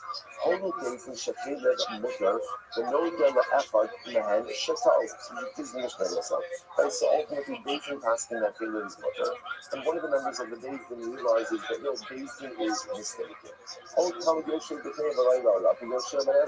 Or, for example, someone's, they have a comment who's fit to be a judge, is sitting there in the Bezdin, and ultimately, again, he relies on the ruling. You might have thought that such a person would be Pater. Tamaloma, Ba'asosa Akos. Yechid Ha'osa Pi'atzmo Chayiv. If an individual acts on his own volition, ultimately, again, he is Chayiv Ba'oraz Bezdin Pater. Ultimately, again, but if he does with the instruction of Bezdin, he's Pater. Someone says, the problem is like this. These individuals are still acting with the instruction of Bezdin, but at the end of the day, they know better. So how does this stay? Shabbat said, this is as eliminating the Shkat Hasal. So what we're asking over here is, so what is the case of a Talmid Chacham who relies on the erroneous act of a Bezdin, right? Ultimately, again, who again knows that the Bezdin is wrong, but ultimately, again, it's still called Shogeg. What is that? Shabbat said, this is as eliminating the Shkat Hasal. Kegon, the Yada the Aser. He knows that it's Aser. He knows that Caleb is Aser. They can watch this. The mitzvah Lishmoa Divrei Chachamim. The Torah mitzvah Lishmoa Divrei Chachamim. So I say this is quite interesting. What's the shogeg over here? The shogeg over here is like this. The Talmid Chacham knows that the Bezdin is wrong, but what he's not sure about is a biblical obligation to listen to the words of the rabbis. So he thinks to himself, oh, maybe that biblical obligation applies even in situations where it's clear that the Rabbanim are wrong. That's the shogeg of this case. So again, it's not amazing because he's not intentionally, he's intentionally eating Caleb, and he knows that Caleb is also, but his feeling is like this, that when I saw, there's a mitzvah to listen down. So perhaps the mitzvah to listen to Chazal ultimately is, even if you know they're wrong. Now, by the way, it's not a crazy assumption. What does Rashi say in the pasuk? Rashi says, do not veer from the words that they tell you right or left. What is that? According to Gemara, Apilu Omrim, Al Yamin Shu Small, Val Small Shu Yamin. Even if the Bezdin tells you that the right is left and the left is right, you have to listen. So one could erroneously glean from that even if the Bezdin tells you that Caleb is mutter, but you know that Caleb is also, that you should still listen or you can't still listen. Again, Kamash Molan, no, not that far. Not that far. And therefore, again, such an individual would not be shielded from personal liability. He would be Chai B'chatos, but yet, he's still called a shogeg. Right? He's still called a shogeg. Not a shogeg regarding Caleb, but a shogeg regarding ultimately the mitzvah to listen to Chazal. Incredible. Let's go like this. Yaakov, Hatom Batzmo Chai. So it says, very good. Mishnah said, here's the rule. Any person who essentially acts of his own volition is always going to be Chayiv Chatos. Remember, we're talking about cases of shogeg over here. So when we say Chayiv, it means Chayiv Chatos, which is carbonic liability for inadvertent commission of an Avera, certain Averas. So again, if he acted on his own volition, he's going to be Chayiv Chatos. Acting as a result of the Bezdin's instruction, we part from Chatos. So tell me the Bezdin, last year, the Yadu Shetal. So Chazu, go ahead. So you want to tell me the Bezdin, let me give you an example of that. Bezdin passed with Caleb Mutter. And then I'm going to say what happened. Bezdin realized that they made a mistake. So what did they do? So they went ahead and they recanted. But Chazu, go ahead. Well, I will say, what's the problem? But Ruben didn't hear about this. Ruben only heard the first part, didn't hear the second part, right? So Ruben heard that Bezdin passed that Caleb is Asr. But he did not hear, it was mutter, but he did not hear that he recanted that psak. So he acted on it. Someone says, of course, he's going to be potter. Someone says, how the heck is that? Down to the other in the Farish. Right? You're right. First, the Mishnah went ahead and first the Mishnah says the case, and then the Mishnah just espoused the principle. I'm not going to Mishnah. Okay, so it was actually left off yesterday. That's just Chazara. I'm not going to Mishnah. Right? Zug Divrei Rabbi Huda. So the Gemara says like this. All of this up until now, right? So we've been operating with one core principle, which is when Beis Din paskins and makes an erroneous psak, an erroneous ruling, and the individual relies on that ruling and acts accordingly, the individual is potter. He is shielded from personal liability because he acted ultimately again under the instruction of the Beis Din. That's what we're operating. Now, I will say, up until this Gemara right now, we have assumed everyone agrees with that statement. Comes on the Rebbe saying in Shmuel, this is Zoom in Rabbi Huda. That's what Rabbi Huda about Chum say you have to trust about us Beis Din Chayiv. Ooh, the Chum calling the Chum say not true. When an individual acts, even though he's acting under the instruction of Beis Din, at the end of the day he is Chayiv. There's personal liability even when you act under the instruction of Beis Din. And therefore, again, just plugging this in, Beis Din says chaylev is mutter. Reuben goes out and purchases himself a nice zafted piece of chaylev, right? And that's dinner. Chacham are going to say he's liable. Not us, because again, it's shogeg. To be clear, it's not Beis Din, it's shogeg, but it's still going to be liability. Moses, okay, let's unpack this. Right? So essentially what we have over here is a machlokes Rabbi Huda and the Chacham. Rabbi Huda says individual acts based on the psak of Beis Din, he is pater. Chachamim say he is chayiv. So my Rabbi Huda, who's Rabbi Huda? The Samuel in Nefesh Achas Tefeta B'Shkaga Ba'asos. So how do you do it? So if you look at this phrase in Nefesh Achas Tefeta, you have essentially three limiting or exclusionary phrases. Therefore, what does this teach us? Beis Din pater. If you act wrong, which means you commit an error in inadvertent, you try to practice, you do so based on the psak of the Beis Din, you pater. So again, that's ultimately Rabbi Huda. My Rabbi, what's the Rabbi? Yisrael, Adanu and Omer, Miut Kal Shachatu, Chayavim, Shem Beis Din Medin Al Yidei Pash. What's going to happen over the course of the next daf is that we're going to be kind of going back and forth to concepts. This idea of our Mishnah, that Beis Din paskins ultimately again delivered an erroneous psak, individual acted on it, is there liability for an individual chatas or not? Now, as you mentioned in yesterday's daf, which is today's daf, there is also another concept which is har ta'alam davar which means Beis Din issues an erroneous psak, and the majority of the congregation. Now we're going to discuss what congregation is, but the majority of Klal acts on that psak. Then that requires another sin offering. Who's bringing that sin offering? Is it the Beis Din? Is it Rabbi? That we're going to see. So that's the one jumping to over here for just a moment. Desanya. Adain and Omer, if only minority of Rabbi sinned based on the erroneous psak of Beis Din, Chayavim. So the individual members of Rabbi so we have to bring a chatas. Why? Shem Beis Din Medin Al Yidei and Par. It's interesting enough, it's the mercy over here, that if only a minority of Klal Yisrael sinned based on the psak of the Beis Din, minority is going to have to bring a chatos. Why? Because since it's a minority, there's no par government at Sibor, and therefore again, the Klal Yisrael is not covered by that carbon. Because they're not covered by that carbon, everyone has to bring the individual chatos. Love Kalshakatu, and again, I will say, we're going to see this sugya. Right now, it's beach, we're going to delve into Van Dam and Siva. Love Kalshakatu, you do it. But at the end of the majority of Klal Yisrael sinned, ultimately, again, they should be pater. You would have thought that therefore they should be pater from individual chatas liability. Why? Shari Beis Din be an Ayudeh and Par. Because the Beis Din is going to bring up Par Hel of Government at Sibor. Amagomar. Me'am ha'aretz. Ati l'ruba, v'ati l'kula. Wow. Okay. So now watch this. Rabbanan saying like this. You would have thought that when there is a par halam government at Sibor, ultimately again the individuals would be part from a chatos.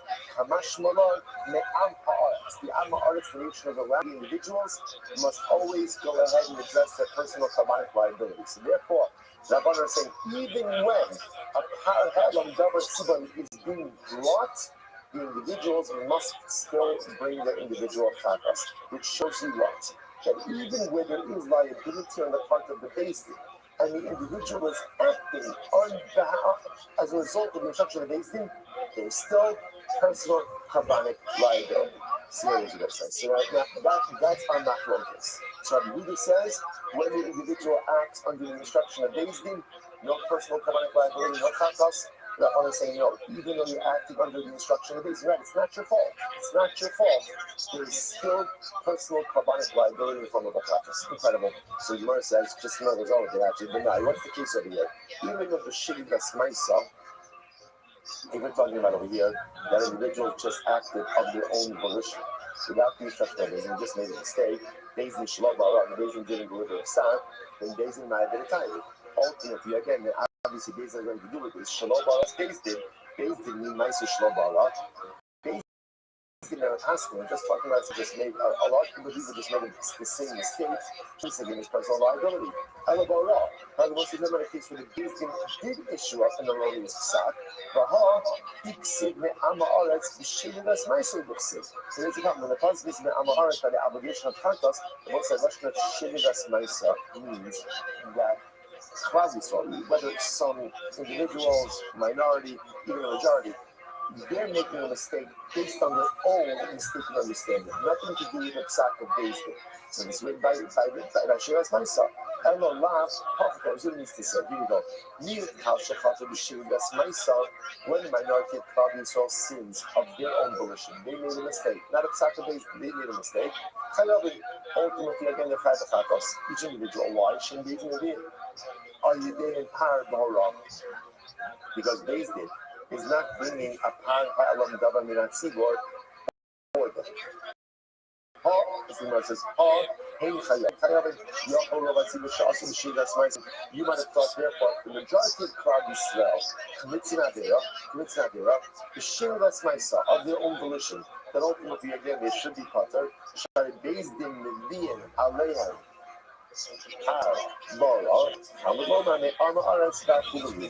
ultimately, again, halacha l'maisa. So ultimately, again, even when the majority sins, when the majority sins, if it was not a horatz, if it wasn't a psak, ultimately, again, they're chayv b'chatas. I'm going to pop off. Meanwhile, it's actually why he said it. Maybe no one brings a covenant in that circumstance. He might hear the Kamahadya Maruba with you, but if that's the case, then why are you looking for the majority to create a sense of liability? Lag Niflau, the meal from Balra, and Malayim Machayim Balra.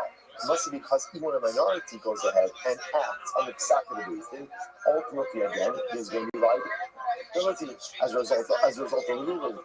Then a Hadar Berisha Amiuta, in the Chayim Shiri Rasmaisa. So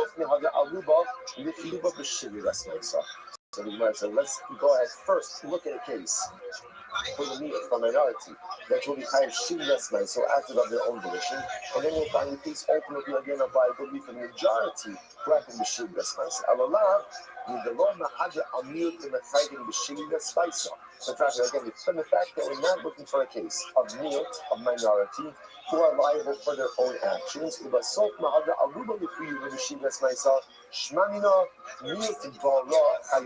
When a minority ultimately acts as a result of the instruction of the Beis Din, they are going to be chayiv. That's another way of saying the covenant contrast. The shalom bara shivas myself ultimately again, and when Allah they act even out of psak of Beis Din, ultimately again they will be chayav in chatos as well. Okay, bottom line, the bottom line is what we're just trying to highlight what Rabbi Yehuda said. Rabbi Yehuda helped us to understand that which we thought was fully agreed upon in the Mishnah is in fact subject to machlokas. Here's the takeaway. Here's the one piece of information I want you to hold on to as we go through this incredibly beautiful yet somewhat complex journey. We have a fundamental timeline. If an individual, as a result of an erroneous psak of the Beis Din, is he chayav a carbon katos or not? Beis Din said Caleb is mutter. Reuben said, great, always wanted to have some.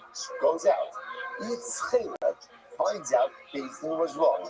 Reuben just showed you that obviously accidentally, is he chayav a katos or not? Normally you're going to go say, so just understand. Had Reuben accidentally consumed a piece of chaylev or the halacha, carbon chatos. Here, Ruben interesting enough acted based on the psak of the basin, so he made a mistake. Is he chaylev chatos? Rabbanon. Sorry, Rabbi Huda, no. The individual is shielded from personal liability when he acts as a result of the psak of the basin. Rabbanon, yes. Just remember that my focus. That's going to be on my focus for today. We're going to see it play out a number of different ways. So the Gemara says as follows. The Gemara says, good. Nifty. Both the Mishnayos that you quoted, right, were both what we call stam Mishnayos, which means without attribution. The Gemara says, Unite the Gemara says, how do you know the first one is Rabbi, the second one is Rabbanon? The Gemara says, maybe it's just the opposite. The Gemara says, not Shammai Gedarsh Miyutim, no, because who is the one who ultimately darshans a Miyutim, that's like the Me'ama Aretz, Ki Agab, Rabbi Hudim, so the Hudim says, what's the top of Kibble? Zeus told us, how old are he? So again, it was the Rimai actions that he drove to us. Allah, there are three limiting phrases, the three limiting words in this case. Here, Rabbi Huda, Udash, Midikim, therefore it makes sense to attribute the Laisa, ultimately, the Mishnah, I should say, Amaretz, to Rabbi Huda. The Laisa, the Yaifash, where it is. Adani, Ani, Omer, what's the smoke was like Rabbi Huda?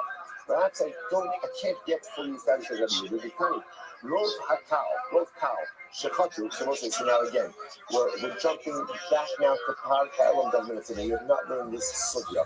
But again, Par Kalam Damin, which literally means Par, a bull offering. Something, a piece of information, has been hidden or obscured from the congregation. Represents a situation based in issues an erroneous psak, and majority of Klaus rely on it. Okay, so now watch this. If the majority of Klaus sin based in the Ayudim Empire, so based, according to this version, based is the one who brings the power. The individual doesn't bring it. Bezdin brings this carbon on behalf of Klaus. And I'm not saying now, if you think that this is Rabbi Huda's Ha'amar, Sibo Hudamai Sig Bezdin Lo. Okay, get ready for it. So we'll say, Machlokes number 2 that I want you to remember. When there is a Par Halam Davan at Sibo, that is a Bezdin issue erroneous movement, the judge of Klaus relied on it. Right now, carbonic liability, Par Halam Davan at Sibo. Who brings that carbon? Watch this. The stand. But you don't know. So we'll say, let me just say it's outside. The Rabbanan say that ultimately again, it is the Bezdin who brings it.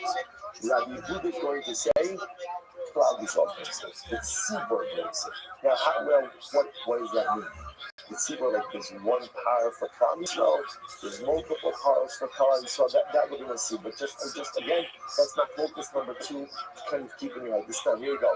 And you know, it's fascinating. You don't know. Shiva, let's say I give you on the 3A, 6 lines up from the top. This time, you don't know. Shiva Shvatim Shechatu Zayin parts. So listen to this. If 7 tribes, now we'll say, remember here, what does 7 tribes represent? 7 tribes represents majority of Klaus. Now, interestingly enough, not necessarily numerical majority, but tribal majority. We're going to talk about that in so many exciting things to come. I don't know, next week when we finish this down. Right, so we'll say, so when I say again, right, 7 tribes, right, so 7 tribes go ahead and commit an Avera. So what's the halacha? Now again, we'll say, this is all showing, Nevi'im Zayin Parim.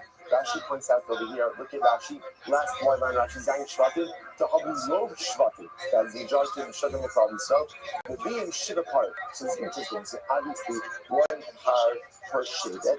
Now, some Rabbi Huda, the Shevet Echad Ikri Kal, so Nevi'im below Bezdin.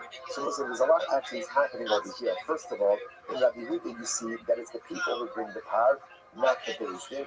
And it's also interesting to see that according to Rabbi Huda, each Shevet is considered its own car, considered its own congregation, and therefore each Shevet must bring its own part. I'm not going to Shmuel to the Rabbi Meir.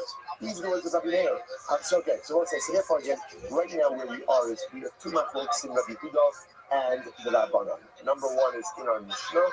The Rabbanan say ultimately again, Rabbi Huda says the individual is shielded from personal liability when he relies on sacred basis. Rabbanan say no, you're liable. And machlokes is similar to Ba'al and David Sibor. The Rabbanan say Basin brings it. Rabbi Huda says Klaus open. I'm not going to Shmuel to the Rabbi Meir. These words are there about the Chacham. The Chacham say Yochid Shasam Alas Bezdin Kai. So as I see it enough, Rav Nachman says it's not Rabbi Yehuda who's the opposite. It's not Rabbi Yehuda who's the Kana Rabbi Shemar Tzaddik against Rabbi Meir. Rabbi Meir is one who says ultimately again the individual is shielded from personal liability when he acts on the advice of the base or the psak of the base. But the Chachamim say ultimately again that he's chayiv. So you must say my Rabbi Meir, my Rabbi. What are these both going? Here we go. Holy Vasu, based in Paskin, Caleb is mother, and Ruvain went out, or individuals went out, and Erit, and Meir Potter from the Chaim. And Meir says the Potter, and ultimately again Chatzir Shechayiv. Man also. So we'll say, what does this mean? Who is doing this? Who is performing this hate? Because if you look at Rothschild the Vaisa, it says, Holu V'asu. They passed and they ate. I'll just use Caleb as the example. So I understand the passing is being done by the beast. Who went out and knew the other? Because also this is not singular, it's not Holu V'asa, but it's Holu V'asu. Who's doing this? Even in the based in, so let's say again, if it's based in who passed in and based in who went out and then acted, they ate the favorite, so my time is that bottom of the Chaydi. Ultimately, as well says, so once again, this is Har Halom Dominat Siba. So ultimately, again, so if it's the based in that passed in and the based in that went down and ate the favorite, then why would there be liability for Har Halom Dominat Siba? At that time, you're holy based in, but also, you want to talk like this. The Bezdin went ahead and passed in, and the Bezdin themselves acted on their own side. You might have thought that ultimately again there would be liability, right? So Kalam Government Sibo liability. Kamalomar Hakahal Voss. No, Hanhal Government Sibo is only when Bezdin Paskins and 12 Yisrael acts. Nice set color the cow. The action is dependent on Klal Yisrael, and the psak is on the base. In other words, this is a synergistic partnership in the commission of sin. So ultimately, again, Bezdin is delivering the erroneous ruling, and Klal Yisrael are the ones who are acting on it, which indicates that saying Bezdin is shigurine, and then Bezdin are the ones that acted on it. There might be factless liability, but ultimately, again, it's not Parhal and Galam Siva. Ella, rather you have to say, Holy Bezdin Ma'asu Lov Cow. It must be that ultimately, again, Bezdin Paskin, and what happens? And Halacha L'Maisa, the majority of Klal Yisrael acted upon it. So that's the case. Might come to the protest. Why would Rabbi Meir say that the potter from Par Halam Davenin Atzibor? That's a paradigmatic case of Par Halam Davenin Atzibor. And Allah, Holy Bezdin, and rather also what happened? Holy Bezdin, Va'asu Yirot Cow. Rather what happened over here? Bezdin passing that feeling is mutter. A minority of Klal Yisrael came along and acted on that psak. Okay, so now we'll say watch this. So Martin Mefagi, here's my focus. Marsava Yachid Shasabaraz Bezdin Potter. One opinion, namely Rabbi Meir holds that when an individual, on both sides, you consider an individual up until what point in time? Till it's the majority. Right? In other words, there's no difference between a minority of Klal Yisrael and ultimately again an individual. It's the same thing. So again, Halacha L'Maisa, when an individual sins, Rabbi Meir holds when he does so based on the psak of the Bezdin, he's going to be part of it. In my Shabbat, the coming of the hand hold, Yachid Shasa Baraz, Bezdin Chayim. Now, the evil individual acts based on the instruction of the Bezdin, he's still going to be chayiv a personal chata. So we'll say this is a machlokes. So again, we're just referring to it. Before we said the machlokes was Rabbi Yehuda coming. Now again, the Gemara suggesting that we're not going to suggesting that it's Rabbi Meir, but it's the same machlokes. Incredible. So it's Amar Papa before the Amar. So about this case, he says before the Amar, Yachid Shasa Baraz Bezdin Potter. Not true. So everyone agrees that when an individual acts based on the psak of the Bezdin, and he's going to be part of it. He does not have personal liability. No chatas liability in that case. Alright, so what's my focus on it? This is fascinating. And the Bezdin Marshal will look see what comes from it. Incredible process. So let's check that now. Par Halam Davenin Atzibor. So remember again, when do you bring Par Halam Davenin Atzibor? When do you bring it? Alright, who brings Par Halam Davenin Atzibor? Who brings it? Machlokes, good. Little pop quiz there, right? Machlokes, right? Machlokes is it the tzibor ultimately again? Is it good? So just keep that in mind, right? And when ultimately again, when do they bring it? So now here's the thing: when do they bring it? What has to happen? The majority of Klal Yisrael has to sin based on the erroneous psak of the Beis Din. So here's the Chachamim will say, watch this. What's the Machlokes over here? And the Beis Din Machlokes could depend on you. Does Beis Din count towards the calculation of the majority of Klal Yisrael or not? Let's say, and again, so let's say with the Beis Din, the majority of Klal Yisrael sinned. Without the Beis Din, it's a minority. It's a big difference, right? Halakha is a big difference. So does the Beis Din themselves count in the calculation of majority? So we go, Mar Shabbat Beis Din Mashal Tzibor. One opinion says yes. Mar Shabbat Mashal Tzibor. One opinion says no. And again, say, we're going to see, like I said, this is not the Sugya Par Halam Dava Minat Tzibor. The good news is when you get there, you're going to be armed with so much incredible information, it's going to be a breeze. You might tell possibilities, how you based in the Asul Love Cow. The other possibility is also what happened here, right? You have a typical case, based in Panskin, the majority of Klal Yisrael went ahead and committed the Abiyah. And Man Chacham, Rabbi Shimon the Amar, Sibor Maisi, who based in Maisi? Wow. So apparently both sides, there is a third opinion, Rabbi Shimon. So up until now, what is my focus? One opinion says, Klal Yisrael brings the power. Other opinion says, Beis Din brings the power. And now there's a third opinion that says, everybody brings the power. Ultimately, again, the Beis Din brings the power. Klal Yisrael brings the power. Powers for everyone. Shevet Shasubaras, Beis Dinos. What's the other possibility? What's my focus? We're just trying to figure out different ways to frame this my focus. Maybe my focus is like this. What happens when I say every Shevet has their own court system as well? What happens if a Shevet, an entire tribe, acts based on the advice or the halachic instruction of their particular Beis Din? So I say, Iman Chacham, with a Chacham, Rabbi Yehuda Yisanya, Shevet Shasa Maraz Beis Dino, also Shevet Chayim. So it's very interesting. If the Shevet went ahead and acted under the instruction of the Beis Din, the Shevet will be Chayim. Okay, Levi saying, okay, go on. Shechatu, or no possibility, you also watch this. Very interesting. Shechatu Shisha B'Nibubon Shalkal, or Shiva Abba B'Shem Lo B'Shalkal. And what's this in the following case? Still part of the Tzibor. So let's say again you have a situation where 6 tribes sinned, but they are the numerical majority of Klal Yisrael, or 7 tribes sinned, so you have the tribal majority, but what? They're not the numerical majority. What happens there? So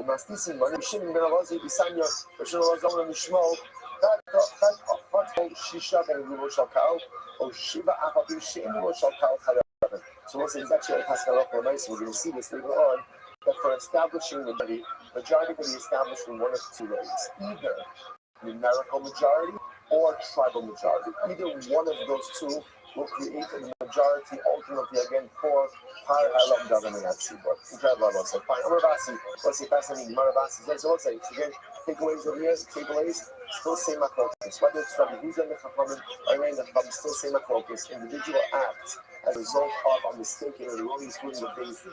Is there individual liability for a chatas or not?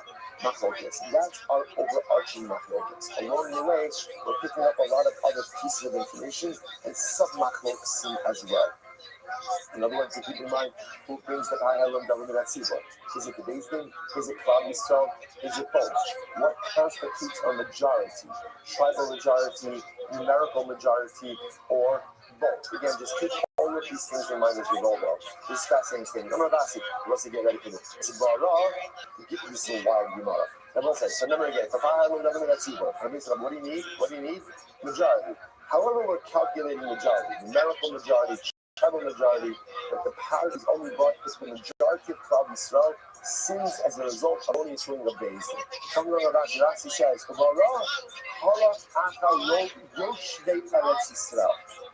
the majority of Jews is only calculated by overwhelming statement, by the residents of Eretz Yisrael.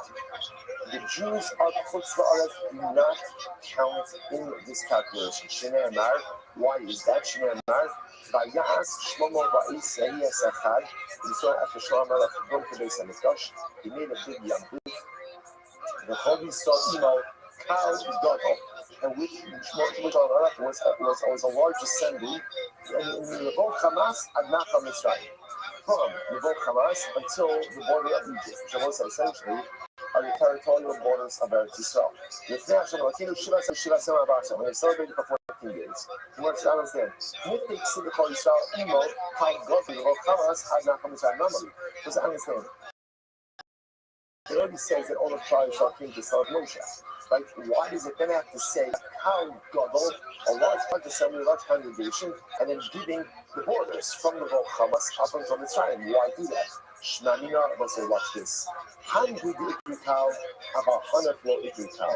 It is only the Jews of Eretz Yisrael that are called Kahal, that are called the assembly of Israel. The Jews outside of Eretz Yisrael are not called Kahal. So let's say this is incredibly and overwhelmingly striking Gemara. You look at Rashi with this moment, Rashi says, "Halach Harod Yosher Eretz Yisrael, the Osem Shebachutz Haaretz, Eino Min Hamim." It's a little bit of an abrasive statement, right? Ultimately, again, the Jews of Chutz La'aretz, ultimately, again, are not part of the town. Not part of the town. But they're also not part of the town, the Chutz La'aretz. So this is a fascinating halakhic concept as well. Klal Yisrael, or we should say Kahal Yisrael, is made up of the Jews of Eretz Yisrael. The Jews of Chutz La'aretz, still bona fide Jews, but we do not count towards part of Kahal Yisrael. So therefore, I will say, interestingly enough, for this purpose, of the Parallel and Government and Tzibor, majority is only calculated based on the Jews who live in Eretz Yisrael, not the Jews who live outside. We see a lot of different examples of this. For example, Yovel becomes Daraisa, but in Eretz Hashem, Yod Yoshem, the majority of Klal Yisrael lives in Eretz Yisrael. So you see that there are certain things that only the Jews of Eretz Yisrael count towards the total power. We'll say it's an overwhelming thing for us to contemplate. And the truth is, we feel this. You feel when you're in Eretz Yisrael, you always feel like you are part of something bigger. That's it. The most wonderful, even aside anything else. When you come to Eretz Yisrael, by definition, your Neshama feels, I am part of something bigger than myself.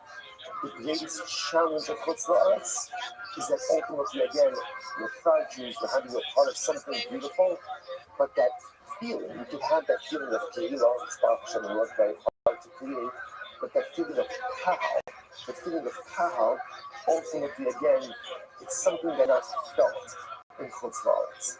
Kehillas Yisrael is only in Eretz Yisrael. That is only felt there. Strong, vibrant, beautiful Jewish life, you can find in any places, even outside of Eretz Yisrael. But Kahal Yisrael, only in Eretz Yisrael. Incredible. Let's go back to it. Says the Gemara. Pshita was a very interesting case here. So Pshita, Merubah ben Ismatu, Hani Putu de Rishon Rabbanon. I got a lot more to say by the way on that. How you saw that as well, but absolutely no time. So that's a shame to come back to it. So Merubah ben Ismatu, also listen to this. So this is a very interesting case. Let's say at the time that Klal Yisrael sinned, it was a majority. But by the time you get around to going out and doing the Karban, it's a minority. So how does this happen? Rashi says people die. So there's no longer a numerical majority. In other words, the numbers not to Rashi says Pshita, Ruben then it's not to be Gosh Holy Daisy, Basilo Kalapian, it is Kaibala Habi Padalo, is people Habi actually smart to Shanish Mitzas. It's a very interesting case over here. At the time when based in Paskin, and the people committed the Avira, there wasn't a majority. Now, at the time of the actually of the Karban, it's a minority. People die. So what's the halacha? So Pshita, Merubah ben Ismatu, Hani Putu Rishon Rabbanon is machlokes. That's machlokes Rishon Rabbanon. Mu'atar ben Israel, what happens was at the opposite. Based in Paskin, ultimately again, a minority sin, but now when we get ultimately again, the Psak halacha, it's a majority. So the Gemara says, what happens there? Man, keep reading Rishon Rabbanon, and Rishon Da'azal Basi Yidiyah, Machayev. Rabbanon Da'azal Basi Chata, Patri. So what's interestingly enough, the fundamental machlokes is, when do we establish liability? Is it ultimately, again, what we call Basar Yidiyah, at the moment of awareness, or is it Basar Chata? Ultimately, again, at the time of the bringing of the Karban itself. I should say, Basakata means the Avera. Basudia means the moment ultimately again that we have an awareness of culpability. When do we establish majority? You must mind, this is the aim of the Shams that is the Azaba af Basudia. Shimon is not just going Basakata, even goes Basudia. Hey, the Abi Yudia, the Kata, the Hio, Yudia, the Kata, Yishamas. Maybe going to be Shimon means both. Yudia Kata, with it's just Yudia awareness, but ultimately again, now in the majority by the actual commission of the faith. Through its his library, the MK, Lacey Piashta, and the Shimon Kata, the Yudia boy. The Shimon requires both the majority, both at the time of Yudia and Kata. Okay, interesting. You buy the next case. All of the based in Caleb, Mutter, Basu Nil Kakao. What's the reason for this? Based came along and asking, Caleb is Mutter. Okay, then what ended up happening? A minority of provinces were active on the Psak. Fine. Then what happened? Based on Levi's their mistake, and ultimately again retracted the Psak. So I said, then what happened? The Chazir based in behind the Holy. Then based in Pashkin again. Caleb is Mutter. Right? I say, say to yourself, that's so crazy. How can you make the same mistake twice? And what's the answer? Look in the mirror. How can you make the same mistake twice? Like this most of us making the same mistake twice or 222 times. Like most of life is actually not making new mistakes. Most of life is actually just repeating the same mistakes over and over and over. One of the most frustrating things that often we encounter in the Torah process is the inability to right ourselves, the inability to kind of get the wins on the same stuff. I mentioned this a number of times already. When we come to Yamna and we do Tshuva, because I think for many of us, it's not the chat that we say our faith, we're like, look at this, I was in a Chatish this year. I never did this Aveda before. This is incredible, right? And diversifying, spiritually diversifying, right? I didn't realize most of us, interestingly enough, do not come to Yom Noram with new Chata. Most times. What do we come with? The same Simaveris. And it's a Simaveris that I've been doing for 10 years, 20 years, 30 years, 40 years. The same stuff. Because change is hard. Change is incredibly difficult. So don't be so surprised that a based in issues the same erroneous psak more than once.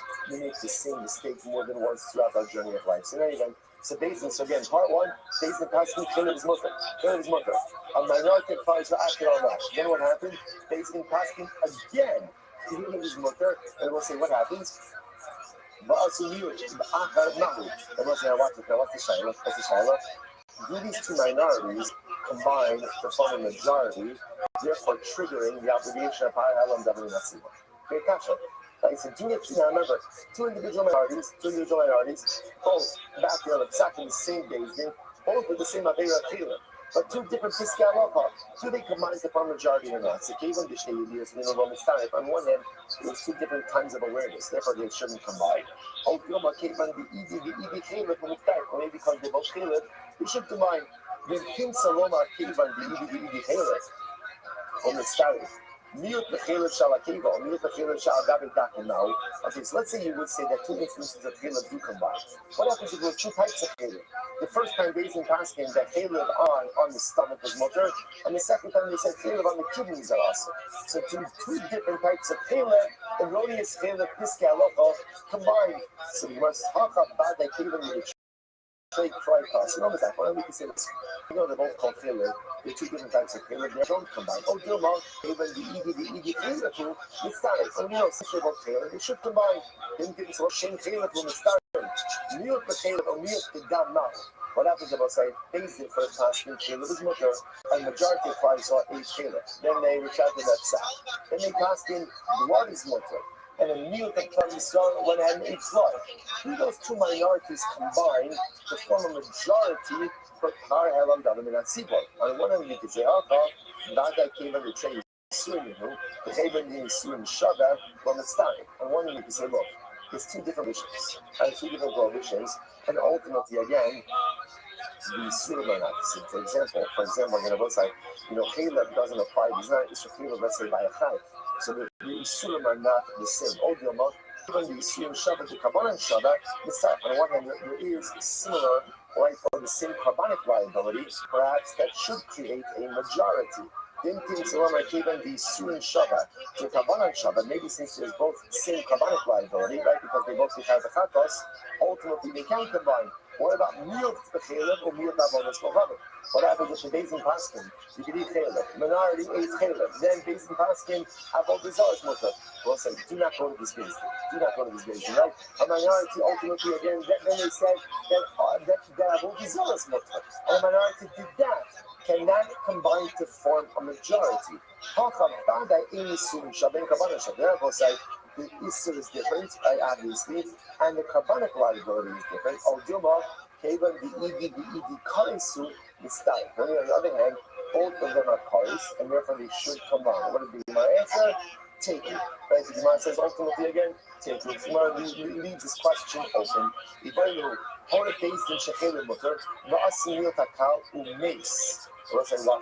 Watch this. What happens in the following case? Based in asking that Caleb is mutter, right? And then what happened? A minority of the Kehillah, minority of Klal Yisrael, went ahead and ate. And what happens? Who makes Osa Bezdin?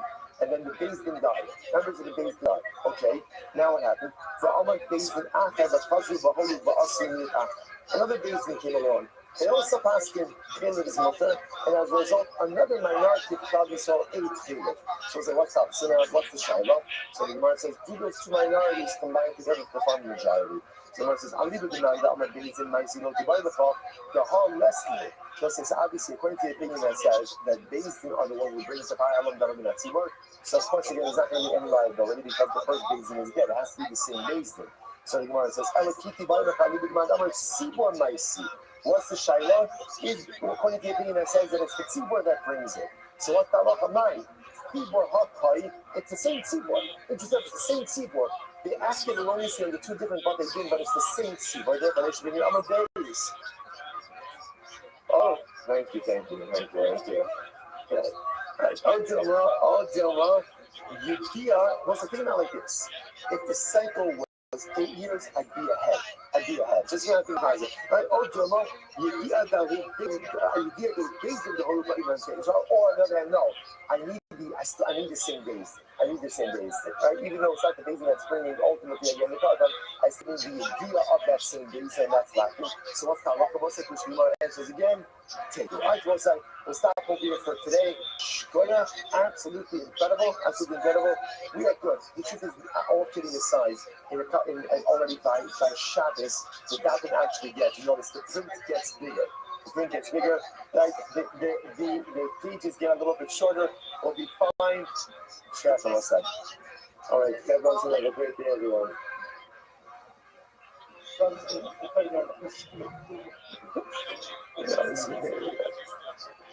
Yeah, we'll be fine. We'll get to that.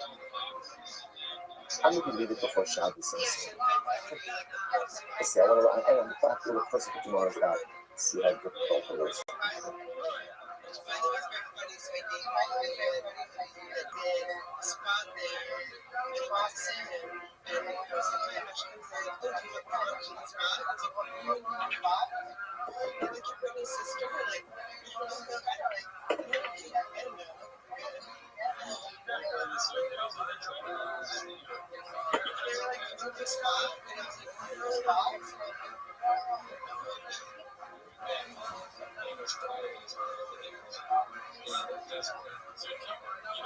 All right, we'll say good morning, such a spark Hashem.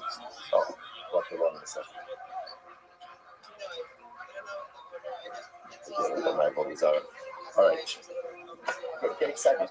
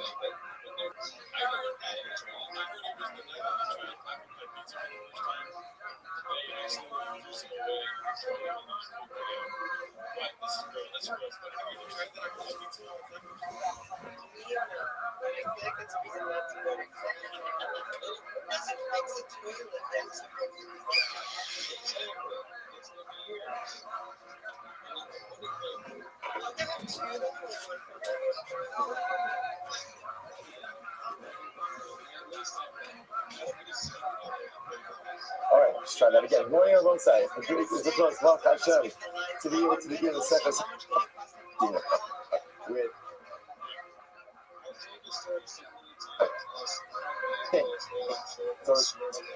so was for Andy's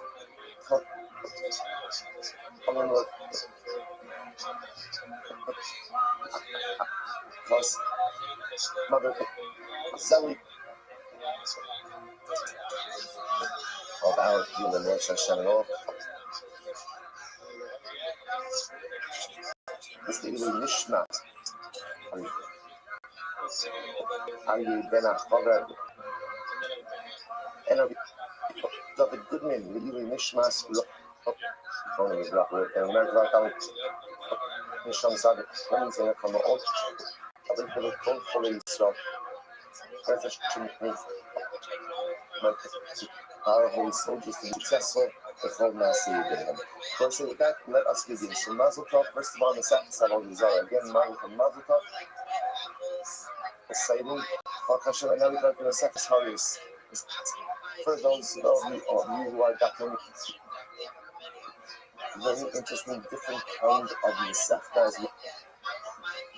See me get ready. Fantastic, it's beautiful, it's incredible.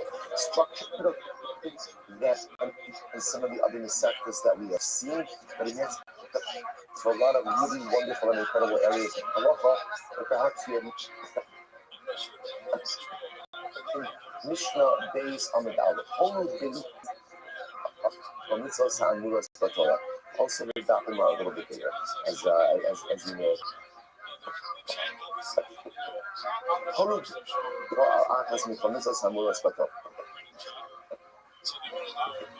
We're going to be preoccupied with at least for today and a bit of tomorrow.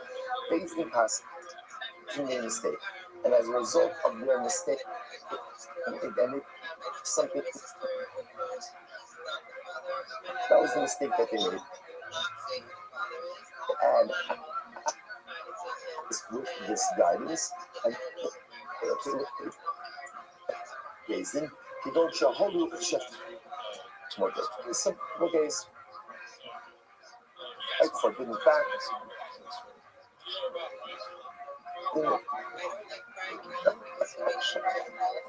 human infallibility that exists within Judaism. Judaism does not have that concept, which is why the first out of the things like this. What you're missing, you got it. One Avera. Most of us have done more Averas over and over again. Literally again to dismiss great the person is actually a gem isn't what good. From blood, what up in the us and the river come moving her to Psaki the base. And he said, oh, I always wanted to eat blood. So he goes ahead and he goes up and he has done. Okay. So now the house of the shut up piece. So again, so now he was the ice of the Psaki the base. So boss in mind. What we're talking about a case where based on us say also he's going to do it and we're going to commit the act afterwards. But also let's do it ahead and follow it. What's the halacha? No, what's that? Normal. You eat blood or really favorite foods.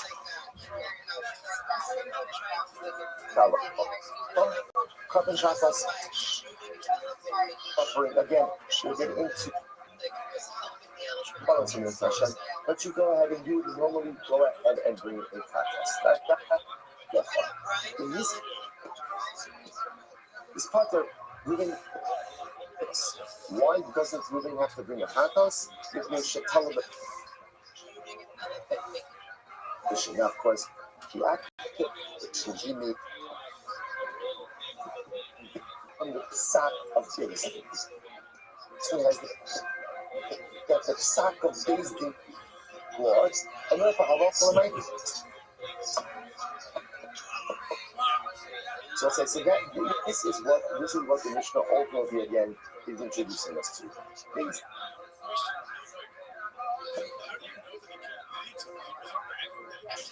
Rashi says it's the first line of Rashi. The days of the so the Mishnah is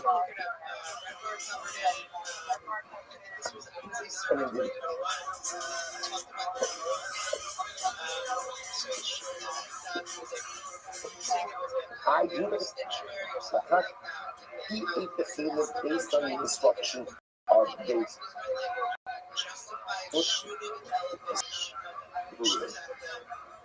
Now watch this. Holy based the other missing compounds thing that flavor is mutter. Right? Forbidden fat is mutter. Now again, I will say obviously that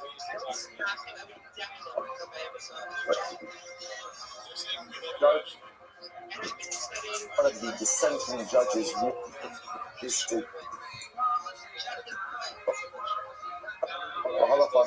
or for that matter again, it was another time talking that the psak is wrong. The psak is wrong. Now what happens? But nevertheless, this member of the base and all this Talmud Chacham still followed the psak. He's like, hey, why not? Right? This is my one shot at failure.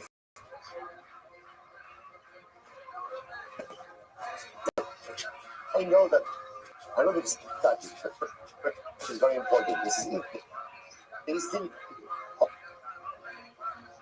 person knows the psak is wrong.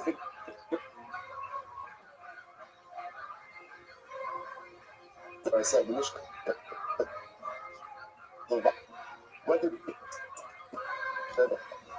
when I so Ba'asak Rayhan, but basing at the table, we consumed it after. So, right?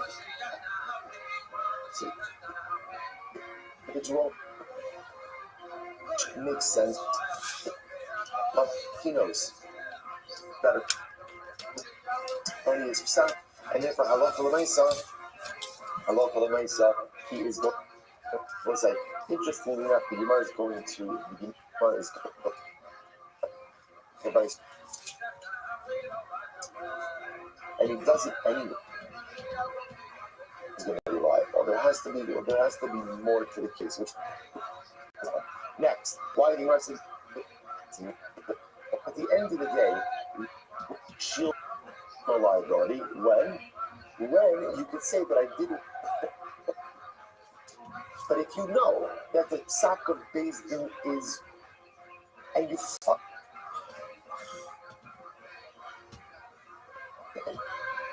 We'll say this is mission. That's local.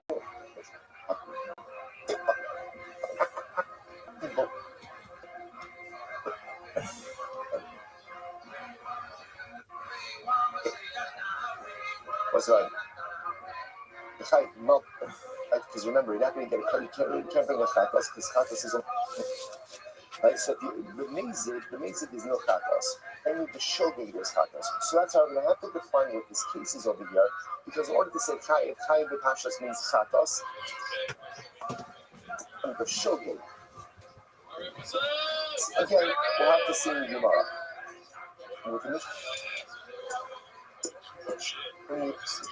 And the individual follows that tzat, the individual is shielded from personal liability of a chatas because they acted in good faith. They think it should run up south. Not it's a run south. Again, I will say better. It has to knows that it's an erroneous. You know, that's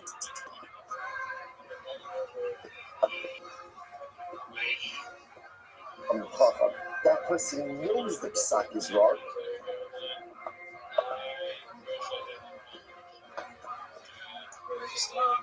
That was Mishnah Harius, our first Mishnah Harius. But I'm sure,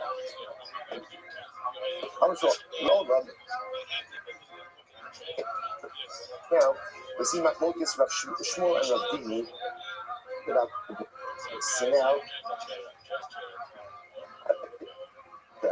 So now the shadow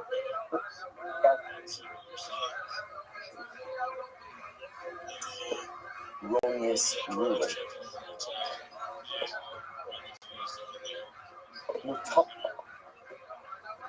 The verbiage is the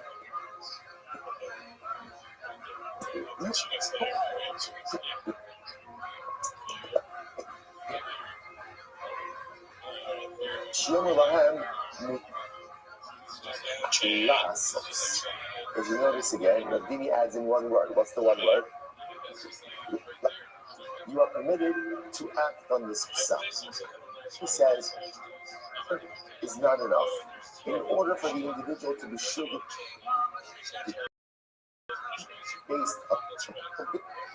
based must have also added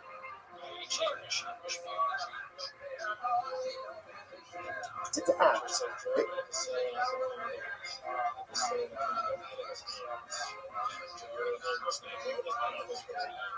So this says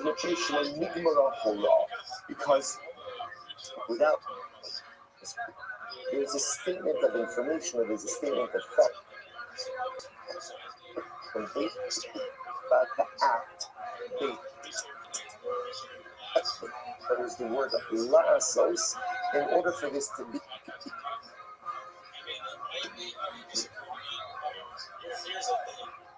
it's not atan la'asos.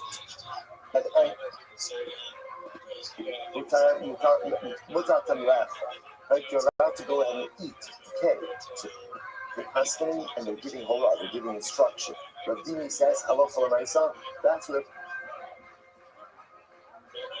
that's ultimately again.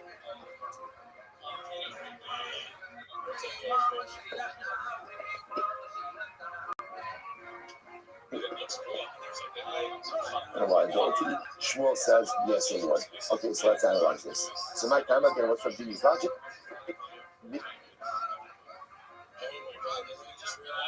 No.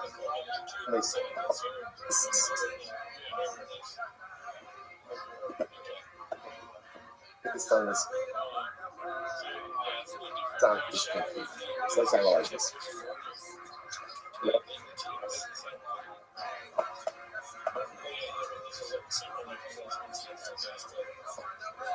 Yes, so right now, so on the right side, just notice the tumble.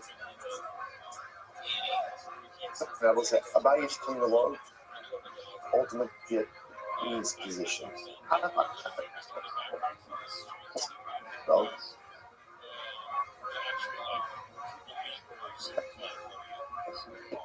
As a member of the Beis Din, he refuses to yield to the majority. Take a quick look. Zokim Mamre Lilo. So Zokim Mamre is literally again someone yield to the majority. Such a give it for this. Is to yield to the majority, you're undermining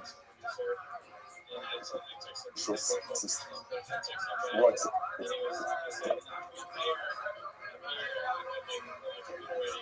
Remember about this? Gemara said that even after Beis Din delivers a verdict, the judges in the minority go over to the defendant and say, no, that's it. Everybody did. But what could I do? I was in the minority. You can't do that. You can't do that if you're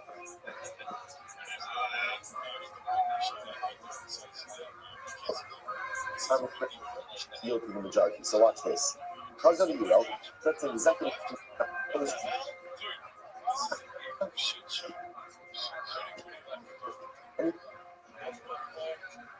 that he held before. There was two steps.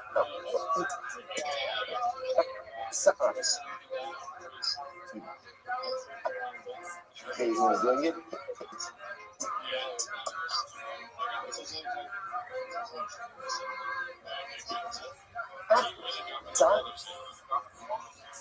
See them here. Here. The same with Taranatan. La. That would be formal. First of all, and explicitly indicate you can. It's just remembering again why is this important for us. Our whole on the psak of Beijing, which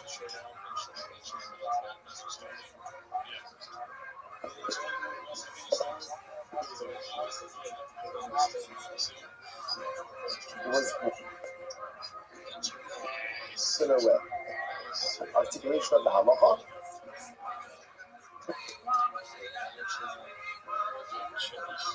Because Rabbi is just proving this point. I'm going to be out. And so after the real salary is in the no say, like I said, all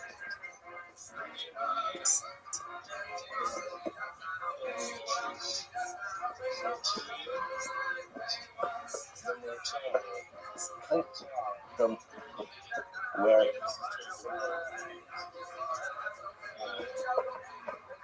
right, but I don't. Of course we know each other. What's your name? I know.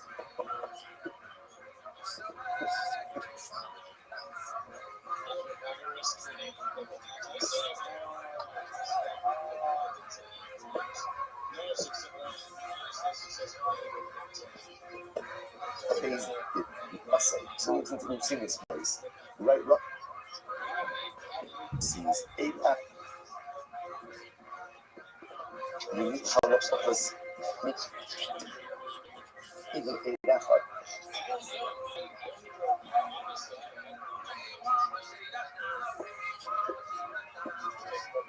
What?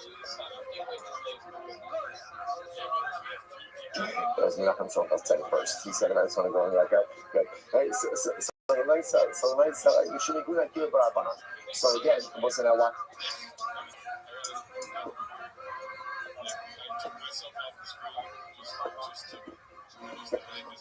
Of a kill couple. It's with other men.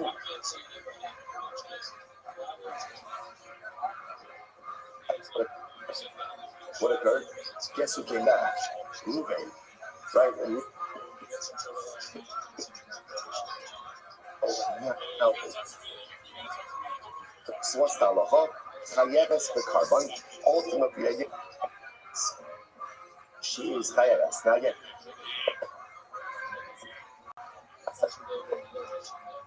now why wasn't watch this? No.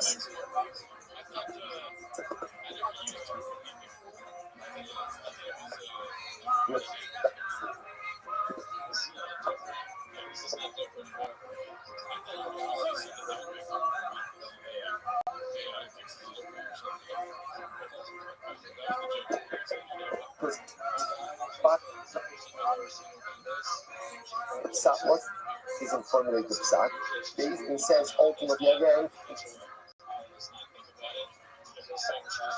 nothing.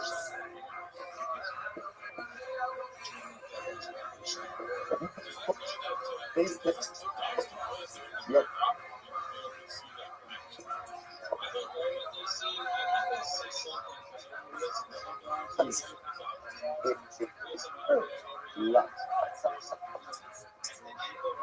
Action.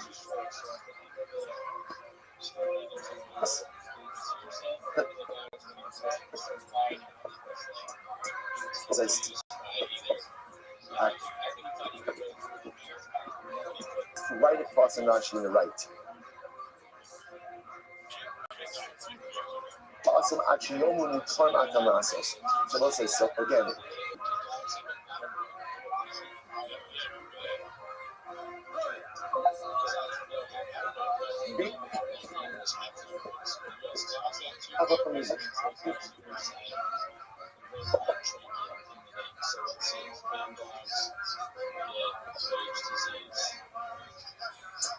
this is all Rabbi is being honest. So back up a Bible's version that gives a psak.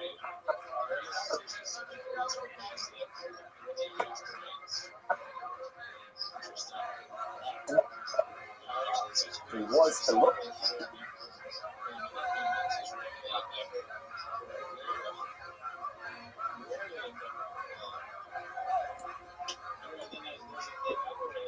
You might have said,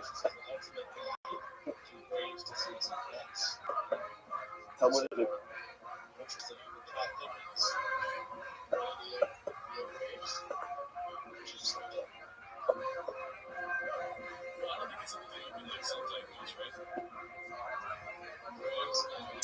Turn atanasos. Shmuel said now again, exactly the same. Shmuel says that the formulation of a base is all base needs to.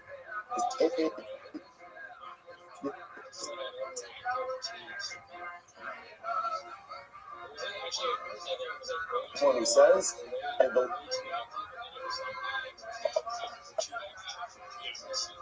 put in the palazos.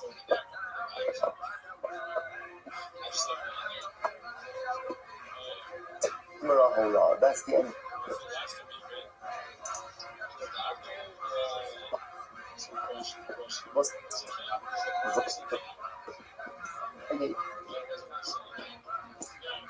Under the previous version, about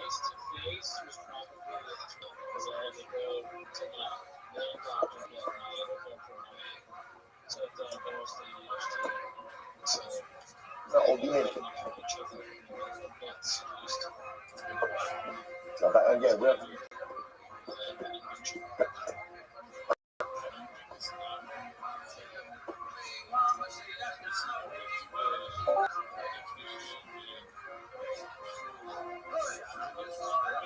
I'm gonna be out, but all notes, man.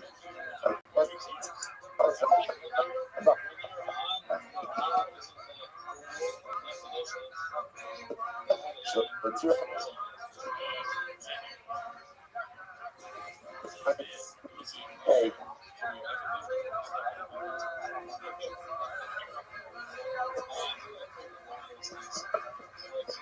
What's up?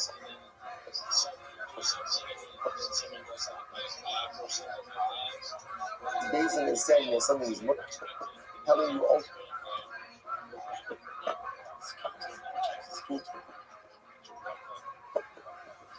Both versions.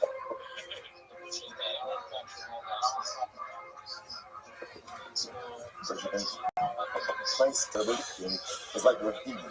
And therefore, again, just to understand the way that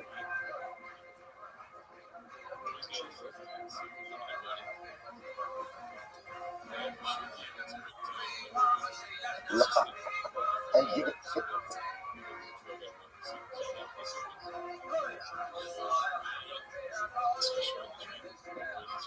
that if someone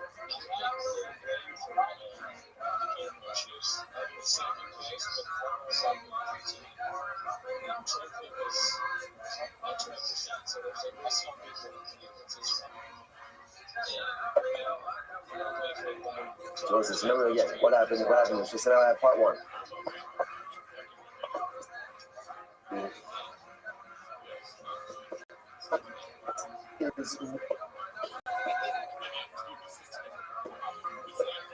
Went ahead. And amazing. So what says, so now.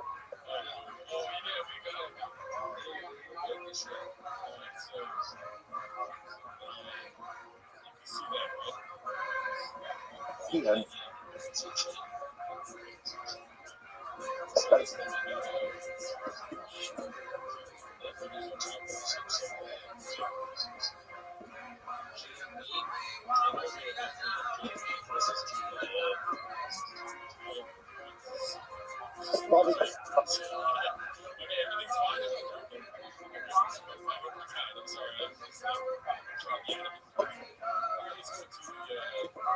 do which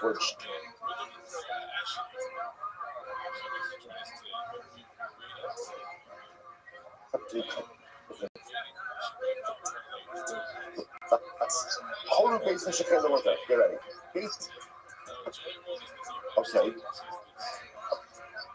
Caleb the Shuman. Now one second. Now watch this. So get ready for this. Basin, part one of the story. Basin went ahead and said.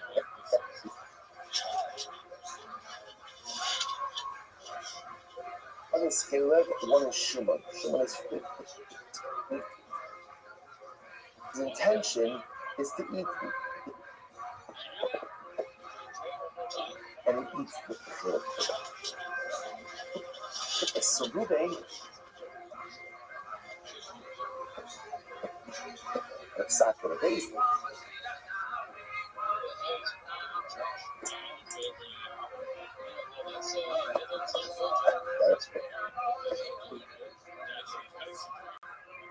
Yes.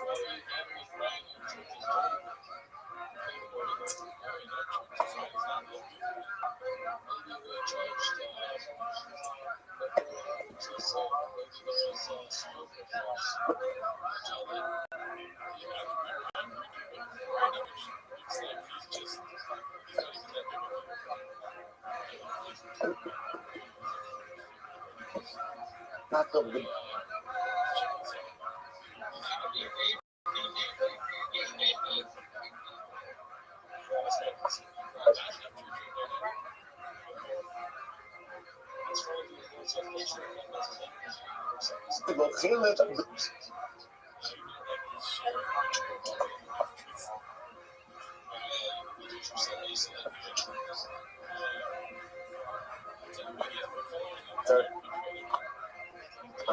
So let's say this is very interesting. So essentially, according to Rabbi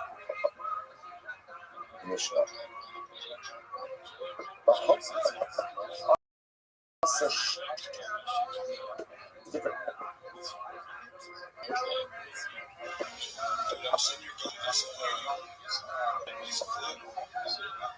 This goes in. Oh, he's dead. Escape.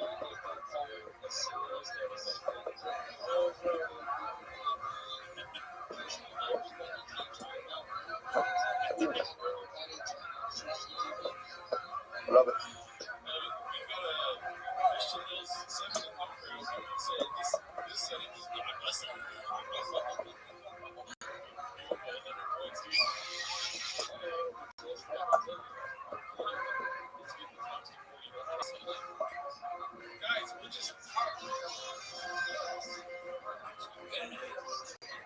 I love so again, there's two versions of Rabbi over here. So the Gemara says, most of the Pshita made the Rabbi.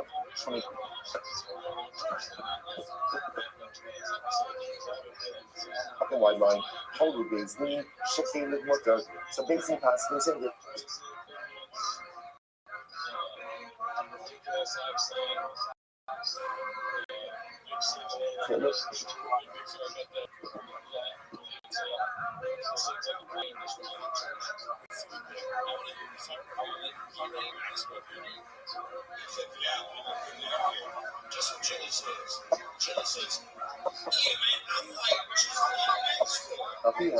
If Ruben went ahead and acted accidentally, he should exactly the base did. So he says, Shogig al Pihan Ramali. So Rabbi said, why do you need that lesson of Shogig al Pihan? Just say Pihan. Okay.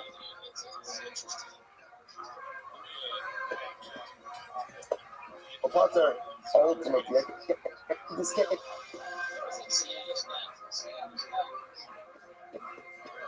So, custom covered, so to speak, under the sack of days. You might see 1 second. You'll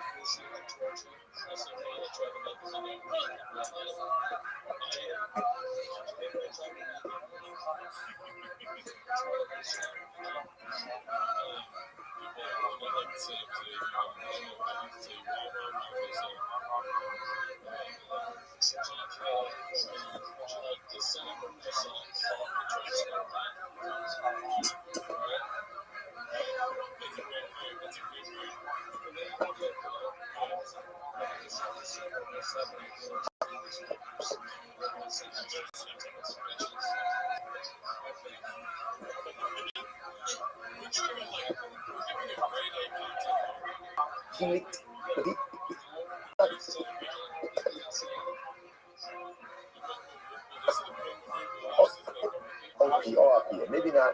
Maybe. Let me put this.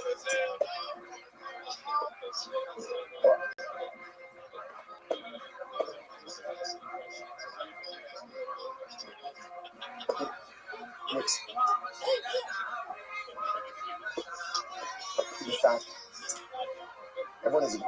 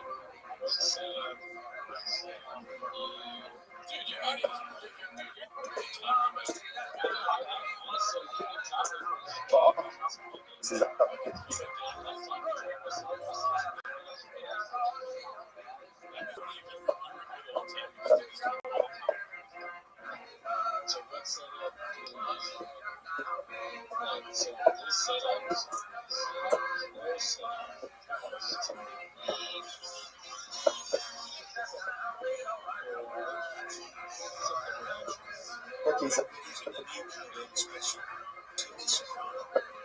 you might.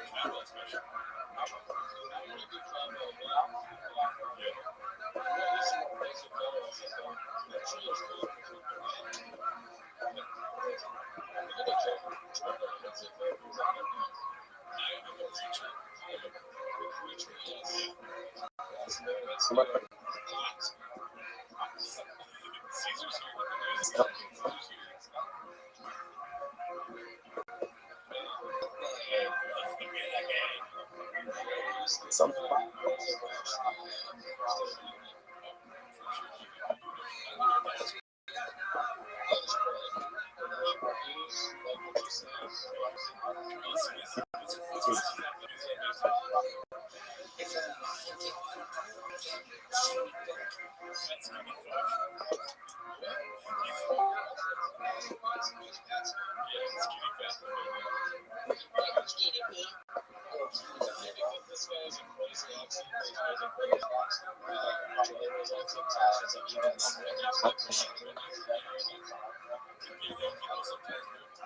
It's a good metric for carbon factors. A carbon factors you.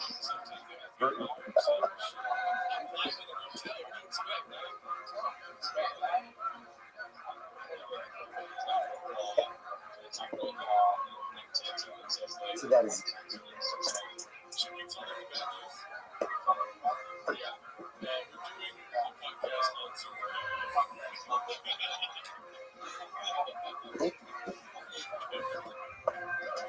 Okay, the person who brings the carbon factors all.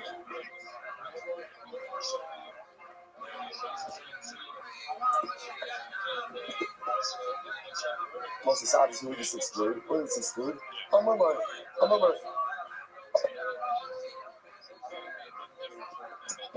And this, they don't bring in carbon up.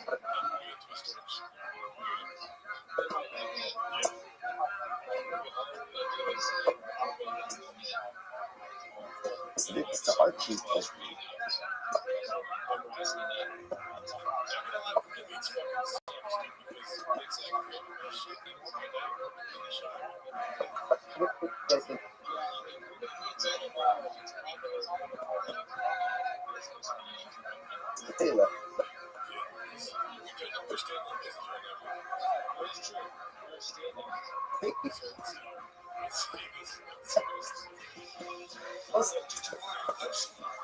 Bring the car.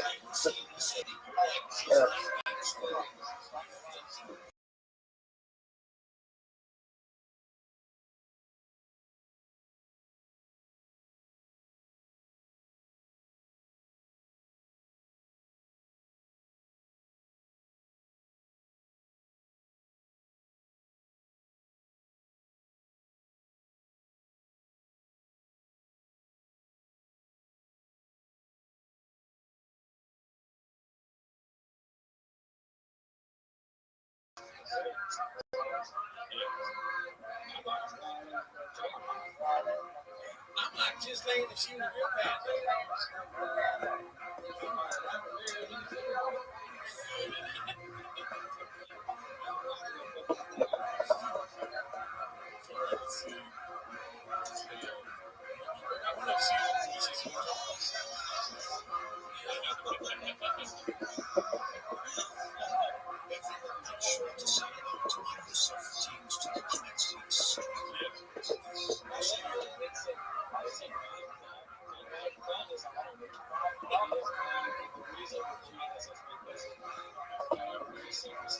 You know, mashed.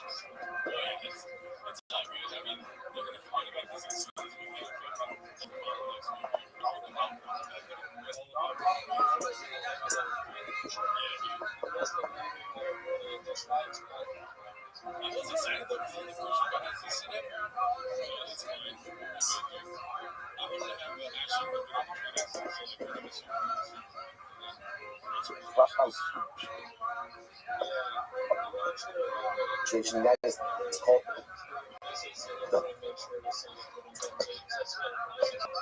51.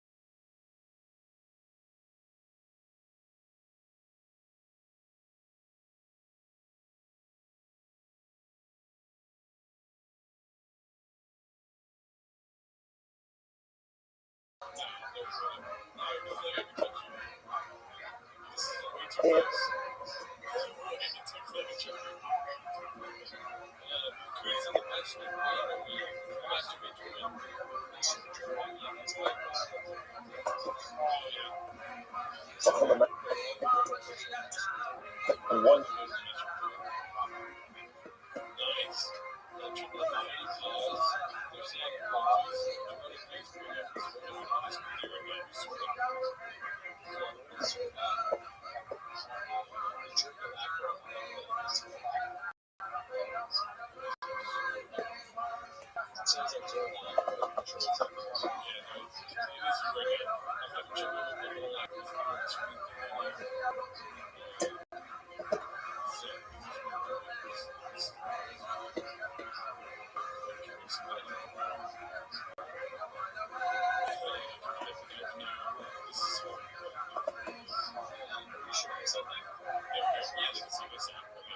Even though you don't need all of it.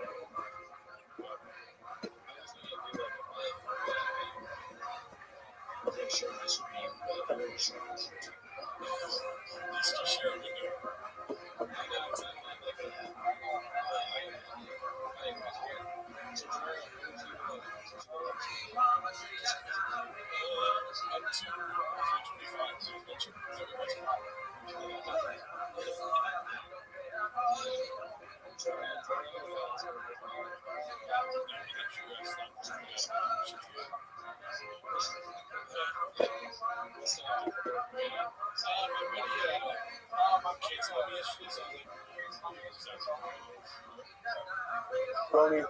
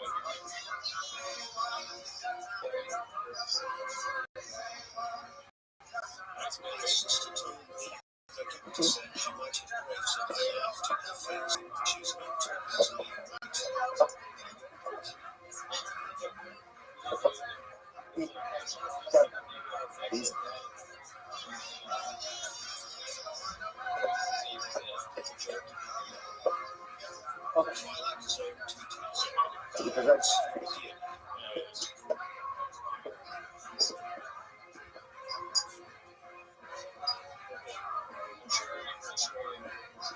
I'm so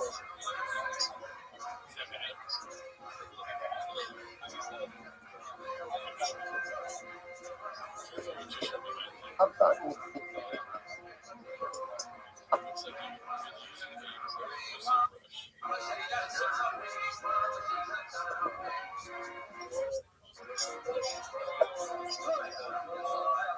amazing.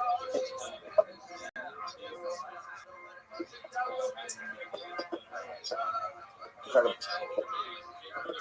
well,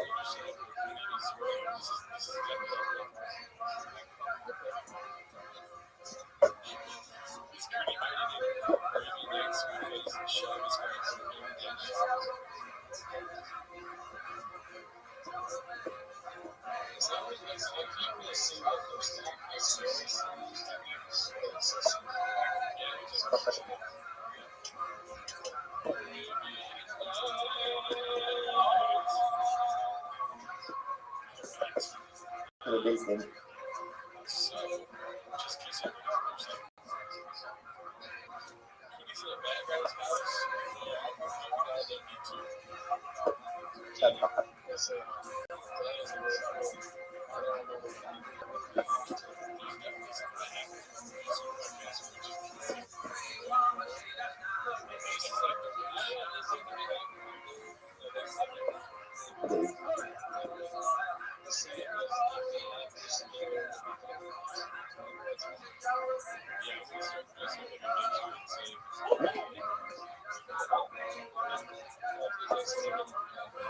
Finished.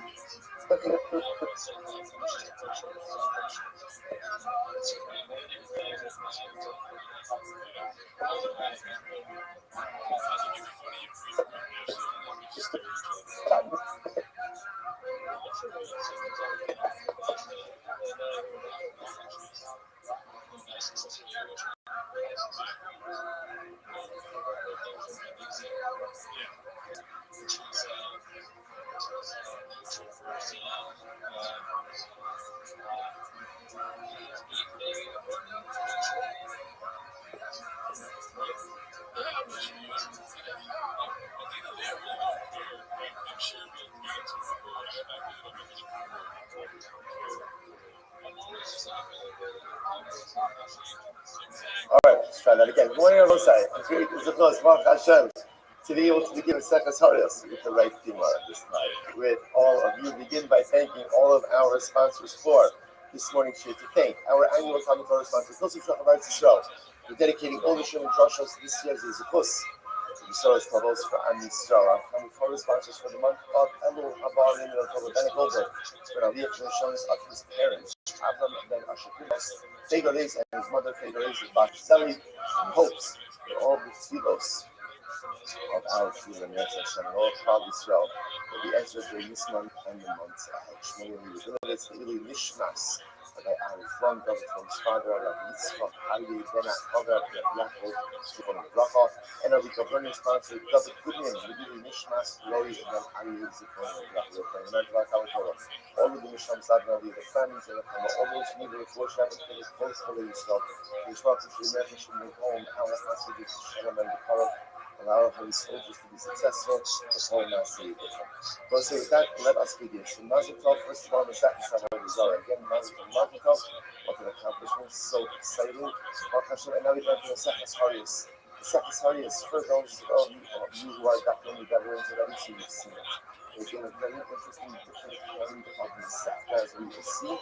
For those of you who haven't seen it, get ready, because it's exciting, it's fantastic, it's beautiful, it's incredible.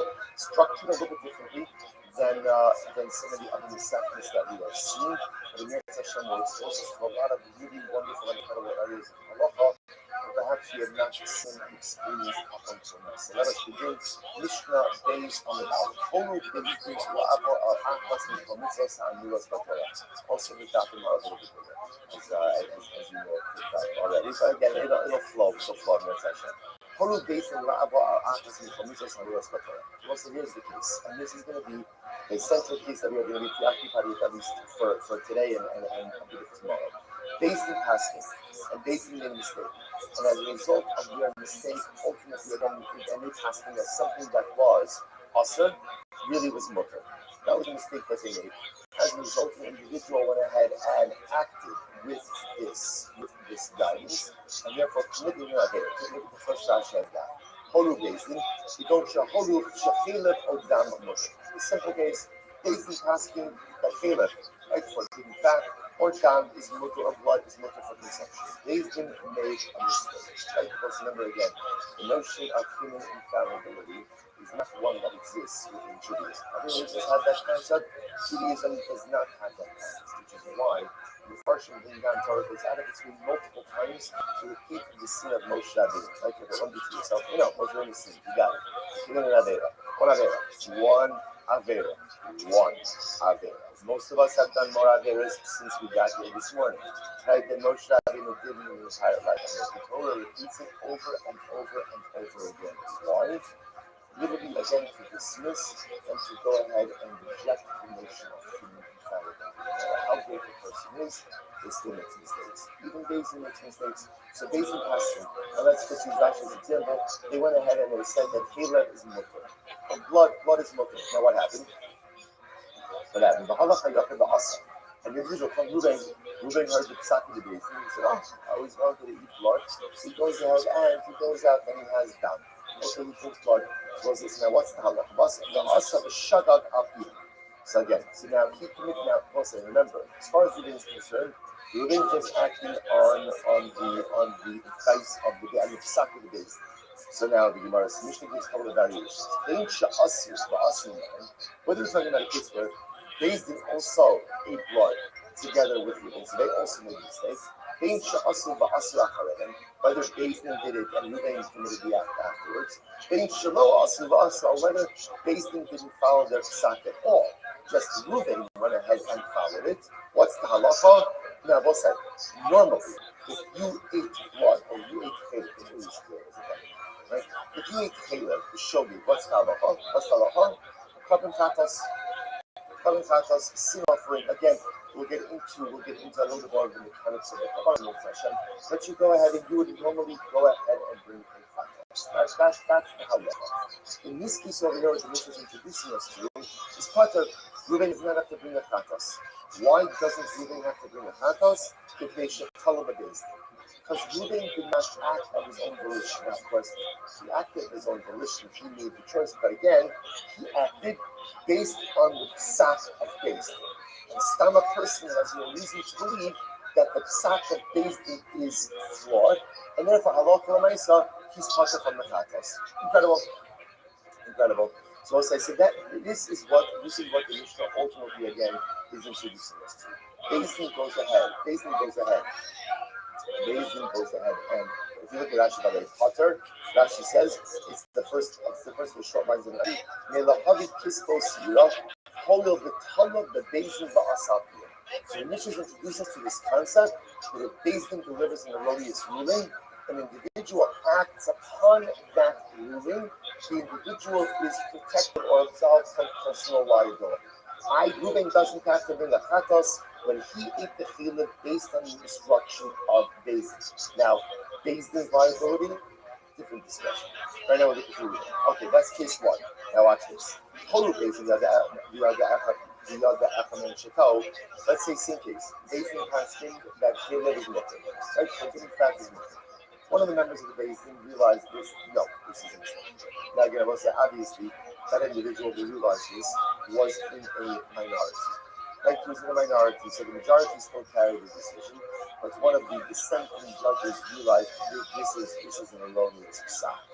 Oh, Talmud Rurai La Ra, or for that matter again, there was another Talmud Chacham, not a member of the Beis Din, but a Talmud Chacham who was knowledgeable enough to know that halacha l'maisa, the psak is wrong.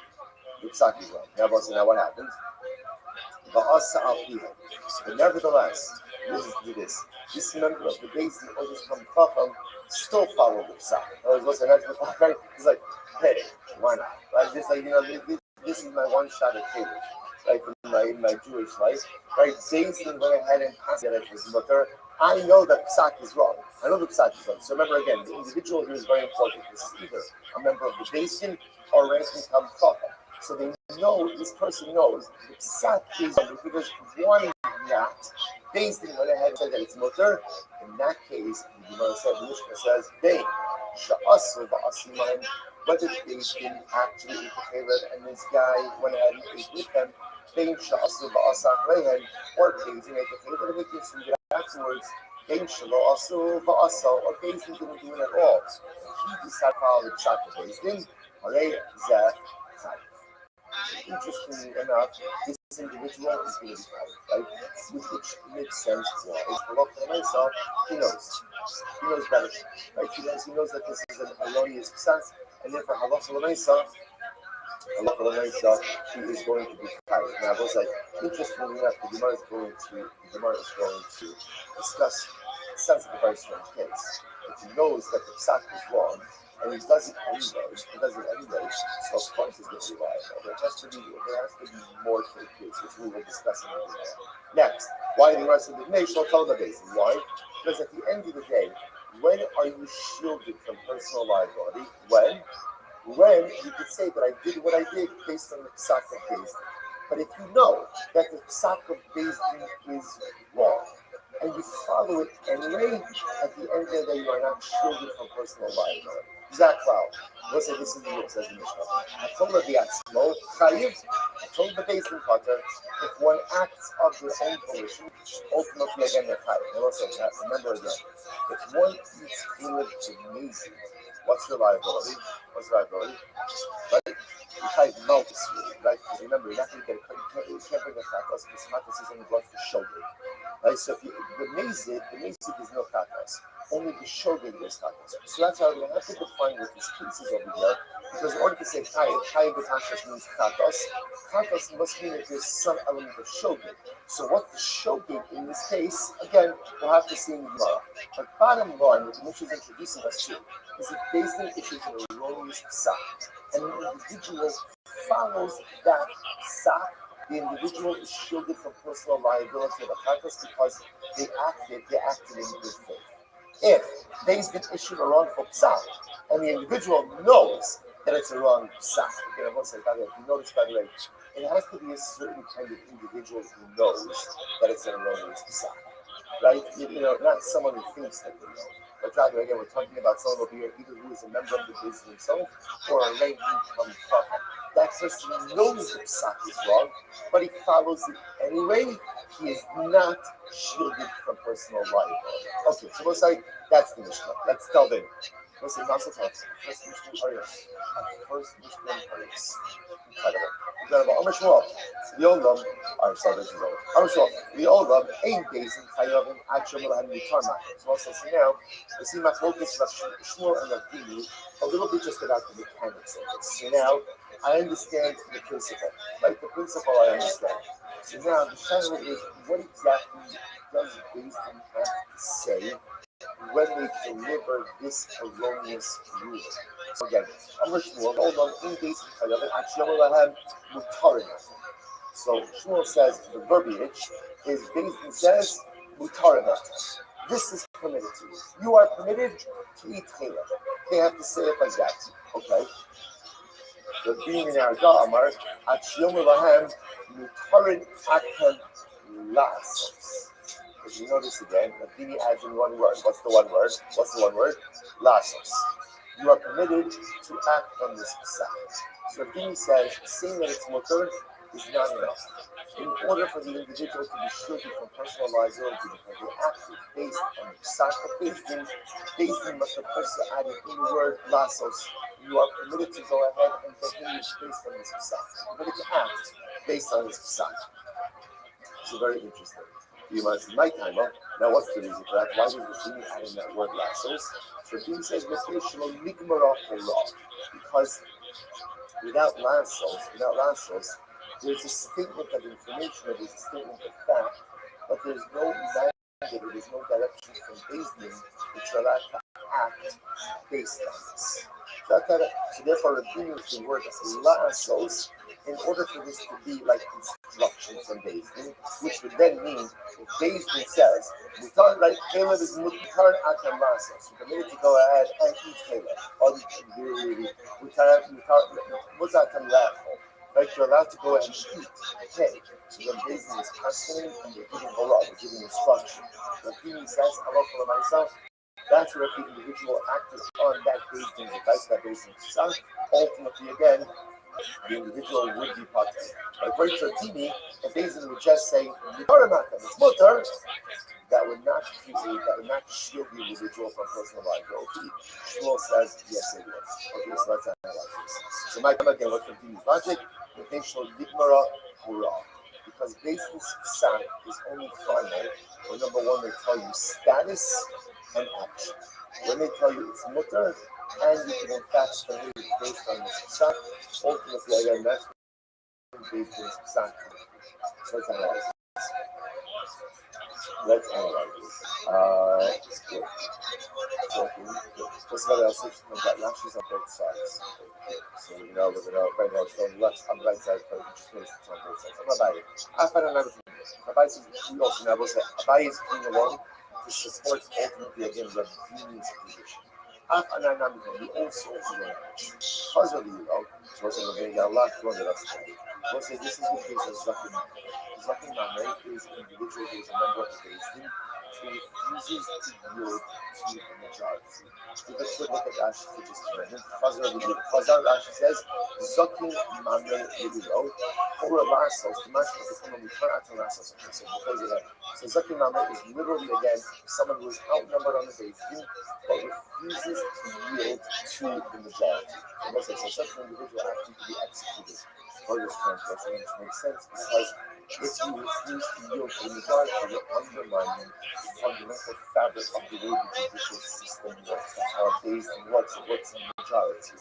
So again, I'm not by it. Unless it's going to go back to Marcus days. Remember Marcus? As you says, remember, you said that even after Bezdin delivers a verdict, the judges in the minority can't go over to the Republicans and say, no, this is good, so let's move on. I really can't do that. What could I do? I was in the minority. You can't do that. You can't do that. You're part of the Bezdin. Once the majority decides on something, that's the psak, and everyone is in. So Zakin Mamre refuses to yield to this. So watch this. Chazal that's the Zakin Name, goes back to his town.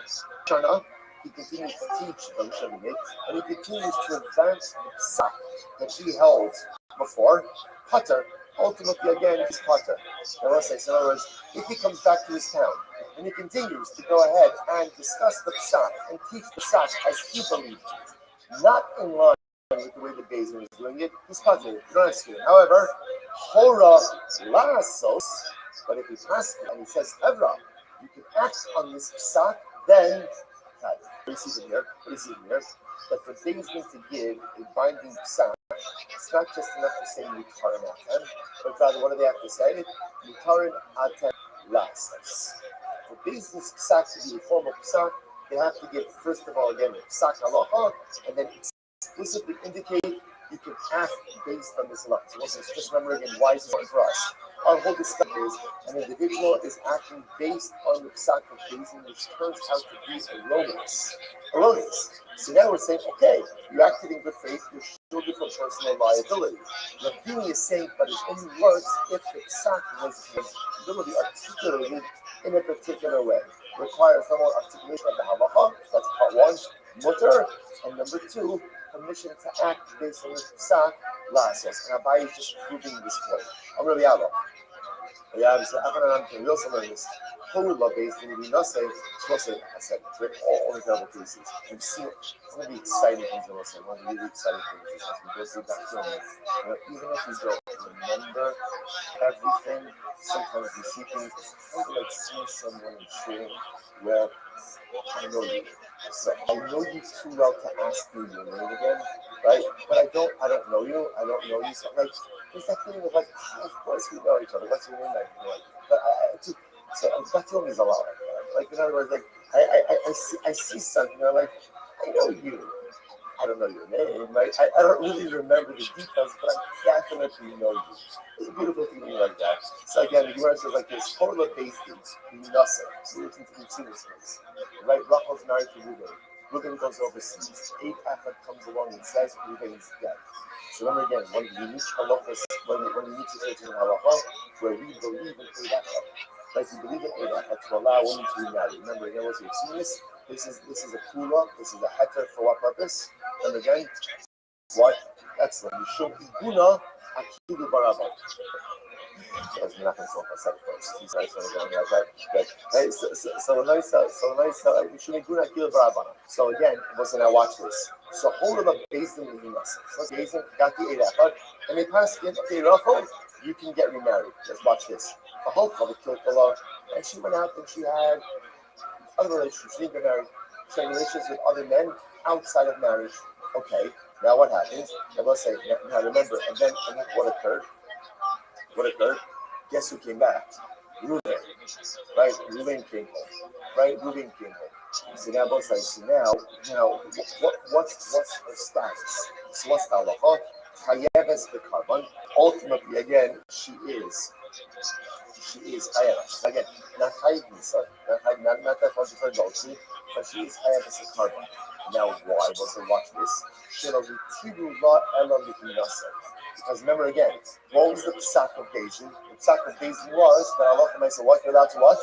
You're allowed to remarry.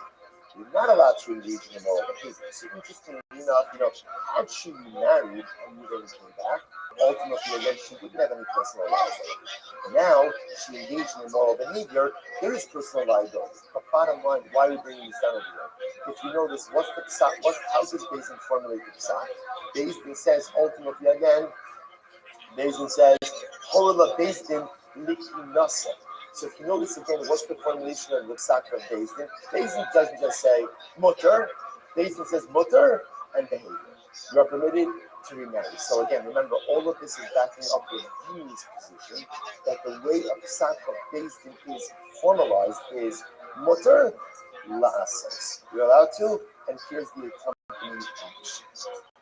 I'm Rabina. Rabina says, "Aparam tana. We also learn this. We also learn some Rabina. Whole based in la'aval acts in commission sound the rest of the So I'll say so again. This is actually very interesting. If you look at actually whole based in la'avar, it's almost right across and actually right. Whole based in la'avar. The mashma whole based in asos the inner gemura or asim actually no more return atam asos. So we'll say so again. We also learn this. What does it mean? Whole based in la'avar. It's a mishnah. So if you notice, what's the show in the Mishnah? Beis Din asking la'avor. La'avor means what? Beis Din says something is mutter, and they said you can go ahead and do it as well. So all of this backs up Rabbi's version. This is all Rabbi is being honest. So back up Rabbi's version that when a Beis Din gives a psak, there's two parts of the psak.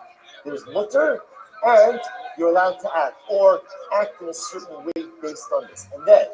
If Beis Din's ruling was erroneous, and an individual acted upon that, Allah Maisa, they are shielded ultimately again from any personal liability. Which the Gemara says, Sulali, and there's nothing more to talk about. So you just have it. Right? This is the Talmudic equivalent of the mic drop. Right? That's it. We're done. We're done over here, nothing more to talk about. Now, what's an interesting enough, if you found there's an alternate version, an opposite version of this discussion. So I'm a Shmuel, in Beis Din Chayav, and actually, we're Mutarim Atam Nafsos. Shmuel will say now again, the positions of Shmuel and Rabbi are going to be exactly the same. Shmuel says that the formulation of a Beis Din is all Beis Din needs to say is Mutarim Atam Nafsos. Right, so this is Shmuel. I'm sorry. Reverse attribution. In this version, Shmuel is the one who says that the lashon of the psak of the Beis Din is Mutarim Atam Rasos. Shmuel has the one who has the mandate to put in the Rasos.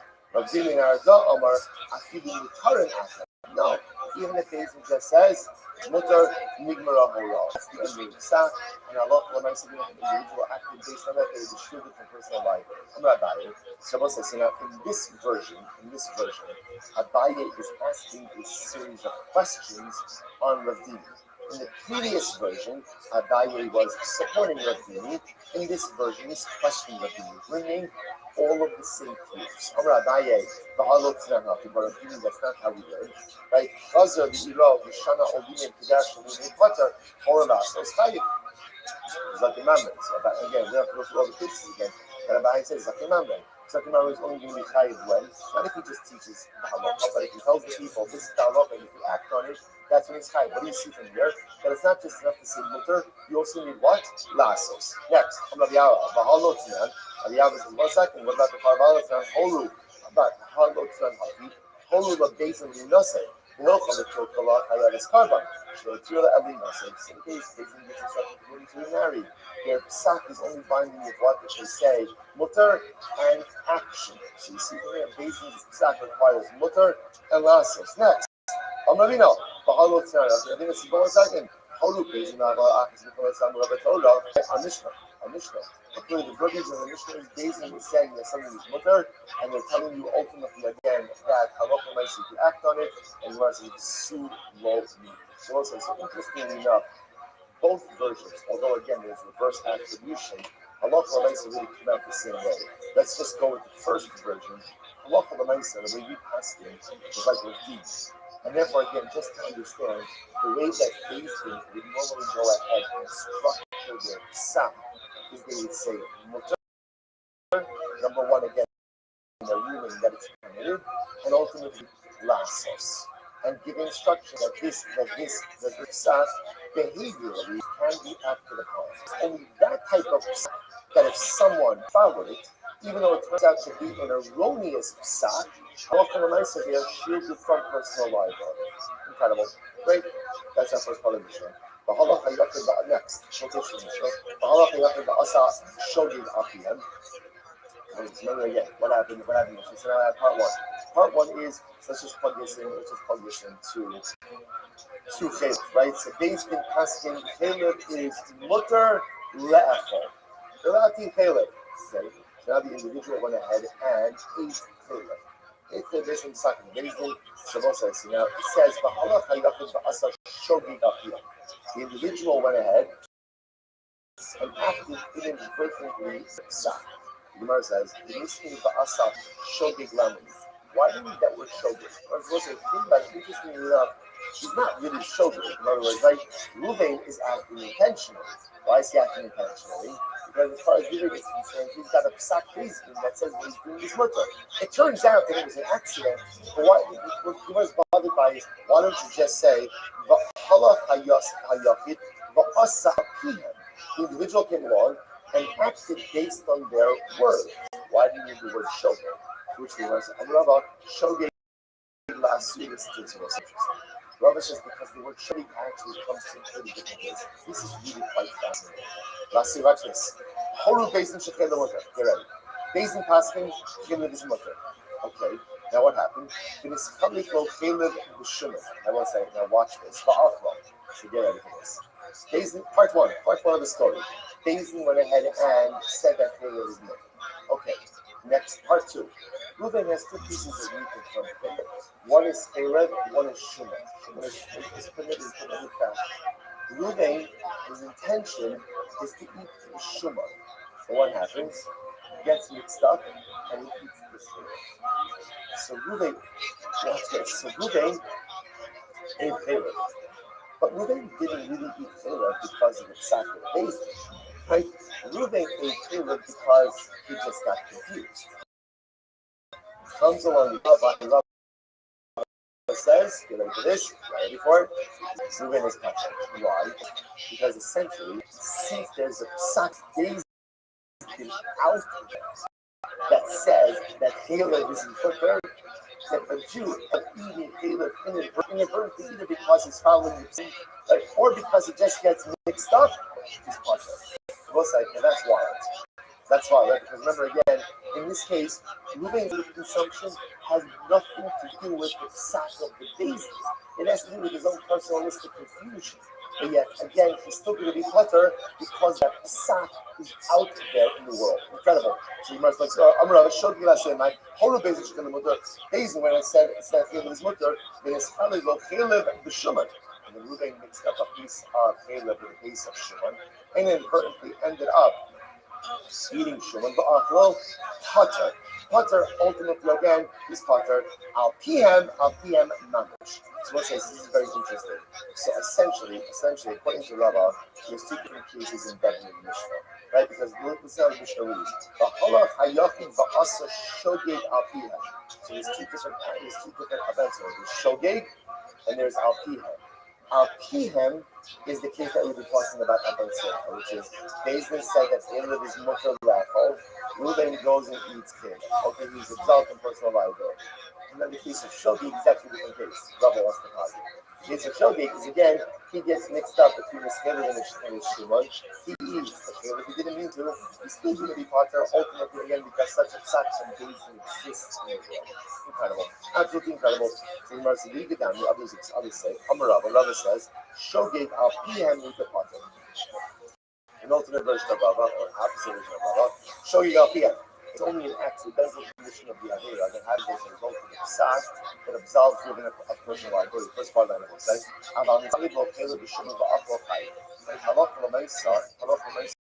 Reuben just gets mixed up between his pieces. Like in Halach Lamaisa will be right. So the Gemara says, Milsa the Pshita, again, just two versions of Rabbi. So the Gemara says, Milsa the Pshita, the Rabbi from the Baile Rambakama.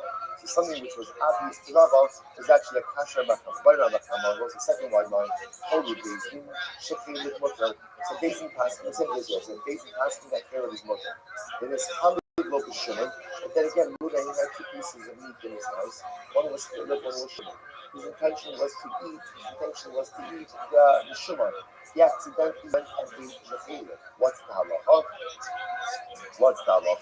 So the Gemara says, I'm sorry. There's that Mahu. What's the halacha? Rabbi says, Tashma, Halach Hayachid also showed it up here. And if Reuben went ahead and acted accidentally based on Saturday, the Gemara says, showed it up here in Rama. So Rabbi says, why do you need that lashon of shogeg al PM? Say al PM, that's it. Lasuye, holu b'intim shekil mutter, and his chali lo chelu b'shimon ba'ach lo pater. Ultimately, again, include this case where Reuben got mixed up into the pieces, he ended up with Caleb. He's still being butter. Ultimately, he's still covered, so to speak, under the shock of David. One second. Yoma Shogi got with the butter. Avan is Khalifa Caleb, the shore of Aqua. Maybe not. Maybe when he's only butter, when he managed acts in the direction of the shock of the David. But if he stand makes another mistake, who says that he should be butter based on that? Should be Chayiv. They did the Amri alternate version of this on the Rabbi Tashma. Halach Yachid, Ba'asa Shogi Lafihan. So if an individual would have went ahead and acted the Shogi based on Psak based in, so he must my lot Shogi Lafihan with the Potter.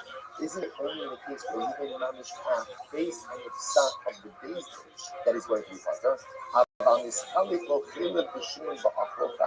But if Halach Lamensa mixes up the pieces, not the Psak of the base, he just has a mix up in his own house, then he should be Chayiv.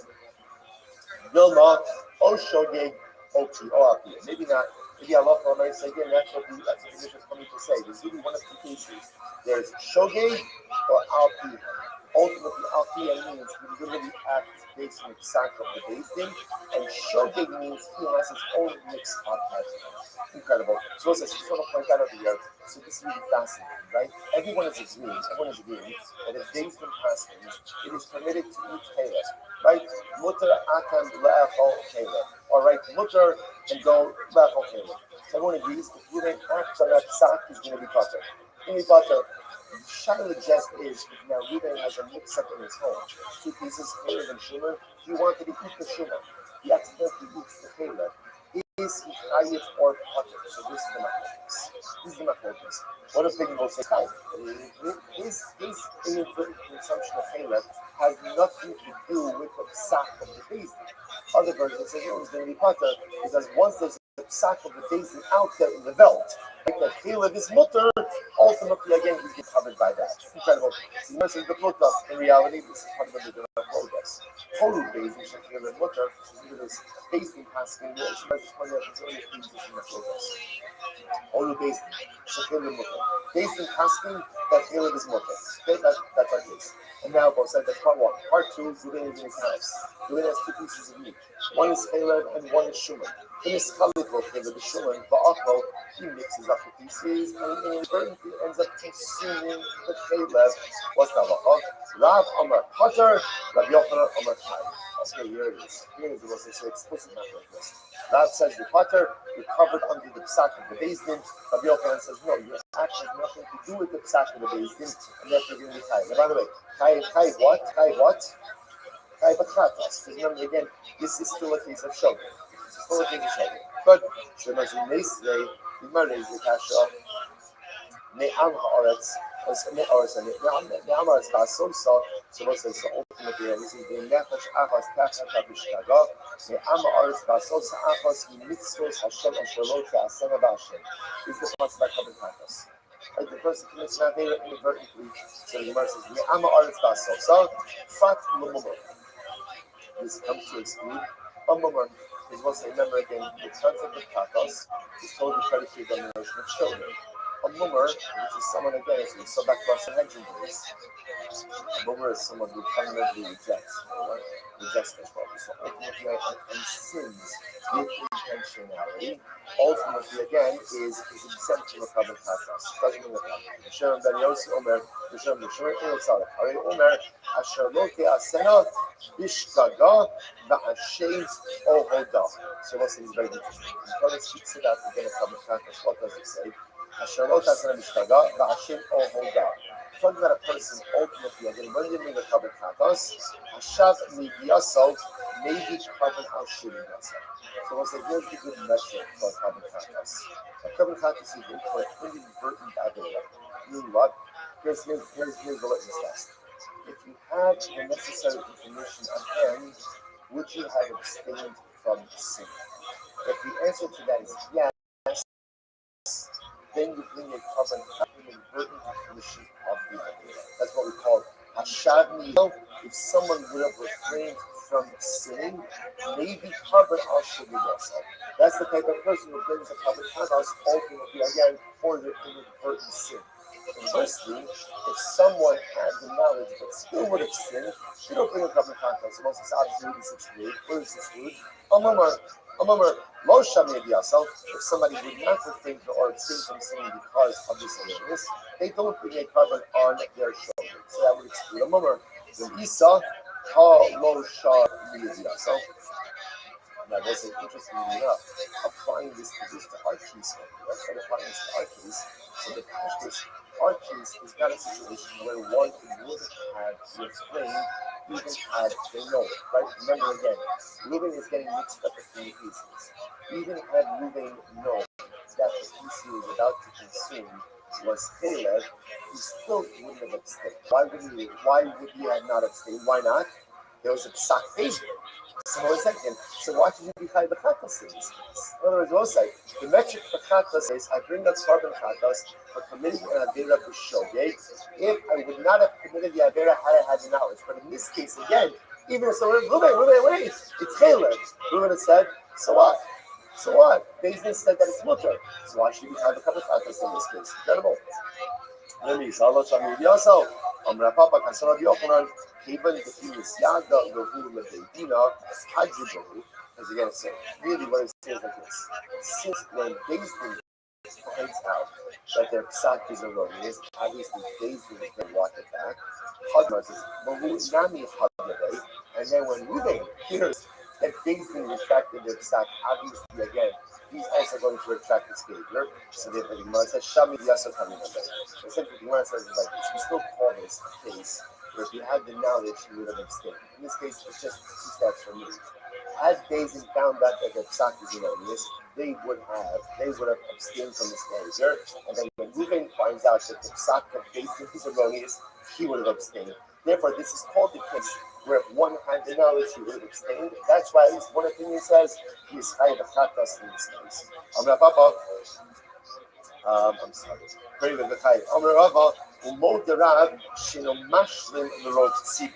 Okay, so what says now?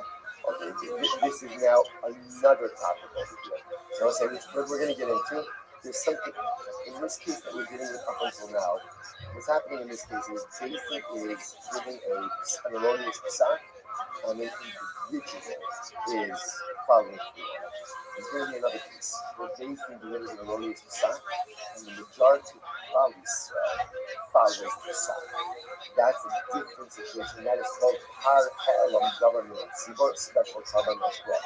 Now, in order to bring that covenant, you need 51% of the crowd to go ahead and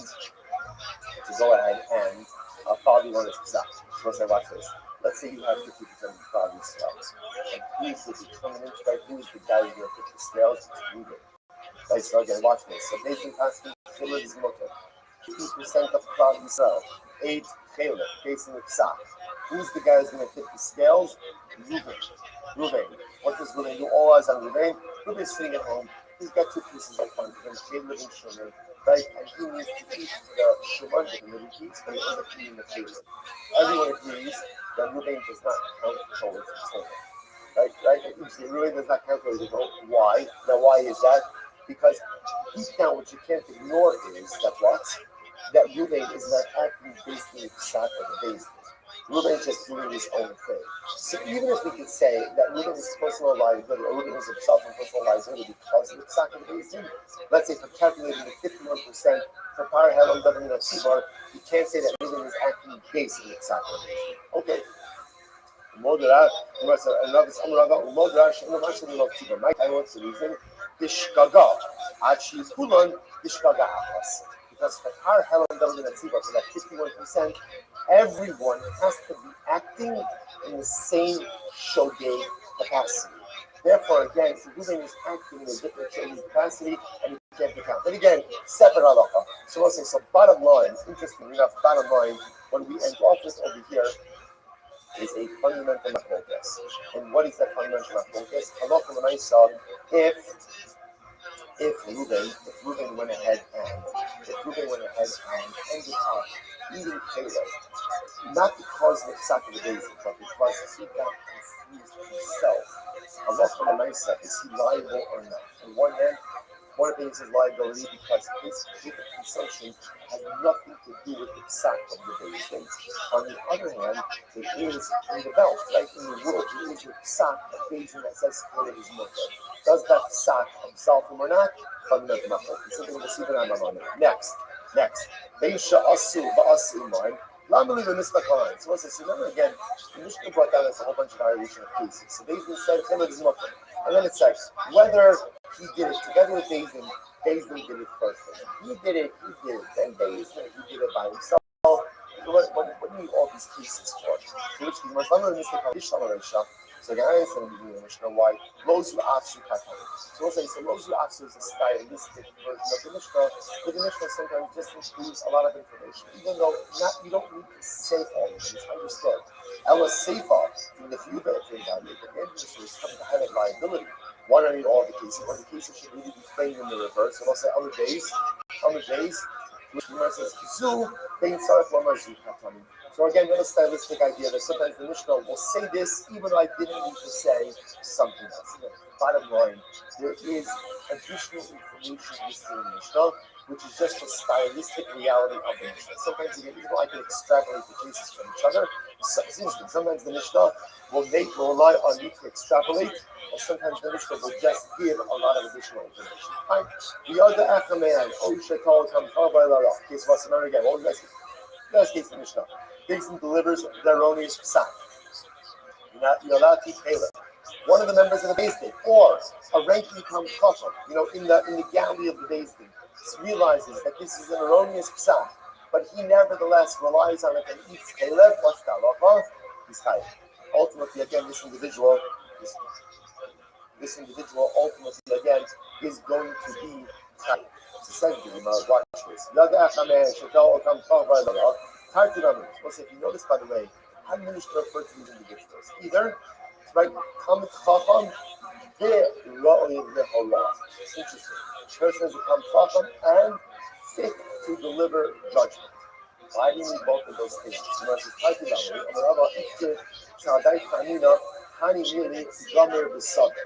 I would have thought to myself that the only type of person who is not allowed to rely on the psak of the Beis Din Yisrael, someone who is gomer means learned, and sabr, Rashi says, maiden davar mitov davar.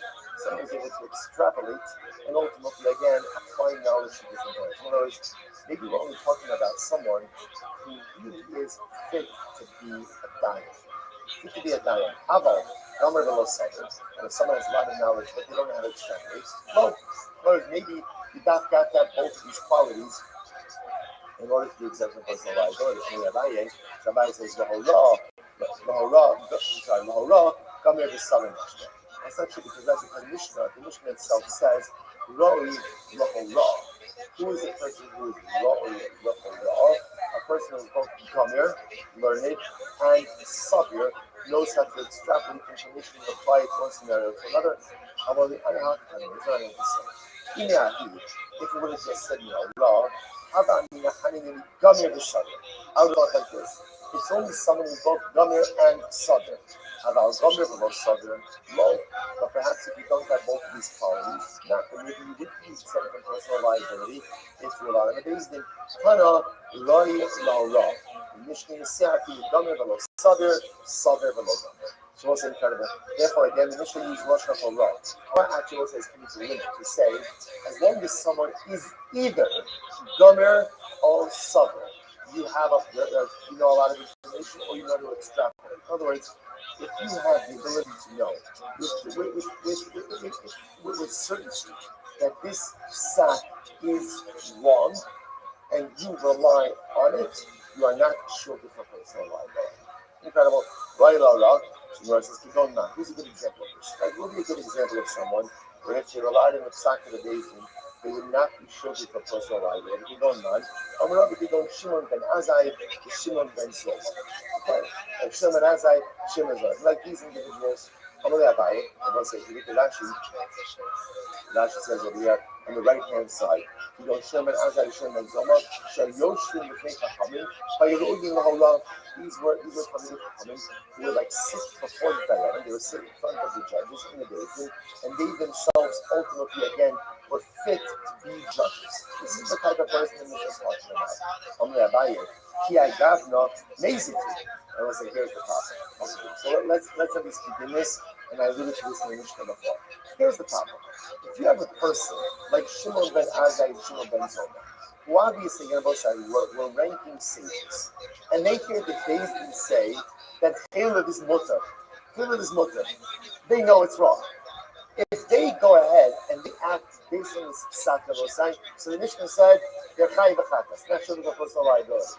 What? If they act on the psak of Osai, what are they? What are they? They're amazing. They're intentional. They know it's wrong.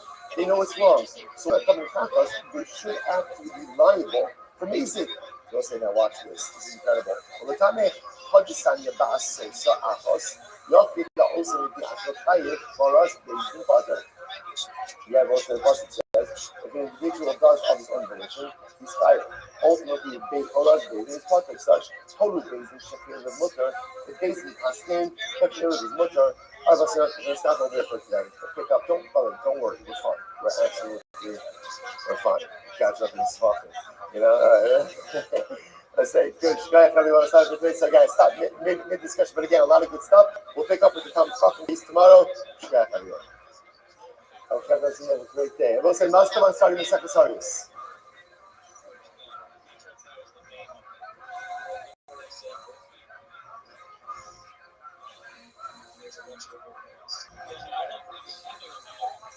All right, let's try that again. Good morning, Rosai. Great is the close, Mark Hashem, to be able to begin the second service with the right humor at this time. We all of you begin by thanking all of our sponsors for this morning's show. Thank our annual Kamisar sponsor, Israel. We're getting over to this year's Rus. The Soros comes for Am Yisrael. Our Kamisar comes for the month of Emil Abba Goldberg.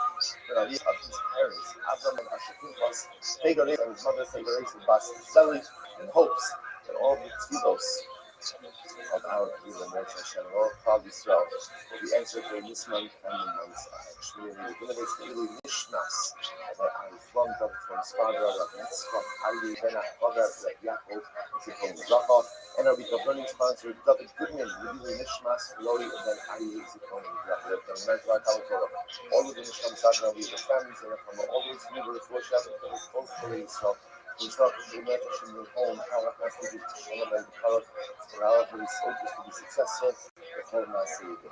So with that, let us begin. So Mazel Tov, first of all, the second Samuel Zara. Again, Mazel Tov, what an accomplishment, so exciting. And now we come to the second Saris. The second Saris, for those you who are definitely veterans already, so you've seen it. We're getting very interesting different kinds of Mishnah, as we will see. For those of you who haven't seen it yet, that is exciting, it's beautiful, it's incredible. Structured a little bit differently than some of the other sectors that we have seen.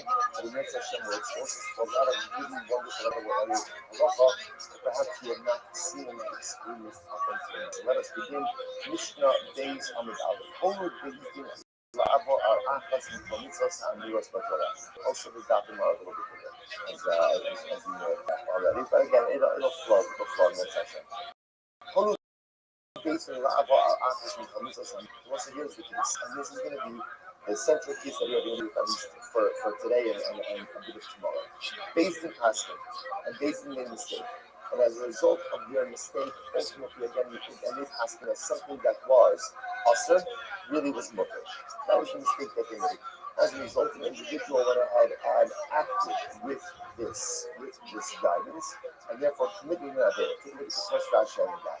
Holu Bezdin, you go Shaholu Shechilep Odam Mutter. The simple case, based in Paskin, that Chilep, right, forbidden fact, or dam is mutter of blood, is mutter for consumption. Bezdin made a mistake. Right? Let's remember again, the notion of human infallibility is not one that exists within Judaism. Other religions have that concept. Judaism does not have that concept, which is why the Rothschild bring down Torah goes out of between multiple sons to the feet of the sin of Moshe Rabbeinu. Right? Like a wonder to yourself, what's wrong with sin? You got it. Committed an Avera. One Avera. One Avera. One Avera. Most of us have done more Averas since we got here this morning. Right? And Moshe Rabbeinu did in the entire lifetime. The Torah repeats it over and over and over again. Why? Literally again to dismiss and to go ahead and reject the notion of human infallibility. No matter how great the person is, they still make mistakes. Even Beis Din makes mistakes. So Beis Din Paskin, and let's just use Rashi's example, they went ahead and they said that Caleb is mutter. Blood is mutter. Now what happened? What happened? The awesome.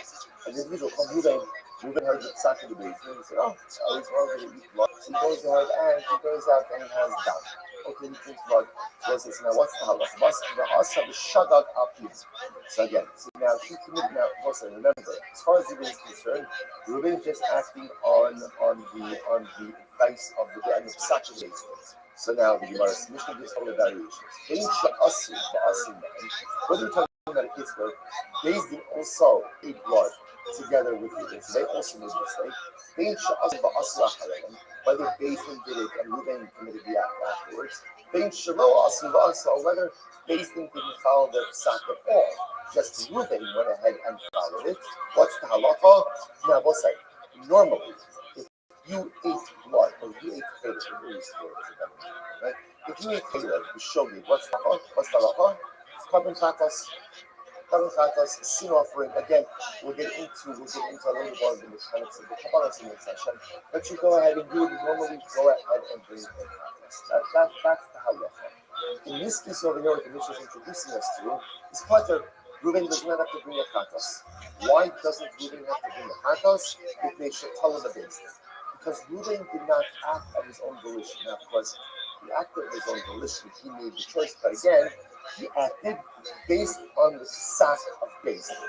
And Stama person has no reason to believe that the psak of Beis Din is flawed, and therefore halacha l'maisa, he's part from the chatas. Incredible. So I'll say, so that this is what the Mishnah ultimately again is introducing us to. Beis Din goes ahead, and if you look at Rashi by the Potter, Rashi says it's the first short lines of Rashi. Melahavi kispo sira, holo b'tala b'Beis Din ba'asapir. So the Mishnah is introducing us to this concept that if Beis Din delivers an erroneous ruling, an individual acts upon that ruling, the individual is protected or absolved from personal liability. Reuben doesn't have to bring a chatos when he ate the chilul based on the instruction of Beis Din. Now, Beis Din's liability, different discussion. Right now we're looking through Reuben. Okay, that's case one. Now watch this. Total Beis Din, let's say same case. Beis Din passing that chilul is more. Right, for good and fact is more. Members of the Beis Din realize this is a mistake. Now again, let's say obviously the individual who realized this was in a minority. Right, he was in a minority, so the majority still carried the decision, but one of the dissenting judges realized this is an erroneous psak. Or for that matter again, there was another Talmid Chacham, not a member of the Beis Din, but a Talmid Chacham who was knowledgeable enough to know that halacha l'maisa, the psak is wrong. The psak is wrong. Rabbi said, now what happened? But nevertheless, this member of the Beis Din or this Talmid Chacham still followed psak. Right? It's like, hey, why not? Right? This this is my one shot at failure. Right, in my Jewish life, right? Beis Din went ahead and asking that it was mutter. I know that psak is wrong. So remember again, the individual here is very important. This is either a member of the Beis Din or ranking Talmid Chacham. So they know, this person knows the psak is wrong. If it was trying not, Beis Din went ahead and said that it's mutter. And the Mishnah says, they sha'asul ba'asiman, whether Beis Din actually ate the chilul and this guy went ahead is with them, they sha'asul ba'asach rehan, or Beis Din ate the chilul and he consumed it afterwards, they sha'asul or Beis Din didn't do it at all. He decided to follow the psak of Beis Din, or they zeh. So interestingly enough, this individual is going to be told, right? Which makes sense. Why? Because halacha l'maisa, he knows better, right? He knows that this is an erroneous psak, and therefore halacha l'maisa, he is going to be kaiz. Now, we'll say Interestingly enough, Gemara is going to discuss. It sounds like a very strange case. If he knows that the psak is wrong, and he does it anyway, so of course it's going to be right. There has to be more to this case, which we will discuss in the Gemara. Next, why the rest of the nation television? Why? Because at the end of the day, when are you shielded from personal liability? When you could say that I did what I did based on the psak of Beis Din. But if you know that the psak of Beis Din is wrong, and you follow it anyway, at the end of the day, you are not shielded from personal liability. Zakval, listen, this is the rules of the Mishnah. Atola biatzmo, chayiv, atola bebeis din potter. If one acts of ultimately again they're chayiv. Now listen, remember again, if one eats killer b'nizis, what's your liability? Right? You chayiv malchus, right? Because remember, you're not going to get a you can't bring a chatas because chatas is only brought for sugar. Right, so the nizik is no chatas. Only the shogun is chatas. So that's how we're going to have to define what this case is over here. Because in order to say chai b'kashas means chatas, chatas must mean that there's some element of shogun. So what the shogun in this case, again, we'll have to see in the Gemara. But bottom line, what the Mishnah is introducing us to, is that based on issues of erroneous psak, and an individual follows that psak, the individual is shielded from personal liability of achatas because they acted in good faith. If based on issue a wrongful psak, and the individual knows that it's a wrong psak, again, if you notice by the way, it has to be a certain individual who knows that it's an erroneous psak, right? Not someone who thinks that they know. But rather, again, we're talking about someone either who is a member of the case himself or a rate from Papa. That person knows the psak is wrong, but he follows it anyway. He is not shielded from personal liability. Okay, so we'll say that's the Mishnah. Let's tell them. Listen, Masakot, first Mishnah Harris. Incredible. Amashwal, the old Rab, I'm sorry, Amashwal, the old Rab, ain't based in Chayovin, Achemel, and Mutar Matter. So says now, you see my focus, Rav Shmuel and Rav Dini, a little bit just about the mechanics of this. So now, I understand the principle. Right? The principle I understand. So now, the shaila is, what exactly does Beis Din have to say when they deliver this erroneous ruling? So again, Shmuel, we all know in Beis Din Chayovin, Achemel, and Mutar Matter. So Shmuel says the verbiage is Beis Din says the Torah matter. This is permitted to you. You are permitted to eat cleaner. They have to say it like that. Okay. The being in our Amar, Achiyom Lahem Mutarin Atem Lasos. If you notice again, the adds in one word. What's the one word? Lasos. You are permitted to act on this psak. So Dini says, saying that it's mutar is not enough. In order for the individual to be shielded from personal liability and they acted based on the psak of Beis Din must have also added in the word lasos. You are permitted to go ahead and completely based on this psak. You're permitted to act based on this psak. So very interesting. You might say, my time, huh? Now what's the reason for that? Why does this mean adding that word lasos? So Dini says, because without lasos, there's a statement of information, or there's a statement of fact, that there's no mandate or there's no direction from Beis Din that you're allowed to act based on this. So therefore, Rabbi requires the word lasos in order for this to be like instruction from Beis Din, which would then mean that Beis Din says, mutar like Caleb is mutar atam lasos. You're permitted to go ahead and eat Caleb.